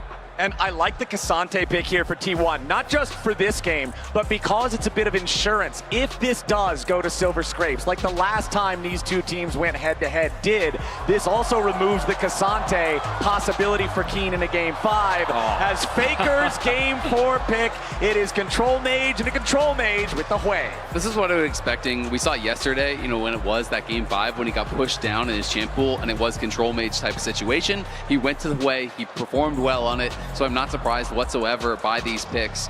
This is what it was for T1. Hwei Jinx as that final game yesterday when we went to 5 here against AL. That got them across the finish line. This is the tried and true for them. Guma and Faker on hyper carries, 3 tanks around them to keep them safe. But on the other side, you have Trundle to shred those resistances. You have Chovy and Ruler on these hyper carries, and you have Keen, who has been playing so well in lane with the potential to create a side lane advantage here over the Cassante. In these late series drafts, I feel like people show too much respect to the Jinx, and the moment she gets a kill, she just snowballs out of control. Now looking to match with that scaling, Gen G still have ways to fight back should things fall apart a little bit in the early game. It's just about taking the game slow, which in the early game this series largely has been.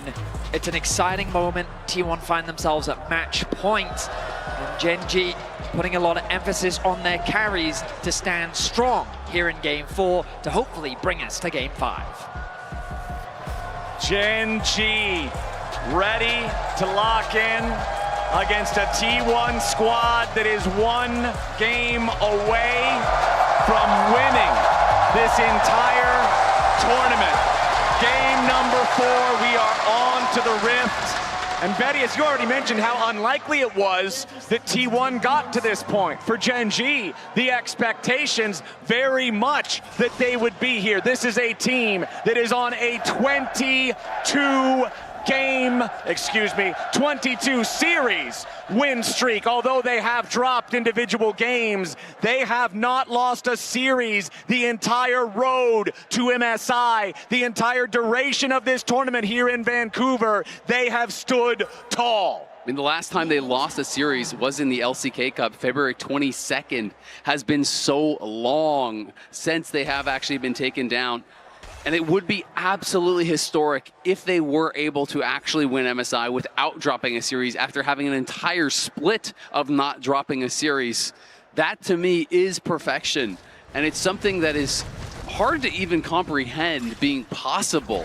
But Gen G now 1 game away from tripping at the final hurdle here, from being just brought up barely short here by T1. Yeah, the unfortunate reality for Gen G is that so many teams, rosters, organizations have been on the precipice of making history, and the number of times that T1 have stood in their way is too many to count.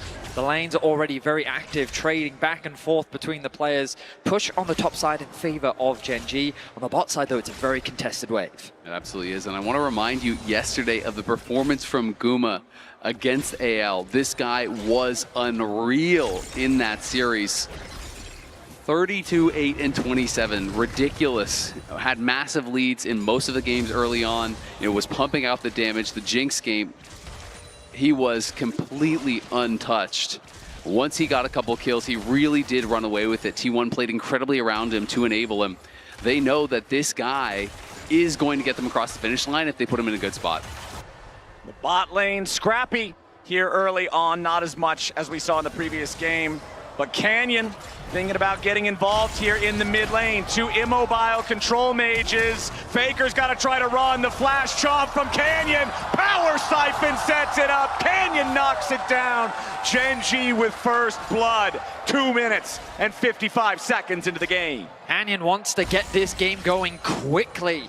Hui is a champion that once that flash is gone is easy to lock down. Once he used the skill in that mid lane matchup, they were quick to capitalize. Chovy and Canyon draw first blood here in game 4. And I just think the gank was perfectly timed. They were waiting for Faker to actually use his skill. As soon as he used the EE for that chomp, he doesn't have his fear available. And that is really your defense in most cases from these ganks. So as soon as that happened with Canyon in that side wave, you knew it was going to be incredibly hard for him to survive, and Gen G, able to bait that out, able to execute on an early gank. Yeah, I mean, when Trundle walks at you, the point-blank fear is a pretty solid anti-Trundle mechanism, but once it's gone, like you say, there's just nothing to do about it. And Canyon, despite the fact that Trundle doesn't have hard CC, the slows from the chomp, the slows from the pillar, it's enough to set it up for Gen G nice and early. And when you look at the T1 comp, you don't want to have this Trundle get to the point where he becomes this massive melee bruiser that just invalidates your front line. Exactly, but they spot him there, walked a little bit too far forward. Faker had eyes on him, and Owner is on that top side. But we'll see if he can do anything about it, because Canyon is going to be on a reset right now. The other thing that doesn't get talked about often is the stacks that Victor gets just by being involved in one of those early kills. Already at 59 in the mid lane matchup, securing 25 off that kill means he's quickly accelerated towards the upgraded E, which just provides so much more wave clear. And that on Victor is very valuable just because of how much control it gives you over the mid wave. It really is. It looks like Chovy with that early Ruby Crystal going to be going towards Aroa, so definitely a slow build here, but will help him to be a lot tankier in these fights. I just question, is that what he needs? Also the ability to potentially go towards Masks and go towards an early Leandries or something like that, but we have been seeing a lot of Roa. I just think he needs that frontline damage against a team comp that has a lot of HP to chew through. Might just be thinking about the scaling state of a game where it's Zeri versus Jinx in the bottom lane. Gumayushi cut on the very edge of the grand entrance. Keria trying to protect his AD carry.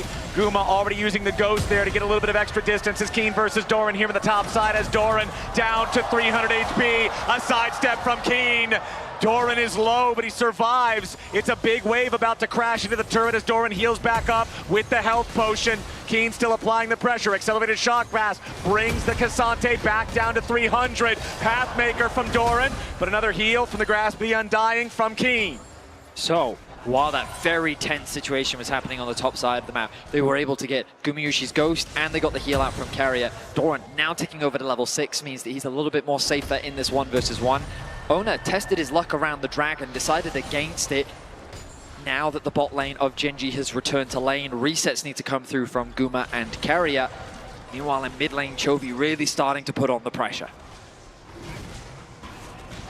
Canyon taking the Drake now with the Trundle.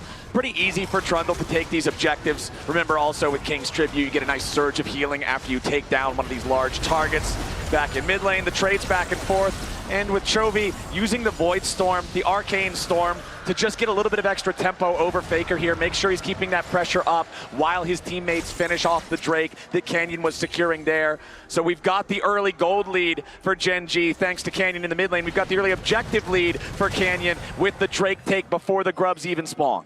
This one ward in that banana brush has paid a lot of dividends. This ward right here actually spotted Oner when he walked in to start the Dragon. That's how they pushed him off. Again, he was looking for an angle to go towards mid lane, spots him walking into the river there, and has been able to help keep themselves safe. Duro even spotting him again here as he tries to go aggressive, because they had seen Canyon up on that top side because of the ward in the river that Doran did place. But Ruler here with Duro, gonna try to stop him. Yeah, Oner loses half HP, but he really wants this red buff. With Carrier right beside him and Canyon still on the other side of the map, this should be guaranteed take there for T1, and Oner will be the first jungler to level 6.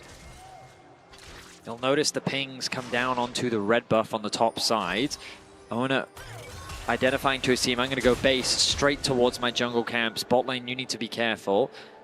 Canyon decided against trying to counter jungle, recognizing the dangers that could come with trying to make that play. He will clear out his top side, now look to go back to base. Hitting level 6 himself means that that tank shredding tool has become available to him. And we find ourselves pretty much all squared up with small advantages going the way of Gen.G for now. Yeah, Keen continuing to control the 1v1 matchup during these laning phases. Top side, nearly a 500 gold lead for him. He's knocking down plates. He's abusing the power of the Jace in the early phases of the game, and that's exactly what they need him to be doing. Oner hanging around here in mid lane, but it's level 6 for both of the junglers. Oner, however, when you use that Ishtal's impact, you cannot be slowed down. The pillar still counts as terrain. It's pretty easy for Skarner to be able to tunnel his way out of that one. Yeah, going to be able to stay safe up on that top side. Worried about a potential look for Grubs, but Doran going to get the bad news. Canyon's here. Yeah, Canyon's ready to chase after the Cassante. They don't want to allow him to get good all-out value, but Doran does it anyway. Canyon, he's caught out of position. The Impale has him stuck, but he stays alive with a little bit of extra healing. Canyon getting away for now. Super Mega Death Rocket can't finish the job as Doran stays alive. Canyon's the one closest to death. Oner still chasing, throws another rock, but it won't matter. Somehow, nobody dies. Exchange of flashes in the top lane as T1 also tried to make a play in mid. Chovy was being threatened by Carrier, the knockup that comes through from the Tahm Kench, and ultimately this builds up towards T1 being in a position to secure these Grubs. There's no HP available to Canyon. It's a difficult fight, but maybe Keen feels confident. No, he's going to back away. These Grubs will be conceded as T1 secures their first objective of the game. Nicely done there for T1. Getting the near kill on the jungler feels bad in the moment, but it feels good enough to get the objective as Oner's making his way into the top side. Ishtal's impact slams Keen into the wall, and Doran with some footwork secures the kill and gets right back out. Gen.G has been pressuring Doran, but this time the cavalry arrives there. Oner comes in and is able to help get that kill. They are looking for Carrier. Does force the flash, but it is heal traded for heal and flash. Yeah, Duro running in with the quickness for the move speed boost, with the extra move speed boost from heal, forcing the defensive summoner choices there from Carrier to make sure that he doesn't get caught. Carrier, though, just going to take a base, and he has teleport, so he'll get right back out on the map if he wants to. You can see first items starting to come through. There's the Iceborne done for Doran. Yuntal's done as well for Gumayushi. So T1 starting to hit these first power spikes. I will say that Gumayushi had built up a bit of a lead in his matchup against Ruler, but because he rotated towards mid, they tried to make some plays onto Chovy, and also he was just catching those waves. That opened up the lane for Ruler to just be free in this bot side. He secured himself a plate, he's now closed that gold gap, and both AD carries are being given this space to slowly farm up. Oh, beautifully done from Duro there. He knows that Keria wants to try to interrupt the recall on Ruler, so he jumps in with the battle dance. He blocks the Tom Kench tongue and guarantees that Ruler doesn't have his back interrupted. Now with the dragon spawning in 30 seconds, you have to imagine that both teams will set their sights on it. Canyon hovering around top once more.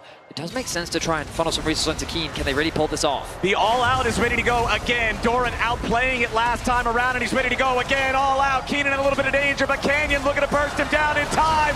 Doran drops, and Keen stays alive. Owner and Faker wanted to show up, but they can't get there, and it means that Gen G make the play work the second time. And they had the extra teleport because Duro was holding on to his teleport from the Summoner Spellbook. So as soon as Faker arrives, even though Keen is low, he knows they cannot chase for that kill. If they do, they will both die for it. So double TP spin up towards that top side, but they do get a kill for Gen G. Gumayushi, though, going to be securing all these plates in the bottom lane. He gets 2 for himself. That's going to be 3 shared alongside Keria. They realize that Ruler is alone in bot lane because of that TP you were talking about, Azael. And so immediately they look to put the pressure on. Top side, Gen G trying to cross map. Keen trying to hold this wave. Yeah, Keen really doesn't want to give away the first turret this early, especially when his team's looking to put the damage into the top side, Tier 1. Keen holding on, but the final rocket finds the target, T1. Now trying to get a kill onto Keen. Keria gobbles him up. Gumayushi shoots him down. T1 tie up the kills. Your meal is served, Keria and Owner. Serving up Keen on a silver platter to the Jinx, getting him the first kill of the game. He got paid with the plates, he got paid from the tower kill, and now gets a kill on the top laner to boot, opening up an 800 gold lead here for the Jinx to equal that of Chovy's in the mid lane. That's the biggest thing. Gumayushi is being accelerated. The feats of warfare, a single kill could determine it alongside the next objective for T1. It's a very tense affair. The gold is dead even as Gen G's finding advantages. It was Chovy that secured the tower in the top lane, but Gumayushi is becoming a problem. Chovy might have secured the turret top, but the turret bottom was killed by T1 first. Gumayushi, 700 gold ahead on the hyper carry Jinx, on the big performance that you already mentioned, Isaac. We saw yesterday with this champion. T1 off to a solid start here, but the gold, like you say, Vedius, it is still even. Gen G, we'll see if they can stop Gumayushi from continuing to farm more money. These plates are just looking like free gold coins, and Gumayushi will pick up even more. Well, Chovy does have the gold lead. Like I said, I do worry about this potential build. You know, I would have liked maybe a more aggressive build here, because Roa is going to be so slow, and yes, it does make you tankier, but I feel like the fights are almost purely front to back here. He needs to be able to have the damage actually knock through these frontliners, or it's all going to kind of be up to Ruler. Canyon shows up in time to try to help Ruler defend this Tier 1 turret, but again, they don't need to kill the whole thing. There's still plates up. It's not 14 minutes just yet, and Gumayushi gets another cash in on those plates. About a 900 gold lead for him now. Chovy at nearly 1,000 up over Faker, as now Owner jumping in there gives Chovy a bit of a scare. He immediately drops the Arcane Storm to force Owner away. Look at top lane though. Keen pushing out a nice wave underneath the tower. Doran is going to be forced to respond, allowing Keen to get a quick base off. This Jace a little bit behind, considering he has fallen twice, but definitely in a solid position, looking to stack up that tier as quickly as he can. The kills are only 2-2. The plates, very similar, but the edge to T1 by 2 of those as well. 14 minutes into the game as the plates fall. It's a tale of 2 sides of the map. T1's bottom lane is ahead, but the jungle and the solo lanes of Gen G have built advantages for themselves. They absolutely have. And we've got to talk about T1 and their history at MSI. This is 2017, the last time they actually won back. You know, a very different roster here with Huni on it. And you can see, you know, they had a number of years where they didn't even qualify. They are now on this streak of qualifying, but they finished second in 2022, third in both 23 and 24. Now on match point here, looking to win again at MSI. after 8 long years. T1, 5-man group here in the top side river as the Rift Herald spawns. So often we see big fights break out for this big objective. Accelerated Shock Blast finds no target. In the meantime, Canyon has secured the Scuttlecraft for the side of Gen G. 1 Drake to 1 for both sides here as Canyon's gonna start up the Herald on his own. T1 still looking for control over the mid wave. They'll push it up slightly faster, but Ruler can easily clear the minion right after. Keria jumps in on an abyssal dive, and Gen G's ready to fire back. Keria in danger, trying to pop the thick skin. Stays alive for now, but Ruler jumps in. Feet Warfare gonna be claimed by Gen G, and T1 picked the wrong moment. Gen G were ready to absorb the engage. They'll take the kill, they'll take the feat, and they'll take themselves the Herald. Duro so quick to re-engage off of Keria trying to make a play on the map. Duro takes a chunk of damage. T1 trying to contest his tower. Spiraling Despair on Ruler. He's got to flash away to stay alive. Keen putting a little bit of pressure onto Doran now as Chovy makes his way back into the fight here too. Gumayushi low on health, low on mana. Doran, footwork over the wall, barely stays alive. Gen G will not allow T1 anything more. The feats are going to be decided by the next objective here. This game so tense right now. Herald summoned up here. Gen G going to be able to likely knock this tower down, but T1 still staying around, seeing if there's any possibility to at least stop the Herald from charging again, and they should be able to accomplish that. Yeah, no worries about that. Faker can kill it as it tries to rear up and get another charge. No dice, but Gen G, beautifully played sequence there to stop T1 in their tracks. And it's Keria that you need to keep your eyes on. He thinks that he's creating this collapse, but it's he who gets collapsed on. A beautiful pillar place with the engage that comes through from Duro, charming onto 2. Owner uses his ult in response, but they don't quite have the damage needed to get that kill onto Duro, meaning that he then bounces back to his team, and Gen G walk away with a kill. And they didn't have the follow-up CC because Guma actually spent the Chompers just trying to keep the rest of Gen G out. So when you spend that Skarner ult on Duro, who has already used all his spells, who has already spent the ulti, you need that kill if the fight is going to go your way. So pretty catastrophic when he is able to get out to safety. And that bought the space for Ruler to then feel confident to go in, knowing that Skarner ulti was down. But this would be feats here if T1 are able to take it. Yeah, T1 are first to the scene here with a Drake, and it looks like Gen G might just give it away. They're going to focus on the tier 2 in the top lane instead. They want to build the gold lead that will now balloon to over 2,500. It will be the feats claimed by the side of T1. The Infernal Drake is theirs, 2-1 on the Drake count.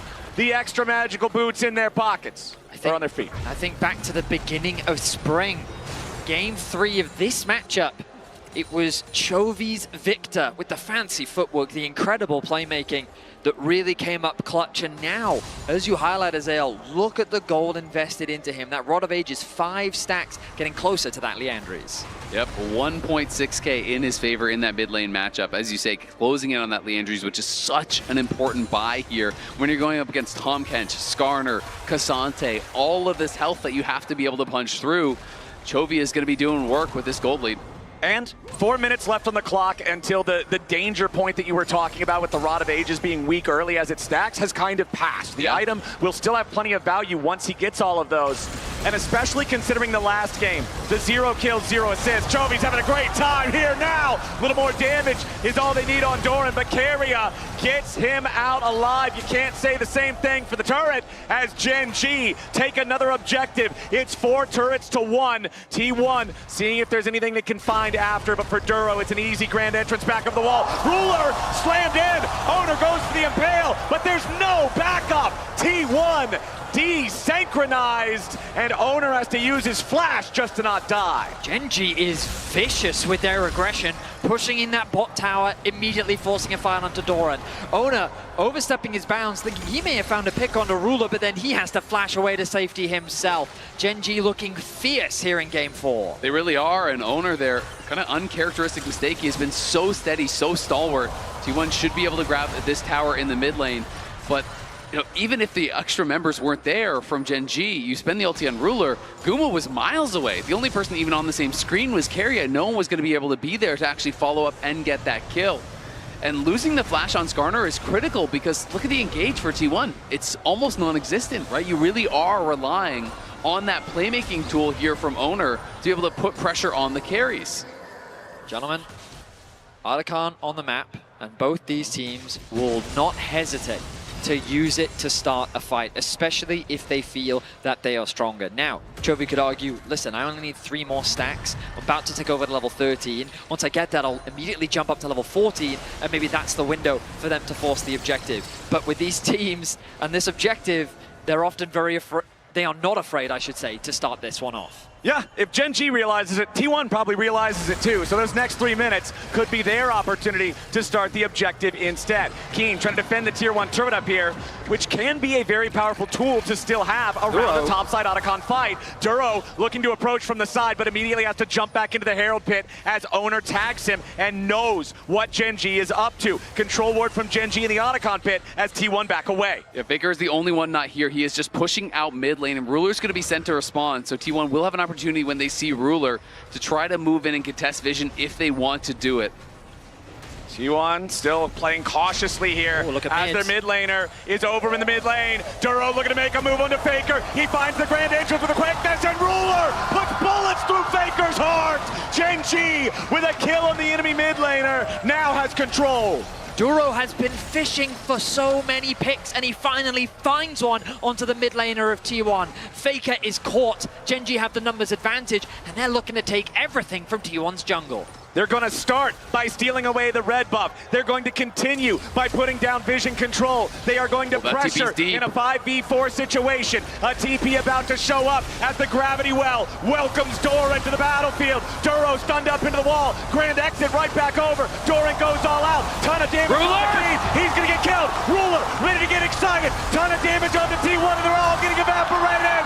T1 are washed from the rift, and Gen G crashed down like a tidal wave. Gen G wiped T1 off the map, and it's starting to smell like silver. This team trying to push us to a full 5 as Doranty beat him very far and gets immediately punished by the Gen G solo laners. They got so much damage down onto him. Again, Owner spent the ult on only Duro. They can't even kill him during it. As soon as those tools are down, Ruler knows it is my moment. He goes in and cleans up. You could see how hard T1 tried to protect Kumayushi, but he was being crushed by the pressure coming in from all sides. Gen G find a massive fight, and as you said, Azael, with a lead like this, it feels like it's Gen G's game to lose as the Dragon makes its way onto the Rift.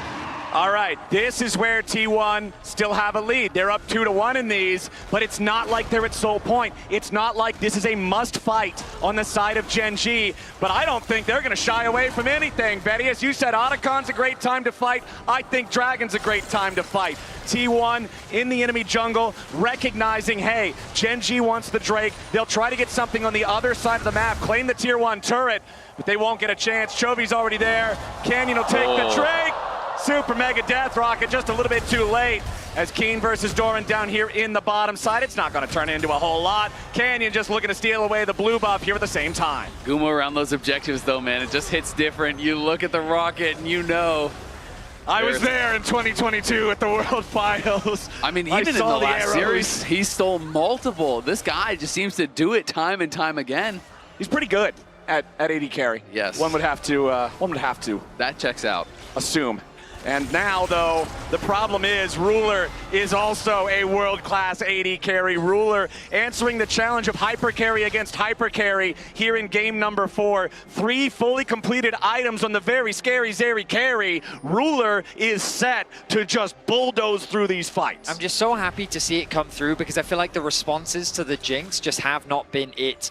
But bringing out a hyper carry in response, just focus on farming your way through the game. Ruler's ahead in CS, he's ahead in kills, he's got 3 completed items, and now it's T1 that find themselves on the back foot when it comes to the fight. And Gen G, they are not slowing down with the pressure. Immediately into the topside jungle, taking full vision control and threatening the Baron in 27 seconds. Big items for Gen G. Seeker's Arm Guard available for Chovy's Victor, makes him a much more difficult target. Dead Man's Plate for Canyon, much easier to get the positioning he needs on these pillars, which are an incredible tool against immobile carries. Look at Hui, look at Jinx. That pillar goes up. It's so hard to play around the damn thing, especially with Duro looking for these opportunities time and time again, whether he's engaging or counter-engaging on the recon. He's been great on the pick. And it's just so difficult when you're playing a tank-heavy team comp against the Trundle and you've fallen behind because the LDR is through. You're going to be getting shredded so heavily as well by the Trundle. And Doran and Owner are going to be much squishier than they are used to in these situations. And there's just not really a lot of great comeback mechanics besides an explosive ult from Owner. Like, he needs to find a multi-man ulti or something along those lines to really have a chance, because T1 just don't have a lot of pick. Yeah, Gen.G doing a great job denying T1 what they're looking for this game. T1 have 3 kills. All 3 kills are on to Keen. No one else on Gen.G has died yet this game. Owner loses half of his HP instantly from a grand entrance and a few Zeri autos. Keen, the only man that's died on Gen.G, is still ahead, nearly 2,000 gold over his counterpart. Gen.G will start the objective. T1 are going to see it there with the severing bolt over the wall. They're going to scramble to try to get into range, but immediately Faker is already targeted. Duro with a beautiful start to the fight. Nobody on T1 dead yet. Owner the wall looking to try to engage. Super Mega Death Rocket finds the target. Ruler's still alive, but Doran's going after him. The Baron down to 2,000. Chovy's already on the rampage. Guma dies. T1 die. Gen.G hold the smoking gun, and they're marching down mid lane with Baron. A phenomenal team fight for Gen.G as they weather the pressure of T1. They set their sights on the Nexus, and they're looking to bring us to game 5. Faker is alive, but he stands alone. Gen.G with a 5-man push. They dive Faker, they ace T1, and they guarantee us one final game. Gen.G tie up the series. We're going to game 5. How else could this series end but in a 5th game? The last time they met, it was 5. The lower bracket finals was 5. This is going to be the 9th series at MSI that goes the full 5 here. It has been an incredible tournament, and it just keeps getting better.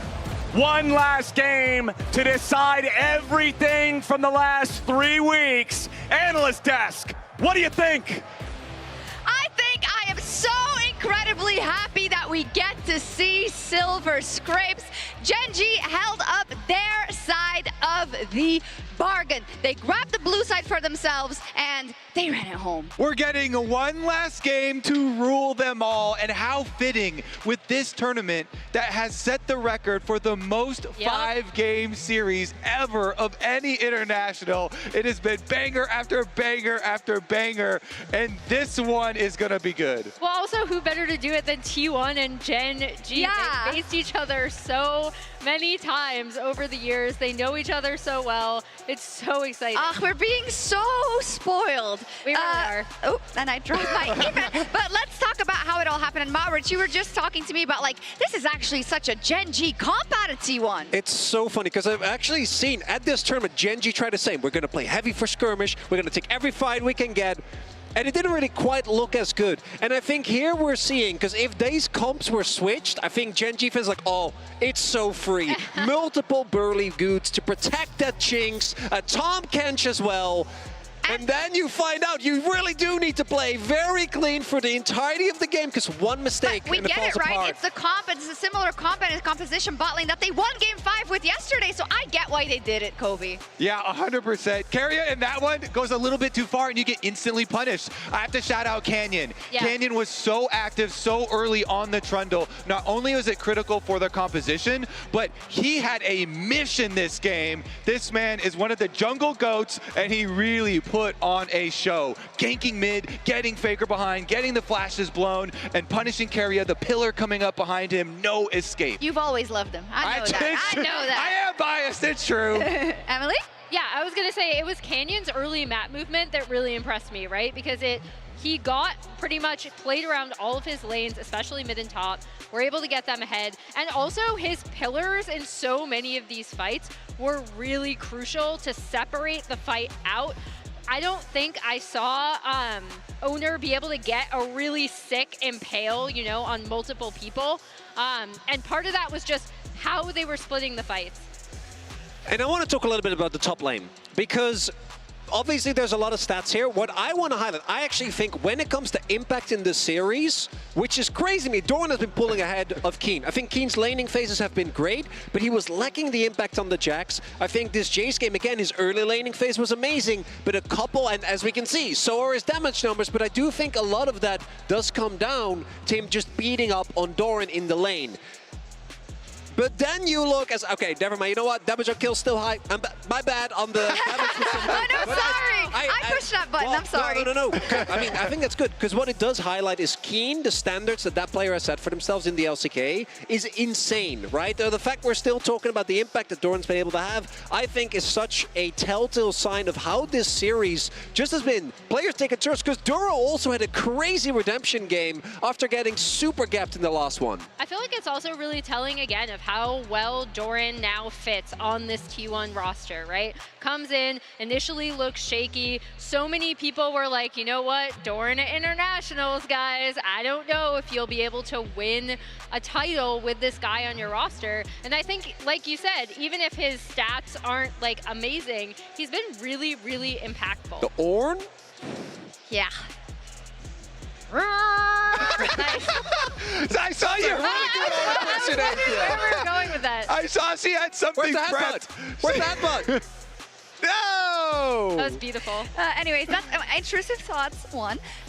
Going into game 5, though, super crazy, right? We've got like T1 on the one hand who absolutely want to kill that win streak, but the win streak is still alive at 22 for Gen G. There's all these sub-stories of Chovy, can he do it versus Faker in a final?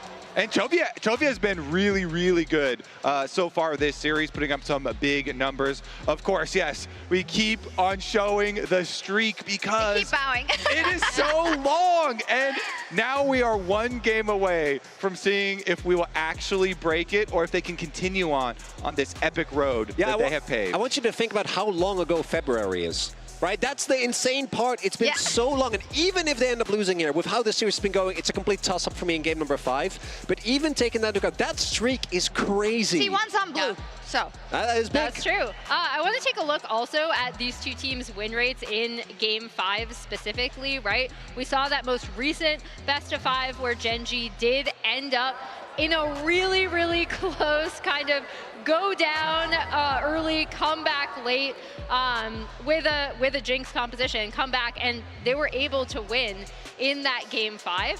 I think, yeah, there we go. Gen G pulling a bit ahead in terms of percentage. I think pulling a bit ahead, but the kicker here is that one of these just happened, and it was T1 versus Gen G in a game 5. Who benefits that now coming into that game 5 once again? Well, I was going to say the kicker is also that T1 have played a lot more game 5s overall. So to still have that 57.5% win rate is really impressive. Yeah, and I know that there's a quote from Lore who was talking to owner for OTP where he talked about specifically 2022 DRX game 5 and that he said we weren't taking it seriously enough then and that has followed them for a very long time. So they definitely have the tools to channel the right energy coming into this game 5. But the fact that T1 is on blue, we do have some graphics to show the champion pools of these two teams, so let's pull them up and take a look where we could go. Yeah, this should be the champion pools of both teams. I think it's a full screen. Yeah. Yeah. So you got some art project? I have a trusty backup in case we need it. Oh, there we go. Yeah. So as we see, this is just at this tournament, but we see this is Gen G. A lot of the champions that they have prioritized throughout are off the table. Oh, Nidalee. Nidalee's still up. I mean, last time we had Canyon Nidalee versus Owner Lee Sin, Owner kind of bopped him. Yeah. even though Gen G ended up winning that game. So maybe they don't do that, but my eyes are going towards the Aurora. I really feel like Chovy has been playing super well. Even in the game that they lost on Talia, he got so many good seismic shoves, and in their wins, he was huge. So that very well could be a really big one, because I feel like that champion with the buffs on this patch. Callista's still alive. Oh, don't you go there. Don't you go there. No, wait, where's my mask? T1 specifically, I'm looking down at Keria, right? Because he will end up picking so many different things in that bot lane. They've kind of prioritized picking out the Nico, but I want to see what he plays in game 1. Oh God, it's so interesting. The choices to make for either side, and the fact that for Gen G, this could be their second consecutive MSI win. But this man on your screen right now, Faker, wants to make up for that game 5 loss of a couple of days ago. Vancouver, one last time. Are you ready to scrape some silver?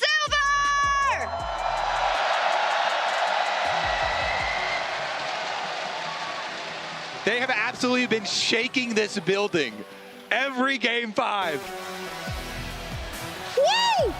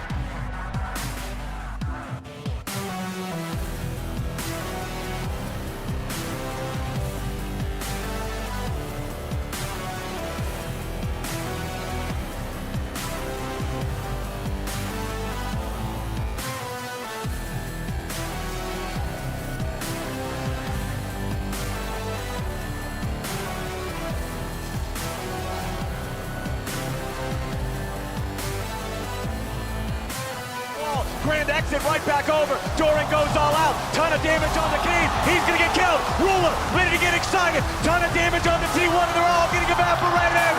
T1 are washed from the rift. It all comes down to this. One last time. One last game 5 here in Vancouver for MSI. Is Gen G going to be able to get their streak at 23 series? Or is T1 going to be able to break their MSI curse? Are you ready?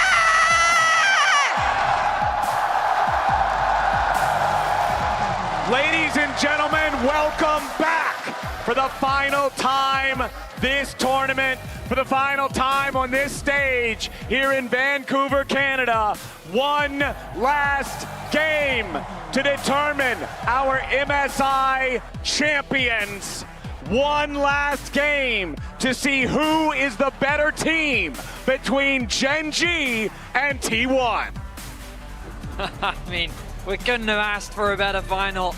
This MSI has given us the most best of fives at any Riot international competition. And for these two teams, these long-standing rivals, they will etch another chapter into the history books as it'll all come down to this. And gentlemen, we've seen a lot of one-sided game fives, but I feel like that we're gonna get a lot of spicy stuff when these two teams hit the Rift. I am so ready to see what the choices are going to be. Game fives previously have been the ones where we start to see those hyper carries. But with game 4 being Jinx versus Zeri, remember also, we saw the Cassante as well from Doran, so that's not available for Keen. Yep. There's so much already eliminated. There absolutely is, but these players have deep bags. There's a lot to still reach in and grab. And I mean, Doran still has his Gragas. There's so many iconic picks that are still up and available. We can see more aggressive picks, things like Draven. There's less meta picks like Ziggs, the AP bot laners that you can bring out. Ashe is still available. Caitlyn is still available. So there's still tons that these players can reach out and grab. To me, the question is not, can you find a champion that you can play in Game 5? The question is, can you find a champion that you can play in Game 5 that has a good lane matchup, that is part of a cohesive composition, that is also better than the composition that your opponents have crafted? And that is why Game 5 is so uniquely difficult. There's no prep you can really do because everything is based on what has happened in the series. The finals ban rate for Nico, for Pantheon, and for Varus will remain at 100% for the series. Kai'Sa and Maokai also banned out by T1, who are back on the blue side as Gen G think about their final ban in the first half. You have to imagine that Caitlyn is very high on the priority list for T1. Oh, Gen G throw down the gauntlet. Canyon's Nidalee is still available, but T1, will they prioritize their AD carry? Do they have something else in mind? Nidalee's available, as is its most classic pairing, the Renekton. So, the question is, do they want to deny it? And I actually think this is quite smart because Renekton is quite powerful at this stage of the game here with so many champions out of the pool. It also kind of denies the Nidalee by issue of taking its best pairing away. Well, to feel that for Canyon, it's just a champion that he's so amazing at. What we were looking at his win rate, 83% all-time career or something ridiculous like that. The Aatrox currently being hovered on the side of Gen G. And surprisingly enough, Leona still is available here. One of those primary engaged supports that can be very, very popular. There it is! They'll take it anyway. Renekton not required. I would not mind a Leona pairing. You need some sort of Hearts AC, I really do think. Some sort of setup to be able to land those spears, but maybe Canyon feels like, hey, I don't need it. I can just make it work anyway. Kobe talked about it on the desk. Last time we saw the Nidalee come out for Canyon against Owner, it was Owner's Lee Sin that really did rule the day, but the Lee Sin, of course, is banned out. So many of the strong physical damage junglers are all gone. You're having to reach pretty deep. Things like Nefiri that haven't been very popular. Things like Zed and Talon, if you want to go towards that AD route. Things like Kindred that we haven't really seen at all. Or you have to go the other path and go into some of these AP junglers. Things like we saw from Owner, such as the Lilia coming out. My goodness. I mean, I don't even know what predictions to throw out when you're this late to the draft. Different priorities naturally rise, as you mentioned earlier, Azael. Things shift. We talked about the Caitlyn earlier. That is currently the hover, and with time running out, Gumayusi will be bringing out his tried and true Caitlyn in this Game 5. I think we may just get Caitlyn Karma here. Honestly, I do think it would be a really tough lane to contest this late into the draft. But Faker considering just going for the Ahri. Karma makes a lot more sense to me. I do think this is just so smart here. You're denying the strongest pairing for the expected jungler. You're taking a lane-dominant 2v2 with very few answers remaining here. I do think something like Ashe could work, but Ashe has been so unpopular at MSI. It is a strong laner, though, and especially when you're this late in the game, there's not a lot of engaged champs. It can help to kind of bridge that gap, too. So I'll be interested to see if Gen G do actually consider it. T1 with a strong laner for topside, with a strong duo in their bot lane in the first 3 picks. Gen G, though, will lock in the Aurora. You can see here 6 and 9 throughout the tournament. It's been popular, but it hasn't been the most successful. But you have to come back to the question of, is it Chovy piloting it? The man is a monster on this champion. And with the pool as limited as it is, Gen G can attack that mid lane. They can narrow the options available, but it depends how confident Canyon feels in what he is playing against Oner. They have so much luxury in what they can limit. T1 can go for, but T1 can respond by narrowing that AD carry pool. They're going to ban the TF. You know, they could ban the Ahri that was hovered earlier if they are trying to really focus in on Faker here. Faker does have so many champions he's played over the years. The question is, how comfortable is he in a high-pressure situation like this, bringing something out that he maybe hasn't been scrimming with recently? Because that can be the situation sometimes if you're getting heavily target banned and flex picks have been used for other roles in a Game 5 series. The Silas, I mean, it's a rough matchup in the laning phase, but potentially in the context of the comp. Wow. I mean, I guess they're anticipating a possible Lilia to come through from Oner, an AP champion that could wave clear very fast to try and keep up with the Nidalee, and that means that they would need an AD mid with the Yasuo gone. Perhaps Yone is an alternative for Faker. Not one of his best champions throughout his career, but definitely still an option. I mean, it'll be really interesting. The Lilia is definitely what I was thinking of as, you know, more of these champions are getting banned out, especially if we do see more melee champs in the mix. When Oner brought it out yesterday, it was versus 4 melee, which I think was such a key part of it being so dominant. This is much more long-range comp. So I do think, yes, you can still make Lilia work. You can stack up your Q and look for Q flashes and things like that with the additional move speed to get in on backline. But it is a much harder game to play than the situation we saw him bring it out in yesterday. So yes, we are being pushed into Game 5, but really, when you look at a lot of these compositions, minus maybe the Nidalee, but that's a Canyon special, you could see this much earlier in a draft. All right, misfortune for Gen G with Leona, with Blitzcrank banned away. The thing that I'm looking at here on this composition, a total lack of engage, a lack of lockdown. Gen G still need hard CC somewhere as we wait to see the T1 picks for jungle and mid. And that's where you maybe start to really cook. Maybe you go to a weird support here, something that is off meta. It's going to be Viego Ahri. Yeah, as soon as you lock the Viego, I think you're going Ahri here because it's such a strong pairing. It's about that upfront burst. Ahri enables Viego by helping you get that first reset. And then Viego, of course, is helping Ahri as well by finishing off that kill, giving you additional charges of the ultimate to continue running over fights here. Very exciting stuff, but not easy engage tools being drafted. Pyke would give them some way to start a fight, but it is so risky. Thinking about Gragas as an option as well, the hover. Gragas support, I think, could be smart. Oh, they're going full. Ooh, no, we're going Pyke. My goodness, Duro. Carrier was one of his idols while he was attempting to make his way through the challenger scene in Korea. Upon being part of the LCK and having to face Carrier, he realized the gap that existed between them. But here he is today, matching against Carrier and bringing out a champion that is synonymous with the man. Duro will be playing Pyke into Carrier's Karma. The new addition to the team here, Game 5 international tournament here. You're up against T1 and you're slamming the Pyke, your 5th pick, has only played it 6 times in his entire career. Has not played it this split whatsoever. T1 have a lot of single target damage. When we think back to yesterday, Game 2, they snowballed a game perfectly. That's the level of play we're going to need to see from them. Picks across the map and early game domination against the teamfight comp from Gen G. They have an incredible amount of single target damage, but there's also so many good targets presenting themselves on Gen G.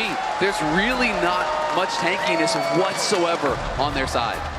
This is it. Gen G, can they find the creativity? Can they find the playmaking with this very non-traditional, non-heavy engaged comp? Or will T1's single target capability enable the Viego to reset and dominate these fights and propel them to their first MSI win since 2017?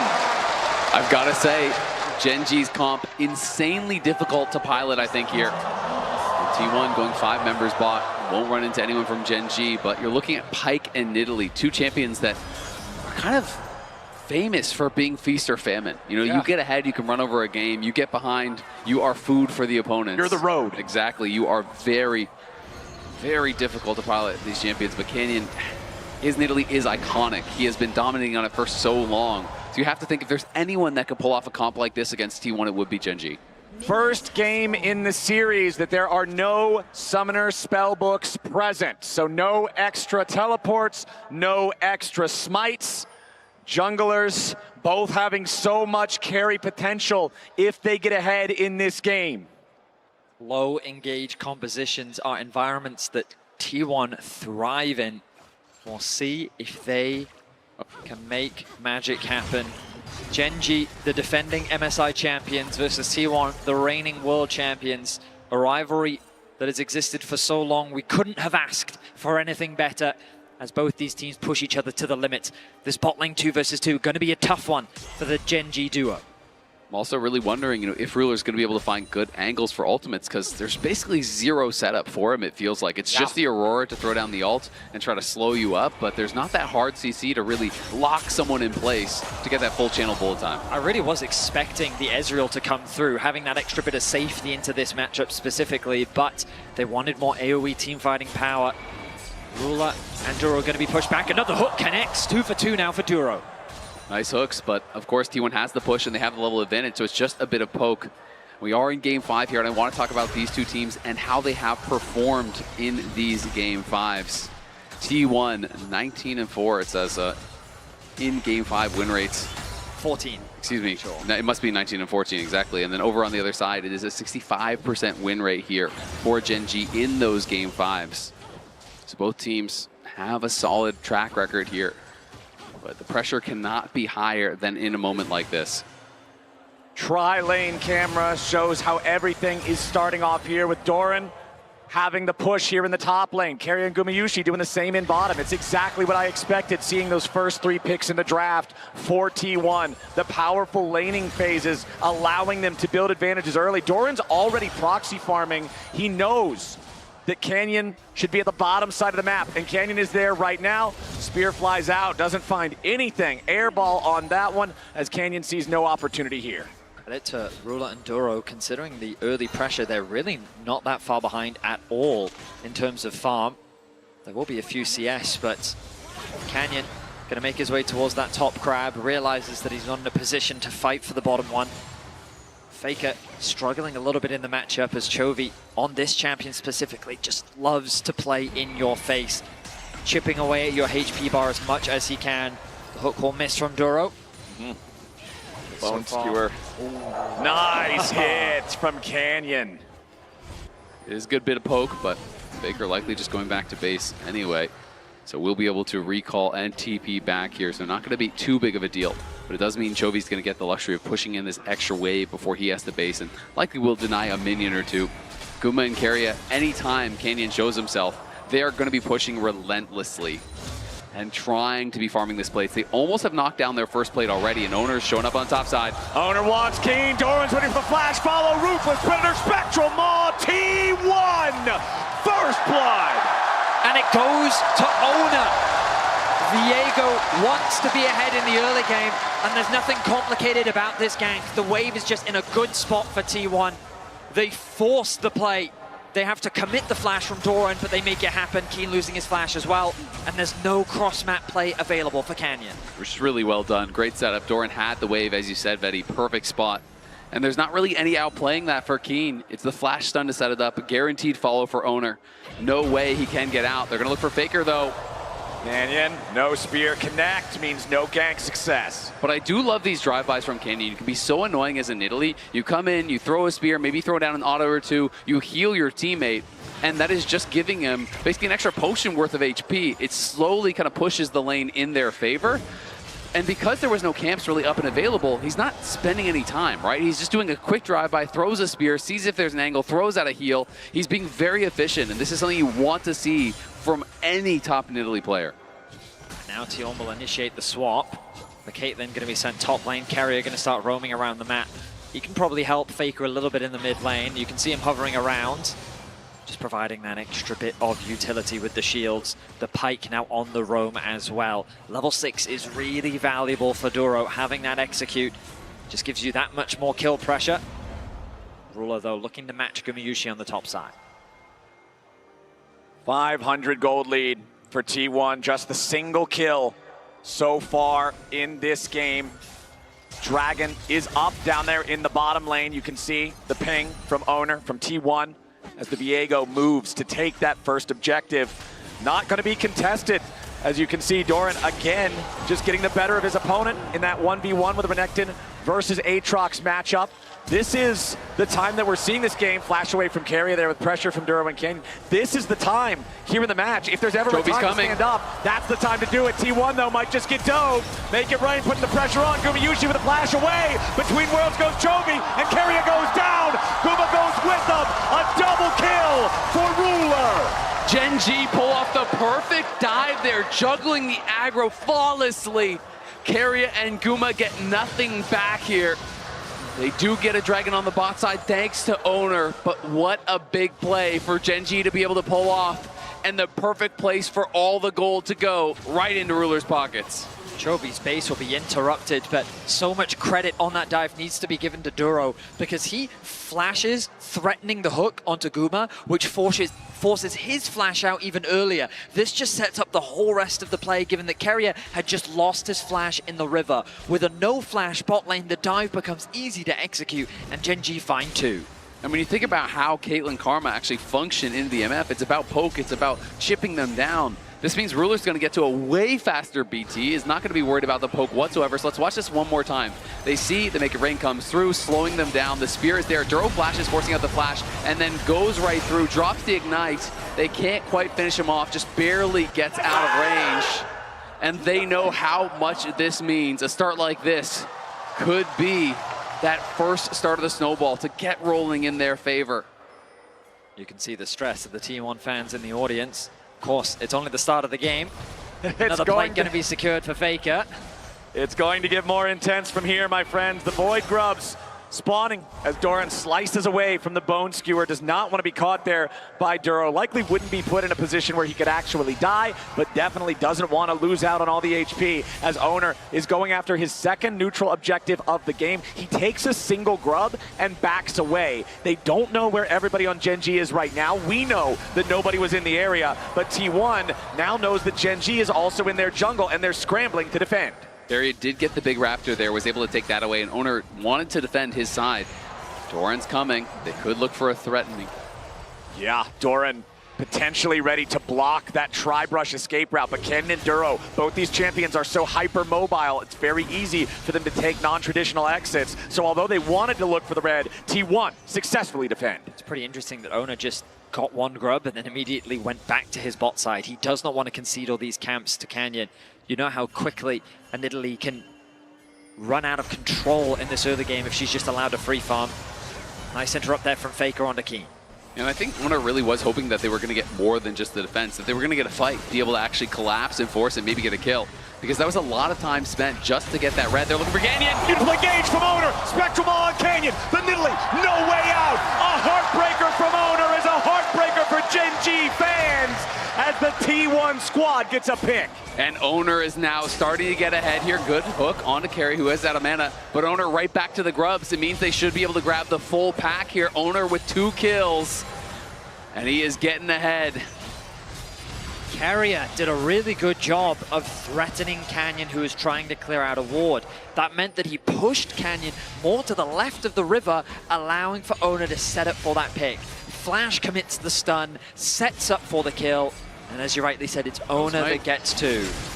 Duro, he wanted to try, I respect the effort, but Owner's got it on lock. All 3 grubs for T1.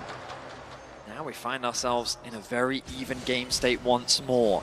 Of course, at the bottom of your screen, you see blue in favor of Doran, blue in favor of Owner, blue in favor of Faker. What was a very rough early lane matchup for him is now going much better after securing 2 plates in the top side.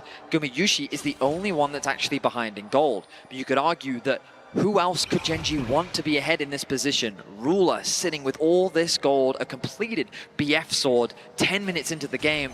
He's going to be the man to watch as we move into the mid game. Yeah, as that Bloodthirster will be very hard to poke out.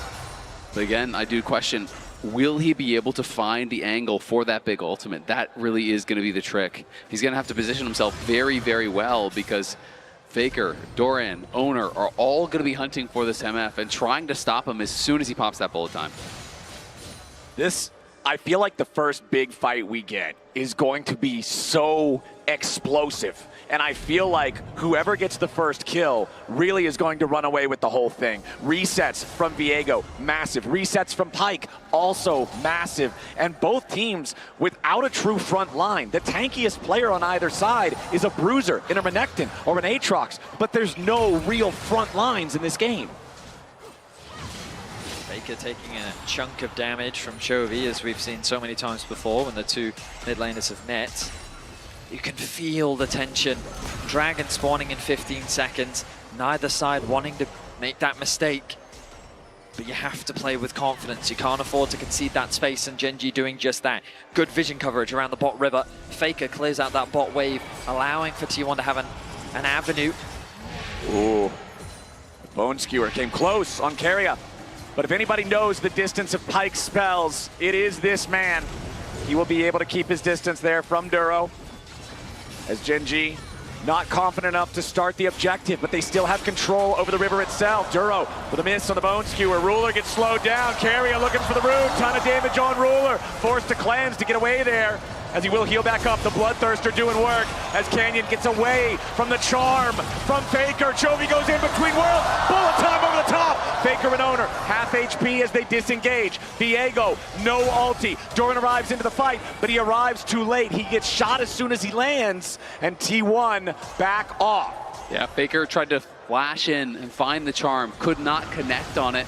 And as a result, they kind of got exposed there. Chovy just throws down the ulti for that slow as they're retreating, and Ruler pushes them back with his ulti. Does earn them this dragon here. Gen G don't get a kill, but do grab their first objective.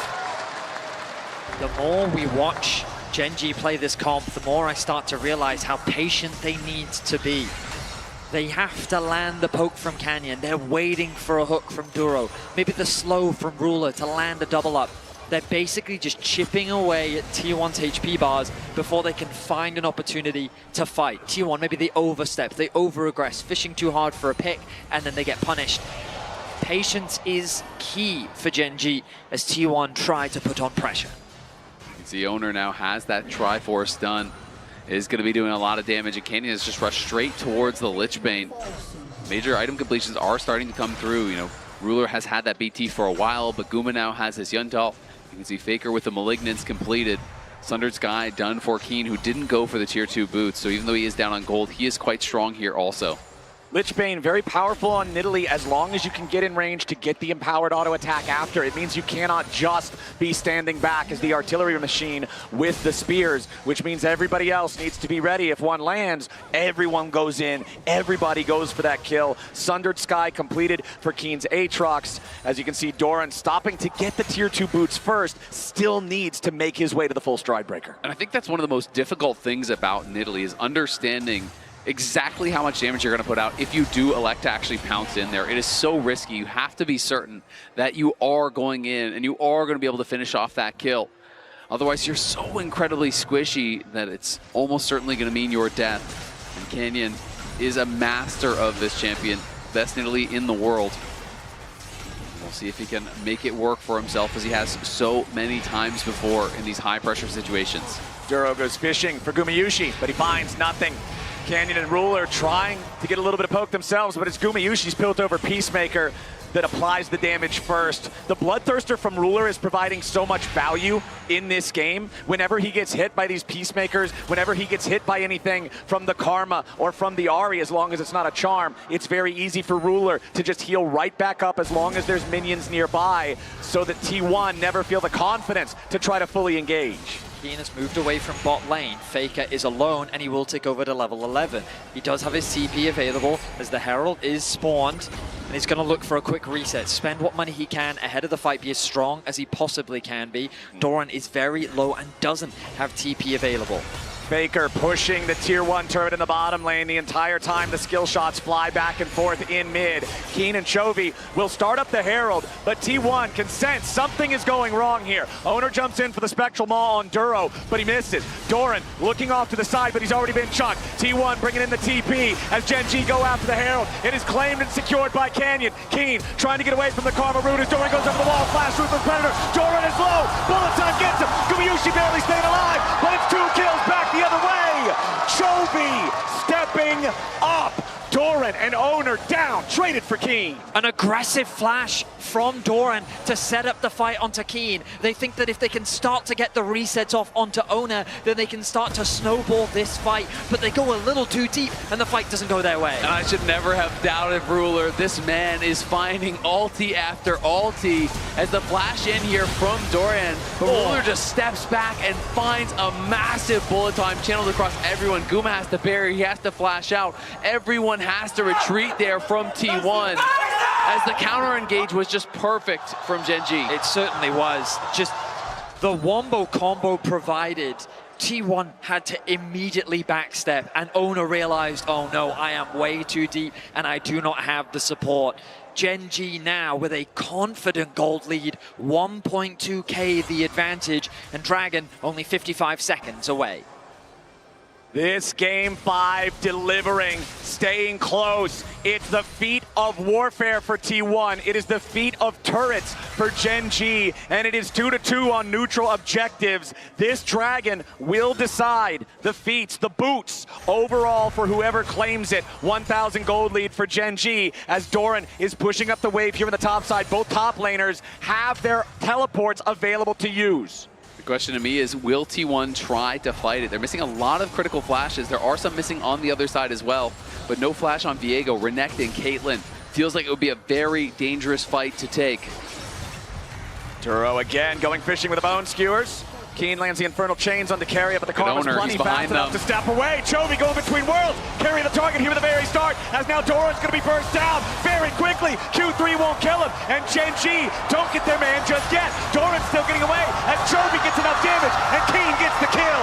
Gen G execute, and Doran falls. Faker is doing what he can on the other side of the map. He secures the tower, he continues to push in the wave, but Gen G will not slow down. Duro is fishing for a hook, he will be spotted, but they find themselves a pick. They set their sights on the tower, and Gen G is quickly taking control of this game. And T1 just really weren't in position to take that fight. Owner was looking for a potential flank there, but everyone from Gen G showed up. Faker's in bot lane doesn't have his teleport, so it's then a very difficult start to the fight because it's essentially a 5v3 for Gen G as the fight does kick off. And T1 just don't really have the ability to fight back in that situation. Infinity Edge now finished for Ruler.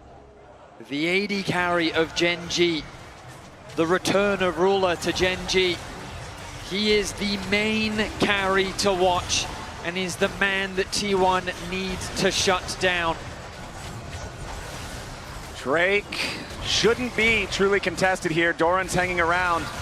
But Renekton can't do anything over the wall, and Canyon and Gen G claim the next Drake. And the feats of strength there. They're going to get the upgraded boots off the back of that. T1 just not feeling that they are in a position to really get anything done.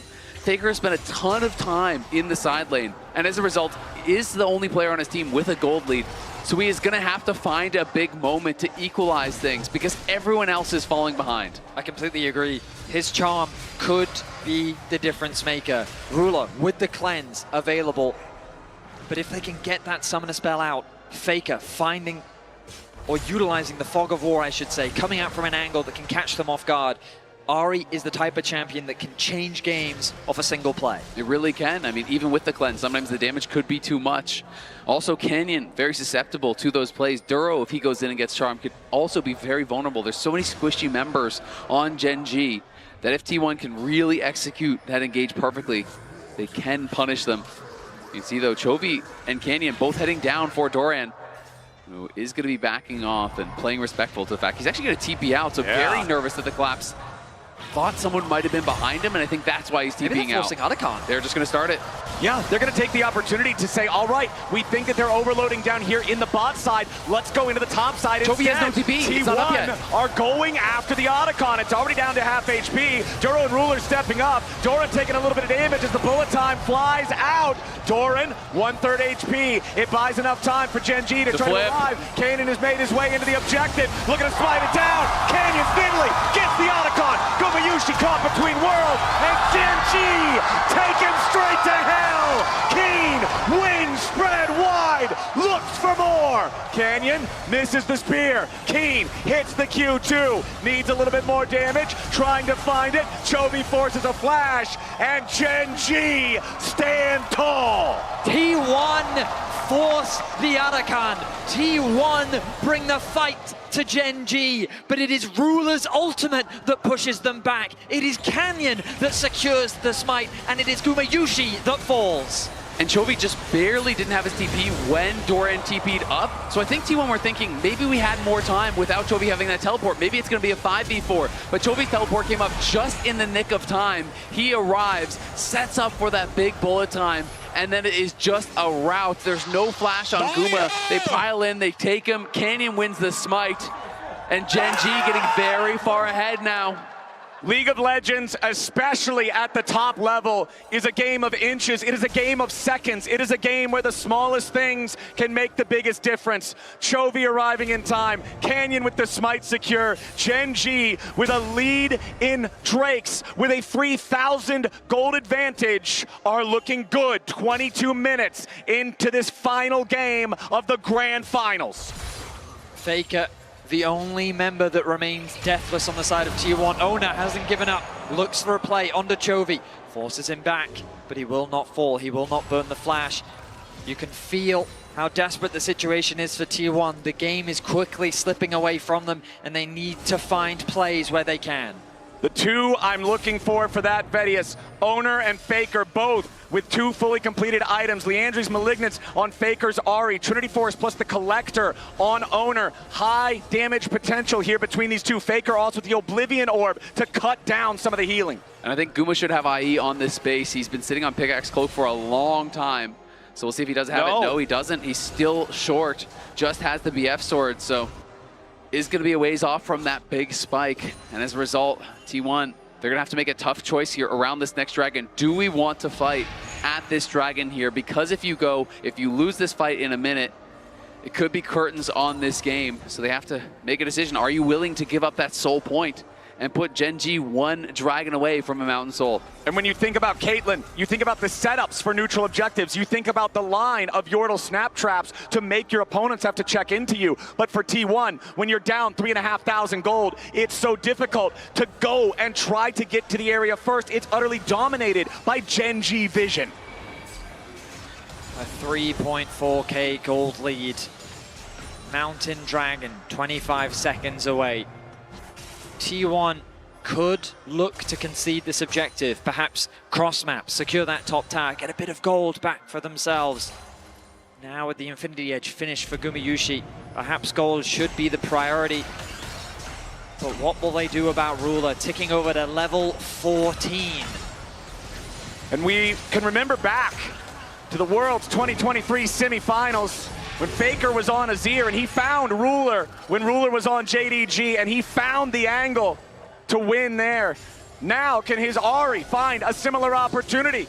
Gen G setting up here in the bot side river. Gumayushi has his Infinity Edge on the Caitlyn. Gen G already with the objective, down to 5,000. Faker and Doran over the backside of the pit looking for their entry here into the fight. The Drake down to 3k. Chovy going between worlds. T1 forced away. Drake claimed by Ruler.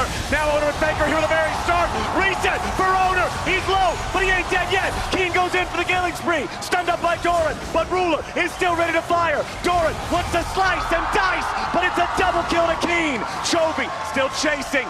Faker only tagged with a 2-fold hex. Faker found the charm and Owner found the kill onto Canyon, but not before Gen G got the dragon, and Gen G win the fight anyway. The plays were not enough. The Baron is now alive, and Gen G feel monstrous. They feel like a mountain that cannot be overcome. We look back at the play and it's Canyon that does get targeted. Faker finds an incredible angle, but the response from Gen G is simply to fight back. A beautiful charm, the collapse owner, but look at the ulti from Ruler. Duro keeping the bot lane distracted, then Ruler turns his attention to Gumayushi, forces him to flash out.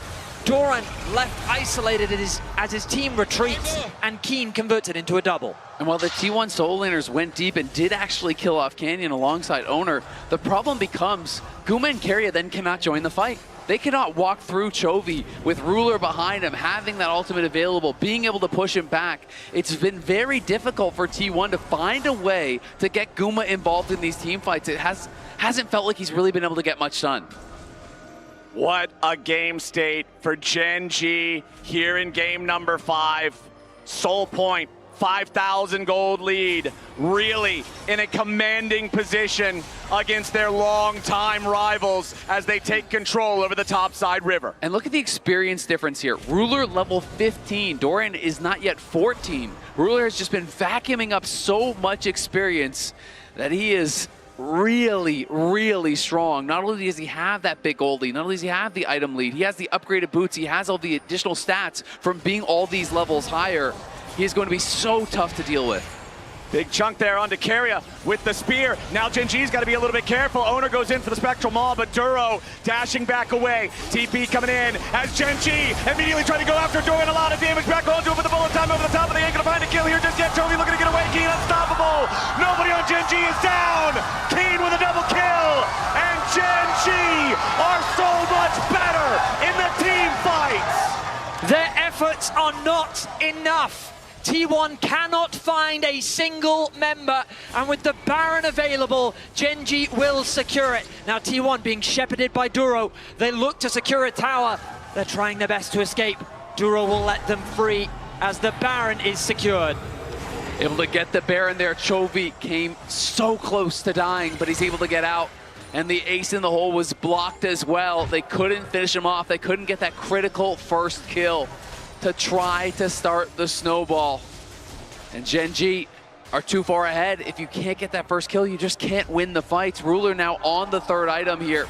We can watch it one more time. Dorian decides that it is go time. The teleport was coming in here, and Gen G realized they have got to defend this teleport. They can't allow Chovy to be isolated from the rest of the team. So as they go in, Dorian gets hooked, and he just flashes in the midst of everyone, putting that pressure on. But then the turn here on to Chovy. He is rooted up. He is burst incredibly low, but look at Owner chasing after him. Can't get the last hits to finish him off. He not only body blocks the ultimate from Caitlyn, but also gets the kill onto Owner. Keen acting as both defense and offense in that play as he swings the fight in their favor. Throughout this series, Keen has had strong individual performances on his top lane matchups. And here in this game, 6-2-1, he's feeling great on the Aatrox. Turret destroyed, down there in the bottom lane. A Baroned up Gen G, 8,000 gold ahead. Duro with a Bone Skewer onto Faker. It's not a kill, but it gets the Spirit Rush. Without the ulti, the Ahri is so much weaker, and the last bit of damage from the twofold Hex return into the Electrocute puts Faker at 5% HP. Once the Liandry's is done burning, he's got to recall. He's got to go back to the fountain, and T1 have got to try to stabilize because Gen G are bleeding them out. And no one is going to be able to answer the top lane. Dorian was trying to push out that bot lane wave to be able to answer there, but you can see Keen was pushing in the top side. They take the tier 2 mid. They're stealing away the top side jungle as well. Gen G just getting further and further ahead here. 10 seconds just about until that soul will be available for them. Keen has got to get out of here, but T1, they may need to try to chase. They can't do it. Going for that chase may have lost them valuable time because Gen G is already back out onto the map. You'll see Duro making his way towards the bot side river. Ruler right behind him. Chovy going to push out that mid wave. A flawless performance from the man in mid. 1-0-9 the scoreline, 100% kill participation. And Ruler will waste no time securing this dragon. T1 are in a desperate spot. They needed to chase after Keen because they've got to find any opportunity they can, but the cost is the inability to fight for the Dragon Soul. It is Mountain Soul claimed by Gen G. And now I think the only hope for T1 is you try to buy time until an Elder spawn and you pray that you can somehow get over there and steal it, but Gen G I don't think are going to give you that time. They are so far ahead at this point. 7,000 gold, Mountain Soul against a composition that needs that first kill, that needs the upfront burst, and is now going to have to do so much more of it if they want to be able to get anything done. And back at the very beginning of this game, before minions even spawned, Isaac, you were talking about the difficulty in piloting this composition for Gen G, the burden of execution on the champions they've chosen, and the #1 team from the #1 region in the world is showing why they sit at the summit. Exactly, that's why Gen G is Gen G. You can see these luxury items starting to come through as well. The Zonia's is done for Canyon. A QSS purchased by Keen, as well as the Warden's Mail. He knows, I don't need more damage. I just need to not get one shot, and we will win this game. Baker chunked down to half. Duro and Keen putting in a little bit of damage on him. T1, they have no flash on Doran. There's no opportunity to try to go in for that Ruthless Predator play. You can see the Spectral Maw charging onto Owner, but it's so difficult to try to go anywhere near Gen G at this point. They're stepping up, and they're putting the pressure onto the Tier 3 tournament mid. Doran tries to slice forward, but he instantly loses half HP. Gen G are on the precipice of greatness here. Oh, a lot of damage there onto Duro, but he'll be all right. He dashes backwards. Owner trying to clear out the chickens, get something while they defend here. They have been perfect the entire split long in the LCK. Didn't drop a single series. They have been perfect at MSI all the way through the winner's bracket. Did not drop a single series. Something that has never been done before. And Gen G getting closer and closer to being able to accomplish that. All right, Gen G with victory within their grasp. It is 4 minutes until the Elder spawns, but it is less than a minute and a half until Baron returns to the Rift. For T1, that is a scary prospect. Gen G controls the entire map. It is so dangerous for T1 to step out anywhere into this. Gen G, they know it. They're shoving up the waves. They're making that fear palpable for T1, as you could see how dark the fog of war is right now. Gen G putting pressure across the entire map. T1 will need a miracle. The magic of this roster has been seen before, and they will need to find it in order to turn this game around. It is an incredibly desperate situation, but if there's one man you would put your faith in to try to make that play, to find that moment in a situation like this, it would be Faker.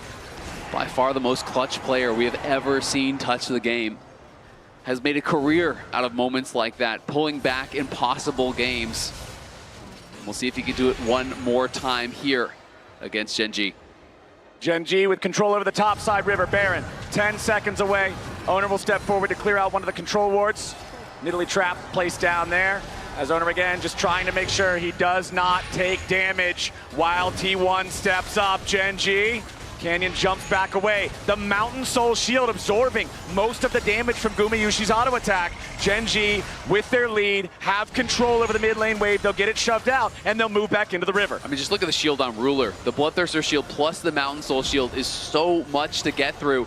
And they can just sustain off of this Baron. They're going to start it up and force T1's hand. Gen G daring T1 to answer them at the Baron. Chovy and Duro are the ones in position to try to interrupt. Faker goes in for the flash charm, but he won't find it. Owner looking for a chance to steal with the bullet time, immediately forcing him all the way away. He tries to survive, but Canyon will bury him in the river. Gen G, Baron +1.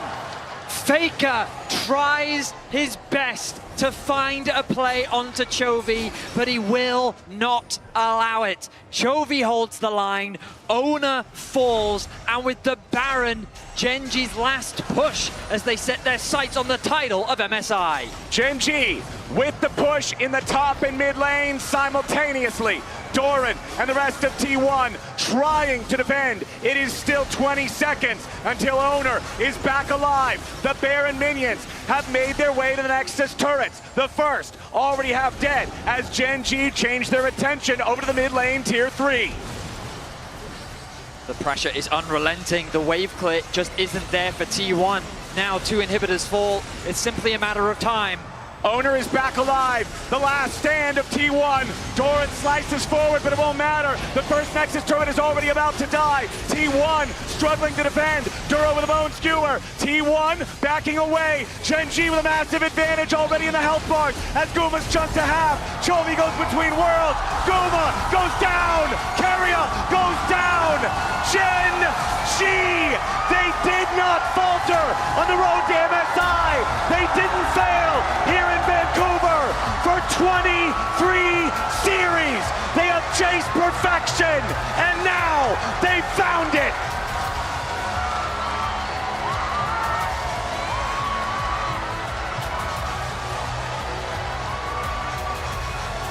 Gen G have done the impossible, a perfect split into a perfect international tournament here.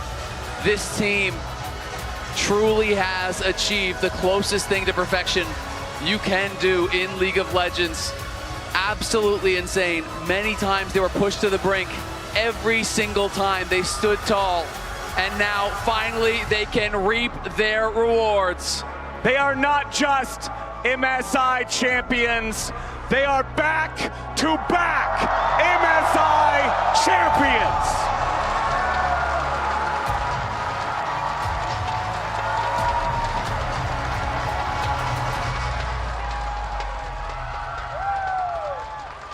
Simply an incredible run from Gen G. They sought perfection and they have found it. T1 pushed them to the very brink, but it simply wasn't enough. The reigning MSI champions will hold on to their title and bask in its glory.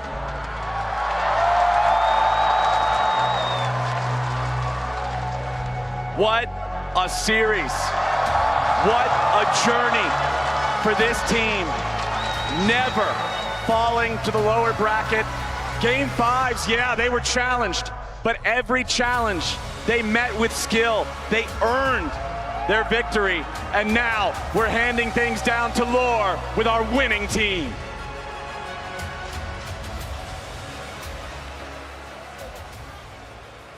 Thank you so much. 두로 선수, 룰러 선수, 송이 축하드립니다. 감사합니다. 감사합니다. Vancouver, please for your MSI champions.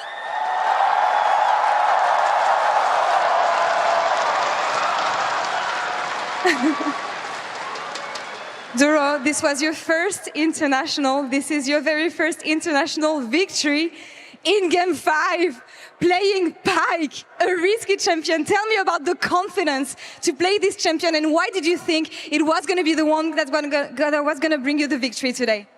듀로 선수 첫 국제대회였고 첫 국제대회에서 이렇게 우승까지 이루어냈습니다. 5꽉 경기 끝에 승리하셨는데요. 5세트 정말 중요한 순간에 파이크가 등장했습니다. 굉장히 하이 리스크 챔피언인데요. 어떤 자신감으로 파이크를 뽑을 수 있었는지, 그리고 5세트란 순간에서 파이크가 왜 우리가 필요한 픽이다라고 결정하셨나요?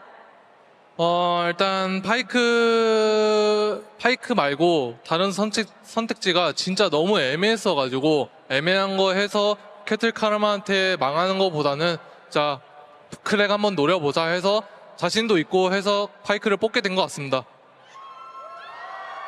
I had several other options and they were pretty meh and mid. So instead of going for this mid options, I would rather go with Pyke because I didn't want to get smacked by Caitlyn Karma in lane. You know, I wanted to go for the high risk play and make something clutch happen, and I was pretty confident about the pick. Giga chat attitude from an international rookie. Ruler, you're the first player to win MSI with 2 different teams from 2 different regions. Now,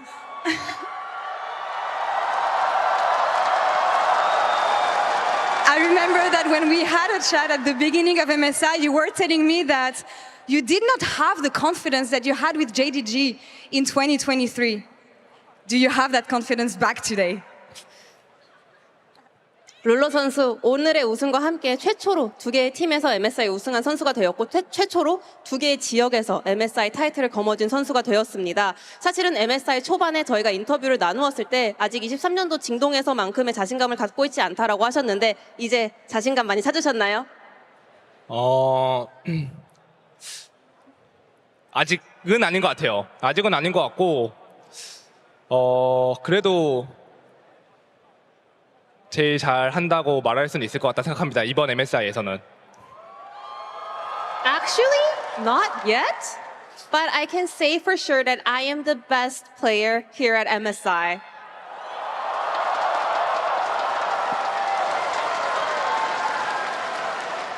Duro, you entered this year with a challenge, joining one of the most successful orgs that we have in League of Legends history.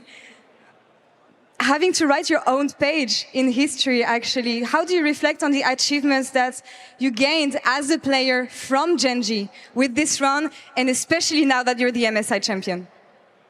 주로 선수 올해는 정말 큰 도전이었습니다. LoL 역사상 정말 가장 성공적인 팀 중인 하나인 젠지에 합류하면서 스스로를 끊임없이 증명하셔야 했는데요. 이렇게 MSI 챔피언이 되신 만큼 본인이 이룬의 성과 그리고 성장에 대해서 어떻게 생각하시나요? 일단은 이 말을 먼저 해야 될 것 같습니다. 젠지가 저를 좋게 봐주셔서 이 자리까지 오게 된 것 같고요. 이제 뭐 저의 성장도 있겠지만 이제 다른 형들이 나머지 4명 형들이 너무 저를 케어를 잘해 주셔가지고 당연히 감토님들도 케어를 잘해 주시고 해서 제가 충분히 이 자리까지 오게 될 수 있지 않았나 싶네요. I want to say this first off. I was able to make it all the way to here because Gen.G thought really highly of me, and I'm very grateful for that. And also, it's just not about me doing well, it's just the rest of the 4 players taking really good care of me, also the coaching staff. So I want to say thank you to everyone who helped me to reach where I'm at right now. Now, Ruler, I know that you were hungry for international experience, especially after missing out last year. What does this victory mean to you today, now that you're back and the champion again? 또 룰러 선수는 작년에 국제대회를 참여하지 못하면서 이에 대한 갈증이 굉장히 크다고 하셨는데 이렇게 국제대회 무대로 돌아오셨고 이렇게 오늘 우승을 만들어내셨습니다. 지금 어떠신가요?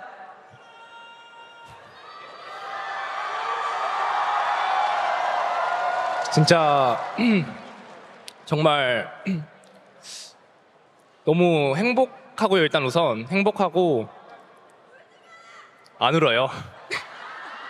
이렇게 대회 LCK에서 주관하는 그리고 그런 대회들을 다 계속 나가는 게 어쨌든 제 목표고 거기서 증명하는 게 저의 가장 궁극적인 목표인데 계속 그렇게 이런 데 나와서 이렇게 증명하게 된 것 같아서 너무 행복하고 이제 그냥 모든 대회 다 나가서 이렇게 우승하고 싶네요.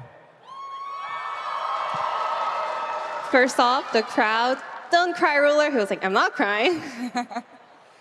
I am very, very happy at this moment. And I also mentioned my goal as a professional player is just participating in these Riot events and keep proving myself. And I think today's victory means that I proved myself, which makes me really happy. I just want to keep on going, keep on participating, keep on making appearances, and keep on winning.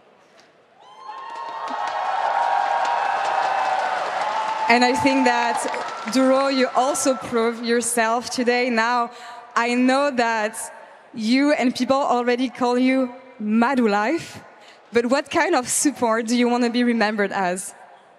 주로 선수도 오늘 이 자리에서 본인 스스로를 성공적으로 증명해내셨습니다. 이미 많은 팬분들이 매 듀라이프라고 부를 정도로 주로 선수의 놀라운 플레이에 대한 칭찬을 아끼지 않는데요. 개인적으로 어떤 서포터로서 기억되고 싶으신가요? 제 우상이 매드라이프 선수였는데 그때 시절에 매드라이프 선수가 진짜 획을 기울 정도로 엄청난 명성을 떨치시고 이제 많은 롤의 역사를 뒤바꾸셨는데 저도 그 정도 매드라이프 선수님만큼 명성을 쌓고 실력도 쌓을 수 있는 그런 선수가 되고 싶습니다. In fact, Mad Life was my idol. When I started, I always looked up to him because he's a support player that opened a new chapter of the role as a support. He has untouchable reputation and I just want to be like him. I just wish my performance could be as good as Mad Life. I just want to have the reputation as good as Mad Life, so I'm just going to keep grinding and keep going forward. And you're absolutely writing your page in history there now. I would like to ask them to share some words for their fans. 팬분들께 한마디 해주세요. 나부터 할게. 제가 이 자리에 있기까지 정말 많은 팬분들의 좀 도움이 있었는데요. 그래서 좀 뭐랄까 정말 그냥 이렇게 환호해 주시는 것도 너무 감사하고 그냥 모든 게 다 감사의 따름이라서 앞으로도 계속 좋은 모습 보여드리면서 저희 팀원들이랑 다 같이 나갈 수 있는 대회 다 나가면서 우승할 수 있는 모습 계속 보여드리고 잘하는 모습 보여드려서 계속 이렇게 환호성 받을 수 있게끔 할 테니까 또 많은 응원 부탁드리고 염치 없지만 항상 감사하고 오늘 하루도 좋은 하루 보내시길 바라겠습니다. 감사합니다.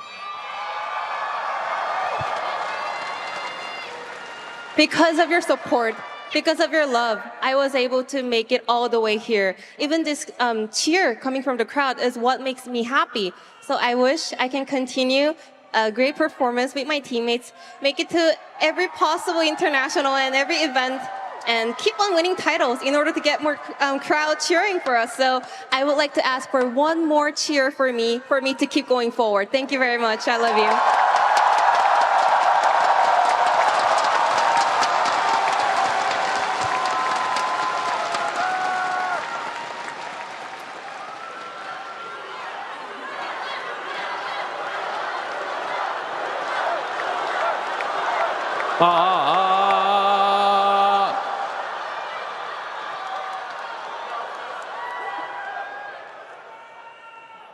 Oh, thank you.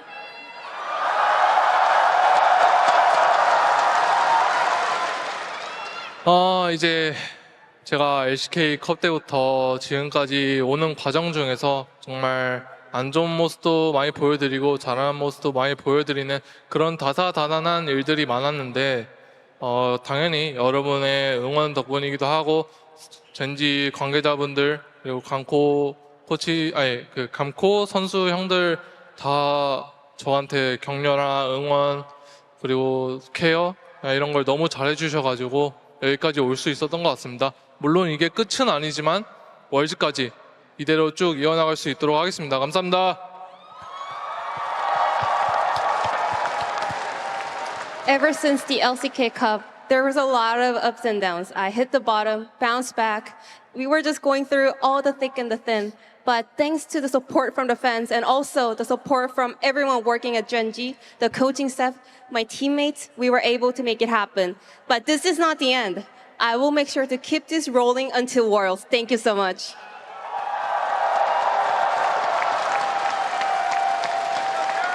It is just the beginning for this roster. Now, we have to honor another player from Genji. The 2025 OPPO Finals MVP.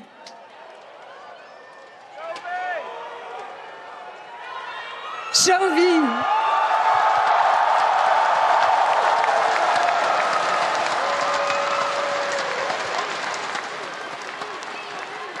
A round of applause for Chovy.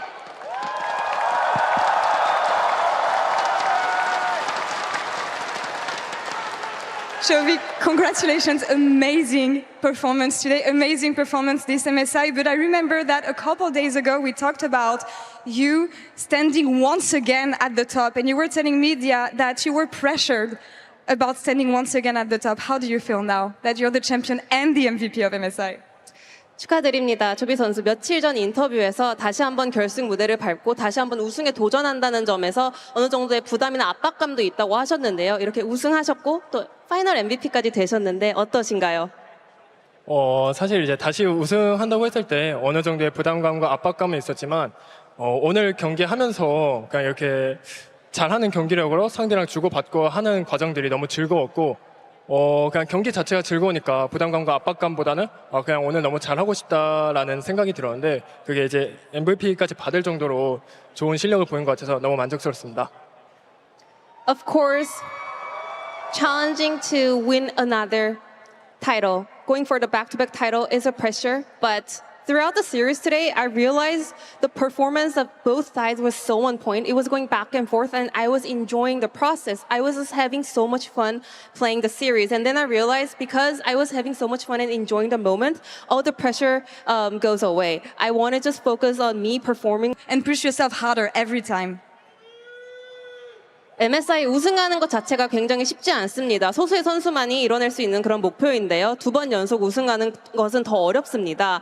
초비 선수는 이런 위대한 업적을 이뤄내셨는데요. 본인의 동기부여가 무엇인지 어떻게 해서 끊임없이 더 나은 선수를 되기 위해서 노력하시면서 이 자리까지 오실 수 있으셨나요?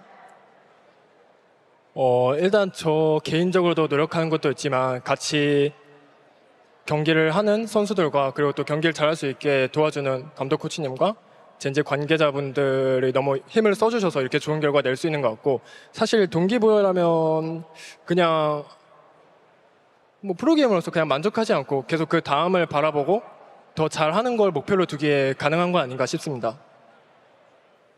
I want to say first, it's not just about me performing well in order to win the title today. It's just everyone worked so hard for the moment. The teammates, the coaching staff, even everyone working on the Gen G side supported us so well, so we were able to accomplish this.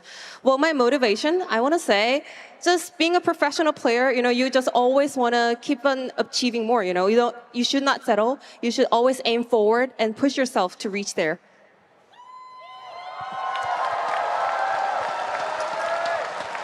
Then what is the next step for you, Chovy? What is the next step in your journey?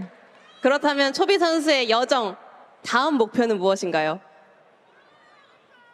일단 다음 목표는 사실 뭐 EWC도 있고 뭐 정규 리그도 있겠지만 아무래도 가장 큰 목표는 월드 우승이 아닌가 싶습니다.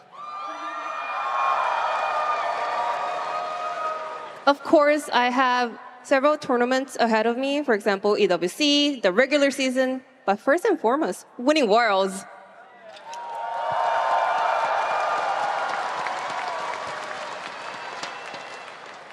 So do you have any closing thoughts for the Church of Chovy today to support you? Who supported you? And who shows the confidence that you're going to win Worlds this year? 마지막으로 초비교 신자분들 있죠. Church of Chovy 분들에게 여태까지 항상 믿고 기다려줬고 또 초비 선수 월드 우승 말씀하셨잖아요. 당연히 할 수 있다고 믿으시는 팬분들께 한마디 부탁드립니다.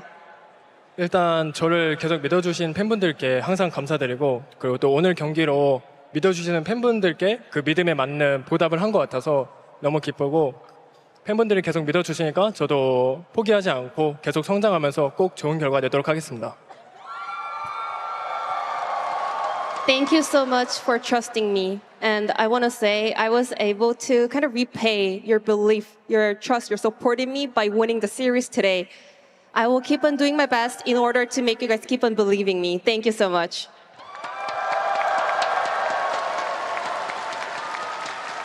Now to all the players, Gen G, congratulations once again on being the MSI champion. Vancouver, please a round of applause one last time for your champions.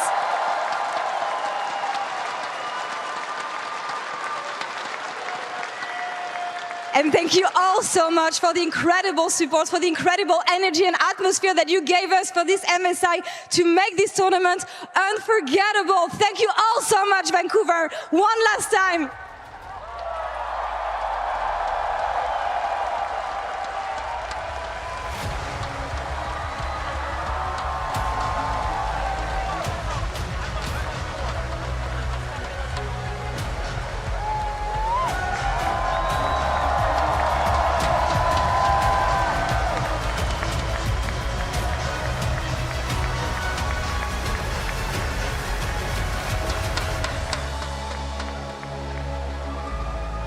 Gen G are your champions, Vancouver. We've got an extra treat for you because Ruler is joining the desk in just a little bit. We've got a lot to ask him, but first, I do need to talk to my analysts about the sovereign Game 5 that Gen G was able to play, which is not easy when you're up against a T1 specifically in this situation, Maurits. It's just insane to me that no matter how many times teams try, actually beating Gen G once happens a lot. Twice, a lot of teams have done it. But the depth and clutch factor of so many members on this team just keeps coming back to save them. Because the fact that Duro gets to pick Pyke in a Game 5 amazing. and actually makes it work, because I'm telling you, I saw the locked in, I'm like, oh boy. You did. This was a composition that took so much skill to execute, and they had extremely good counter engages when T1 reached for that kill to try and make their pick. The ultimate from Ruler coming over, the ultimate from Chovy, the counter was so good. It was, and you just see it takes a village to perform at this high of a level, to feel comfortable this long time in Vancouver against multiple opponents and throughout 23 series consecutively. Chronicler, this is madness. It really is, and we keep going back to it because it feels so unrealistic. And the biggest thing to me is this time, this win streak, again, Gen.G is fighting their own win streak of 24 series, but this one spans an international tournament, a grueling one, a double elimination best of 5 bonanza, and they still get it done. They absolutely did, but of course the counterpoint is always going to be, they also did last year. I think more than anything, this again puts the eyes on Worlds, and we heard it there from Chovy again as well. He wants to repay that trust that everyone has had. I think it's going to be really difficult to not drop a single series until Worlds, but I do feel, Kobe, that this experience here, as Chronicler says, at this very grueling tournament, will shape them going into the second half of this year, into that World Championship that they covet so much. They continue to build on it and continue to improve series after series after series, gaining more and more power. Look at the smiles on their faces. Pretty heavy, that thing. It actually is. I mean, Canyon, you love him, don't you? And he did his job in Game 5, Kobe. He's a long time been my jungle GOAT. A lot of people really look up to him. He can play any sort of style, any sort of champion. He is so versatile and so good. He can do anything, but he also just slammed in Italy in Game 5, right? It was great to see. Oh, and Duro, what a situation to be in, Maurits. There is so much pressure coming in as a support on, obviously, the org that has been insanely successful, most successful domestically in the LCK for years, obviously still an international force to be reckoned with, and then coming in next to Ruler as he returns, having the really filled the shoes of some amazing supports as well. Lance, who was, by the way, last year's MVP, Delight, who is one of the best engaged supports in the world, and Duro, for me, it's about the development. How fast this player has grown from what was just a rather middling support to a support that in a Game 5 of an international Fearless comes through. So much pressure on him. Actually incredible how he has performed with all eyes looking at him. That man, if there was an unofficial award for best reactions, for most memeable coach reactions, that man would be at the front runner. Let's be real. They'd be winning as well. Best vibes. Still now on stage as well. Yeah, incredible. Also fantastic just talking to the crowd. I love the way they were playing with the crowd as well. Like, you're going to have to keep cheering for me, Ruler said, for me to give you these performances. I love it. They have unbelievable influence. And just the fact that Chovy is the Oppo Finals MVP. We were talking about it here, but yes, you could make an argument for Ruler very much so, but I just take into context quite literally as well of the pressure on his shoulders and the fact that throughout the 5 games he was one of the very important bricks to build that house towards that victory. We saw it in the game number 5, obviously the end game of throwaway, but even the Talia game, he tried his best, tried to have impact on sides.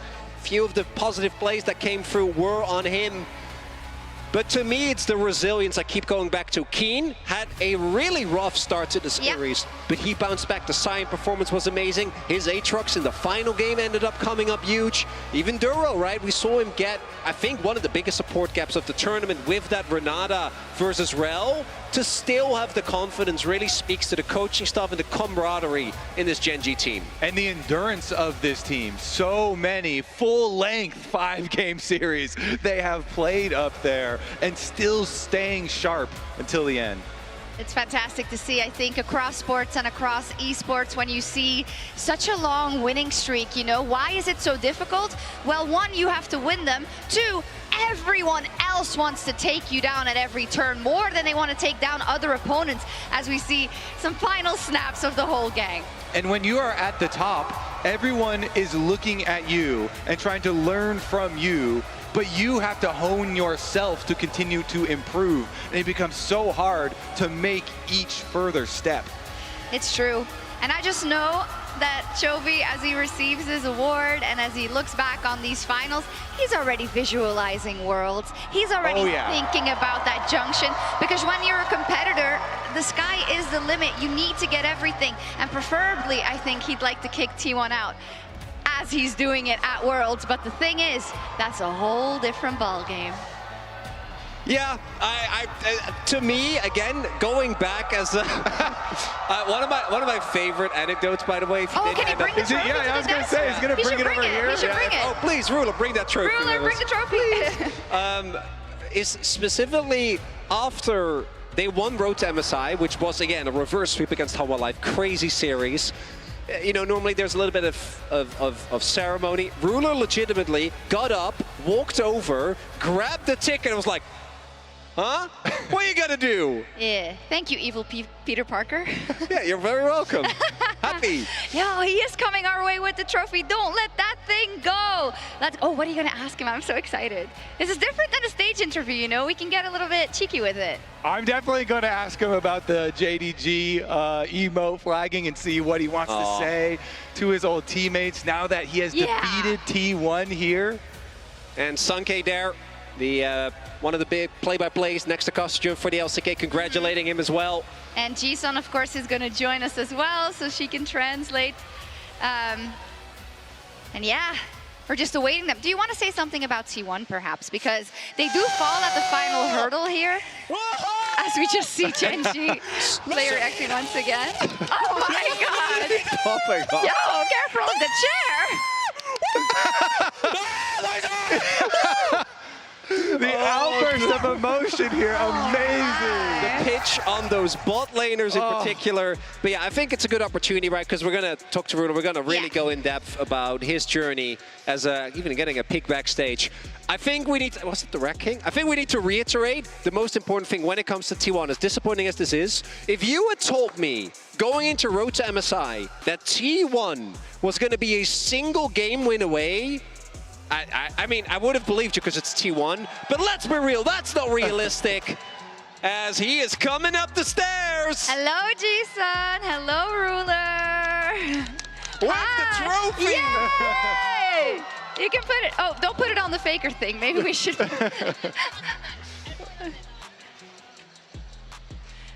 Okay, let's put the headsets on. Wait, how heavy is it? Whoa! It's heavy? It's heavy? Hello, Ruler. Congratulations. Amazing. We already just saw your interview on stage, of course. Yeah, but just from our side again, kind of, do you want to go a little bit more in depth? What maybe in a 23-game win streak, what makes it hard to hang on to that, especially when one of those is an MSI final? 다시 한번 정말 축하드리고요. 23연승 계속 이루어내고 계신데요. 사실은 이런 기록을 유지하는 게 얼마나 힘든지 정말 궁금하고 또 MSI뿐만 아니라 정말 오랜 토너먼트를 거쳐서 이렇게 기록이 유지되고 있잖아요. 어떤가요? 일단 이런 연승을 유지한다는 게 좀 쉽지 않다고 생각하는데 저희 팀원들이 다 좀 되게 열정이 넘쳐가지고 이제 경기 하나하나 되게 좀 뭐랄까요, 좀 많은 스트레스를 받아가면서 좀 하다 보니까 좀 디테일 있게 게임도 많이 나오면서 이렇게 잘 이기면서 여기까지 왔던 것 같아요. It's definitely not easy, but I think our players they're just so passionate about the game. They get so stressed out after every single game, which makes them learn about all the details in game, and I think that made us evolve even more. Kobe? I wanted to ask you, we saw you flash the JDG emote, your old team. Is there anything that you want to say to your old teammates now that you have defeated T1 here? 또 이번 대회 내내 JDG 감정 표현을 계속 사용하셨잖아요. 또 이렇게 T1을 잡아내신 만큼 JDG 전 동료들에게 한마디 하실 수 있다면? 일단 그때 이제 23년도 그때 팀원들 중에서도 이제 모던 팀원들도 있고 우는 팀원도 있는데 되게 그때 팀원들 덕분에 제가 지금까지 더 잘할 수 있게 됐던 것 같아서 좀 그때 배운 룰이 좀 많았던 것 같아요. 그래서 정말 그때 그렇게 많이 도와줘서 고맙다고 전하고 싶습니다. Some of them made it to MSI, some of them did not make it to MSI this time, but I think from that experience I was able to learn so much. So I just want to say thank you. Because of you guys, because of the experience, I was able to become a better player. So, Ruler, next up, obviously you were able to win MSI on JDG, but coming back to the LCK, being back at Genji specifically, you've been synonymous with this org for so long. I know the org means a lot to you. you also mean so much to the org. How is it to secure Gen.G, the second MSI title in a row? 또 JDG에서 생활하신 뒤에 젠지로 돌아오셨는데 젠지와 룰러는 거의 사실 동의어라고 볼 수 있을 만큼 정말 깊은 인연을 갖고 있습니다. 젠지에게 룰러라는 선수의 의미가 굉장히 크고 또 룰러 선수에게 젠지라는 그런 팀의 의미도 굉장히 클 것 같은데요. 젠지의 이런 두 번째 이 연속 MSI 타이틀을 가져다 주었다는 것은 어떤 의미를 갖고 있나요? 일단 젠지라는 팀과 제가 좀 서로 신뢰 관계가 좀 많이 두터운 것 같아요. 그래서 사실 이렇게 젠지에 돌아오게 됐을 때 사실 젠지도 뭔가 선택을 한 거잖아요. 그래서 쉽지 않았을 거라 생각을 하는데 그 믿음에 보답을 해준 제가 한 것 같아서 너무 서로한테 너무 되게 좋게 다가올 것 같고요. 그게 그리고 앞으로 젠지에서 제가 3년 계약을 했잖아요. 그래서 앞으로 남은 그 3년 동안 얼마나 더 많은 성적을 낼지 기대가 되고 같이 좋은 성적 내면서 나아가겠습니다. Gen.G and I trust each other so much, and Gen.G deciding to kind of have me back on their roster is a huge decision, a very hard decision to actually make. So I'm very glad that by winning this MSI for them, I was able to kind of repay their trust that they had on me. And I'm on a 3-year contract with Gen.G, so I'm very excited to find out how many more achievements I can make together with this org. Lovely. Now, when it comes to this matchup, of course, T1 has a little bit been the nemesis of Chovy internationally and of Gen.G internationally specifically. Could you tell us some of the reasons why it is quite hard to play them maybe from the laning phase in these important games at internationals? And what do you feel you've gotten better at that you were able to put them aside in this game 5? 또 아무래도 T1이라는 팀이 또 페이커라는 선수가 이렇게 국제 무대에서 특히나 초비 선수 그리고 젠지를 좀 잘 잡아내는 그런 팀이었던 것 같습니다. 항상 어느 점에서 그런 어려움이 좀 있다고 생각을 하는지 뭐 예를 들어 라인전부터 뭔가 상대가 빡빡하게 가져가면서 일어나는 그런 경향성이었는지 그리고 이번 시리즈 그리고 특히나 5세트는 어느 점이 달랐기 때문에 이렇게 멋있게 승리 가져올 수 있었나요?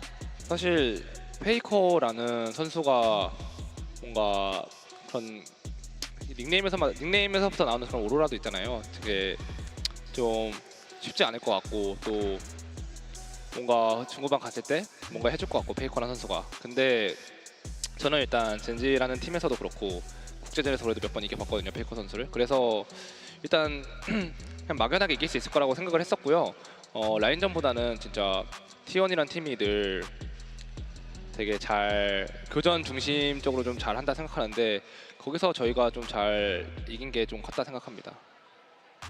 I mean, Faker, just the name tag has so much aura. You know, the pressure that comes from the text is so huge, and also once the game goes to like later phase, you just have the feeling that he's just gonna make something clutch. You know, that's a huge pressure as well. But myself and Gen.G also have some experience of beating T1 actually and beating Faker. So I think I had a really brief feeling today. We might be able to win. We can actually win them. So I think this is all about the aura coming from him. But I also had a big confidence. And he has aura as well. 룰러 선수도 아우라가 장난 아니시거든요. 감사합니다. There are a lot of players that really look up to you because you've been so successful for so long.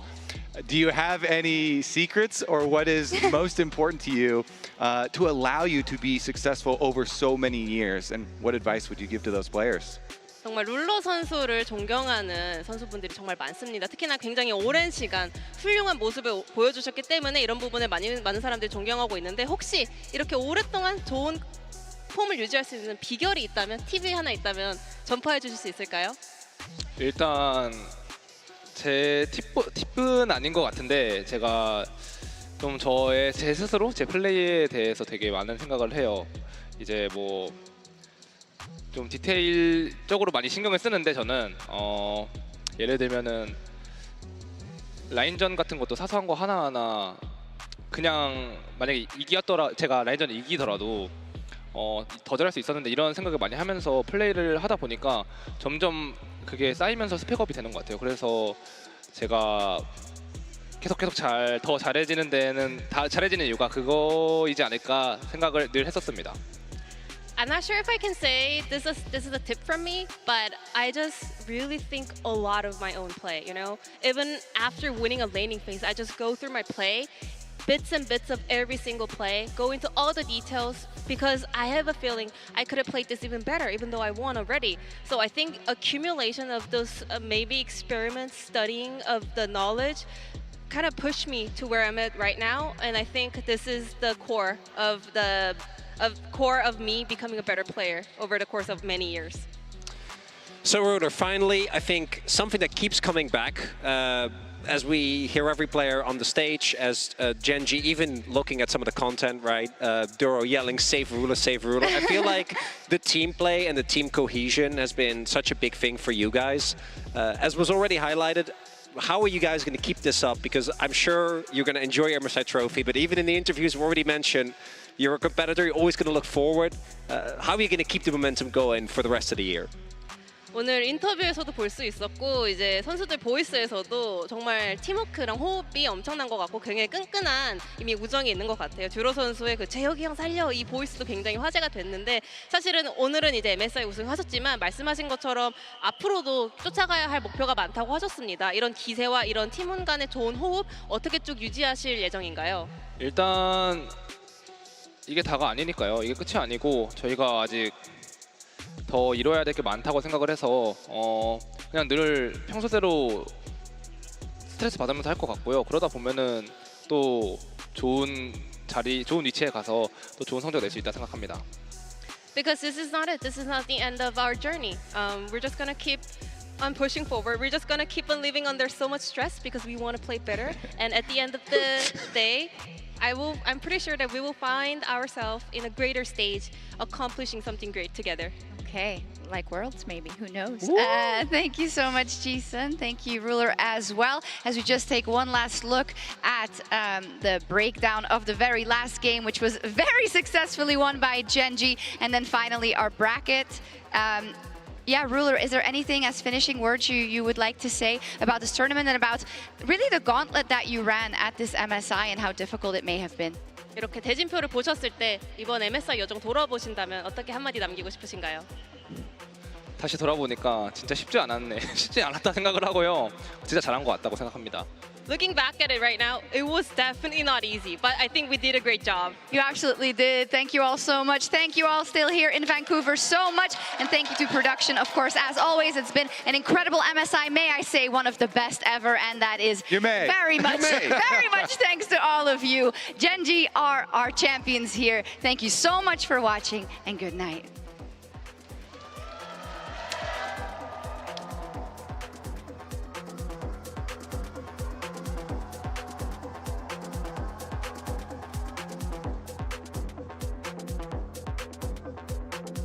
Dragon at half HP. Gen G still looking to burn this one down. Weaver's wall's already been fired. It's slated, secured by Gen G. Kanan here in the front line, but he's not dead yet. Finally going to be cut to pieces. Gumayushi got the killing spree. Gen G defensive positioning as finally the Jax makes his way in. Owner trying to escape back out as Ruler is under pressure off to the right. Kane in the middle of everybody trying to do the damage, but it does not work. T1 have already won the fight and they want even more. Gen G running into the wrong side of the jungle, and T1 hunt them down. Chovy sidesteps a deadly flourish as Ruler and Duro try to fight back, but Keria runs him over. Gumayushi's on a rampage. Gen G are aced. Goes in. He wants to go over the wall and find Chovy. He does, but Keen prevents any backup from arriving. Faker with a grand entrance, but it's only for his own exit. Doran is already down. Faker's about to follow as Keen is not even dented. Still damage from Owner, but nothing worth mentioning. A double for Gen G. It's only Keria left, and he won't last long. One last shot from Ruler rules out any chance of a T1 stall, and Gen G march it into the base. Chow equalizer already used. Magnet storm over the top, and it doesn't find a lot. Hostile takeover, roaring through the river. Gumayushi's already killed Duro. 3 dead on Gen G. T1 are ruthless. A TP about to show up as the gravity well welcomes Doran to the battlefield. Duro stunned up into the wall. Grand exit right back over. Doran goes all out. Ton of damage on the Keen. He's going to get killed. Ruler ready to get excited. Ton of damage on the T1, and they're all getting evaporated. T1 are washed from the rift. T1 struggling to defend. Duro with a bone skewer. T1 backing away. Gen.G with a massive advantage already in the health bars as Guma's jumped to half. Chovy goes between worlds. Guma goes down. Keria goes down. Gen.G, they did not falter on the road to MSI. They didn't fail here in Vancouver for 23 series. They have chased perfection, and now they found it.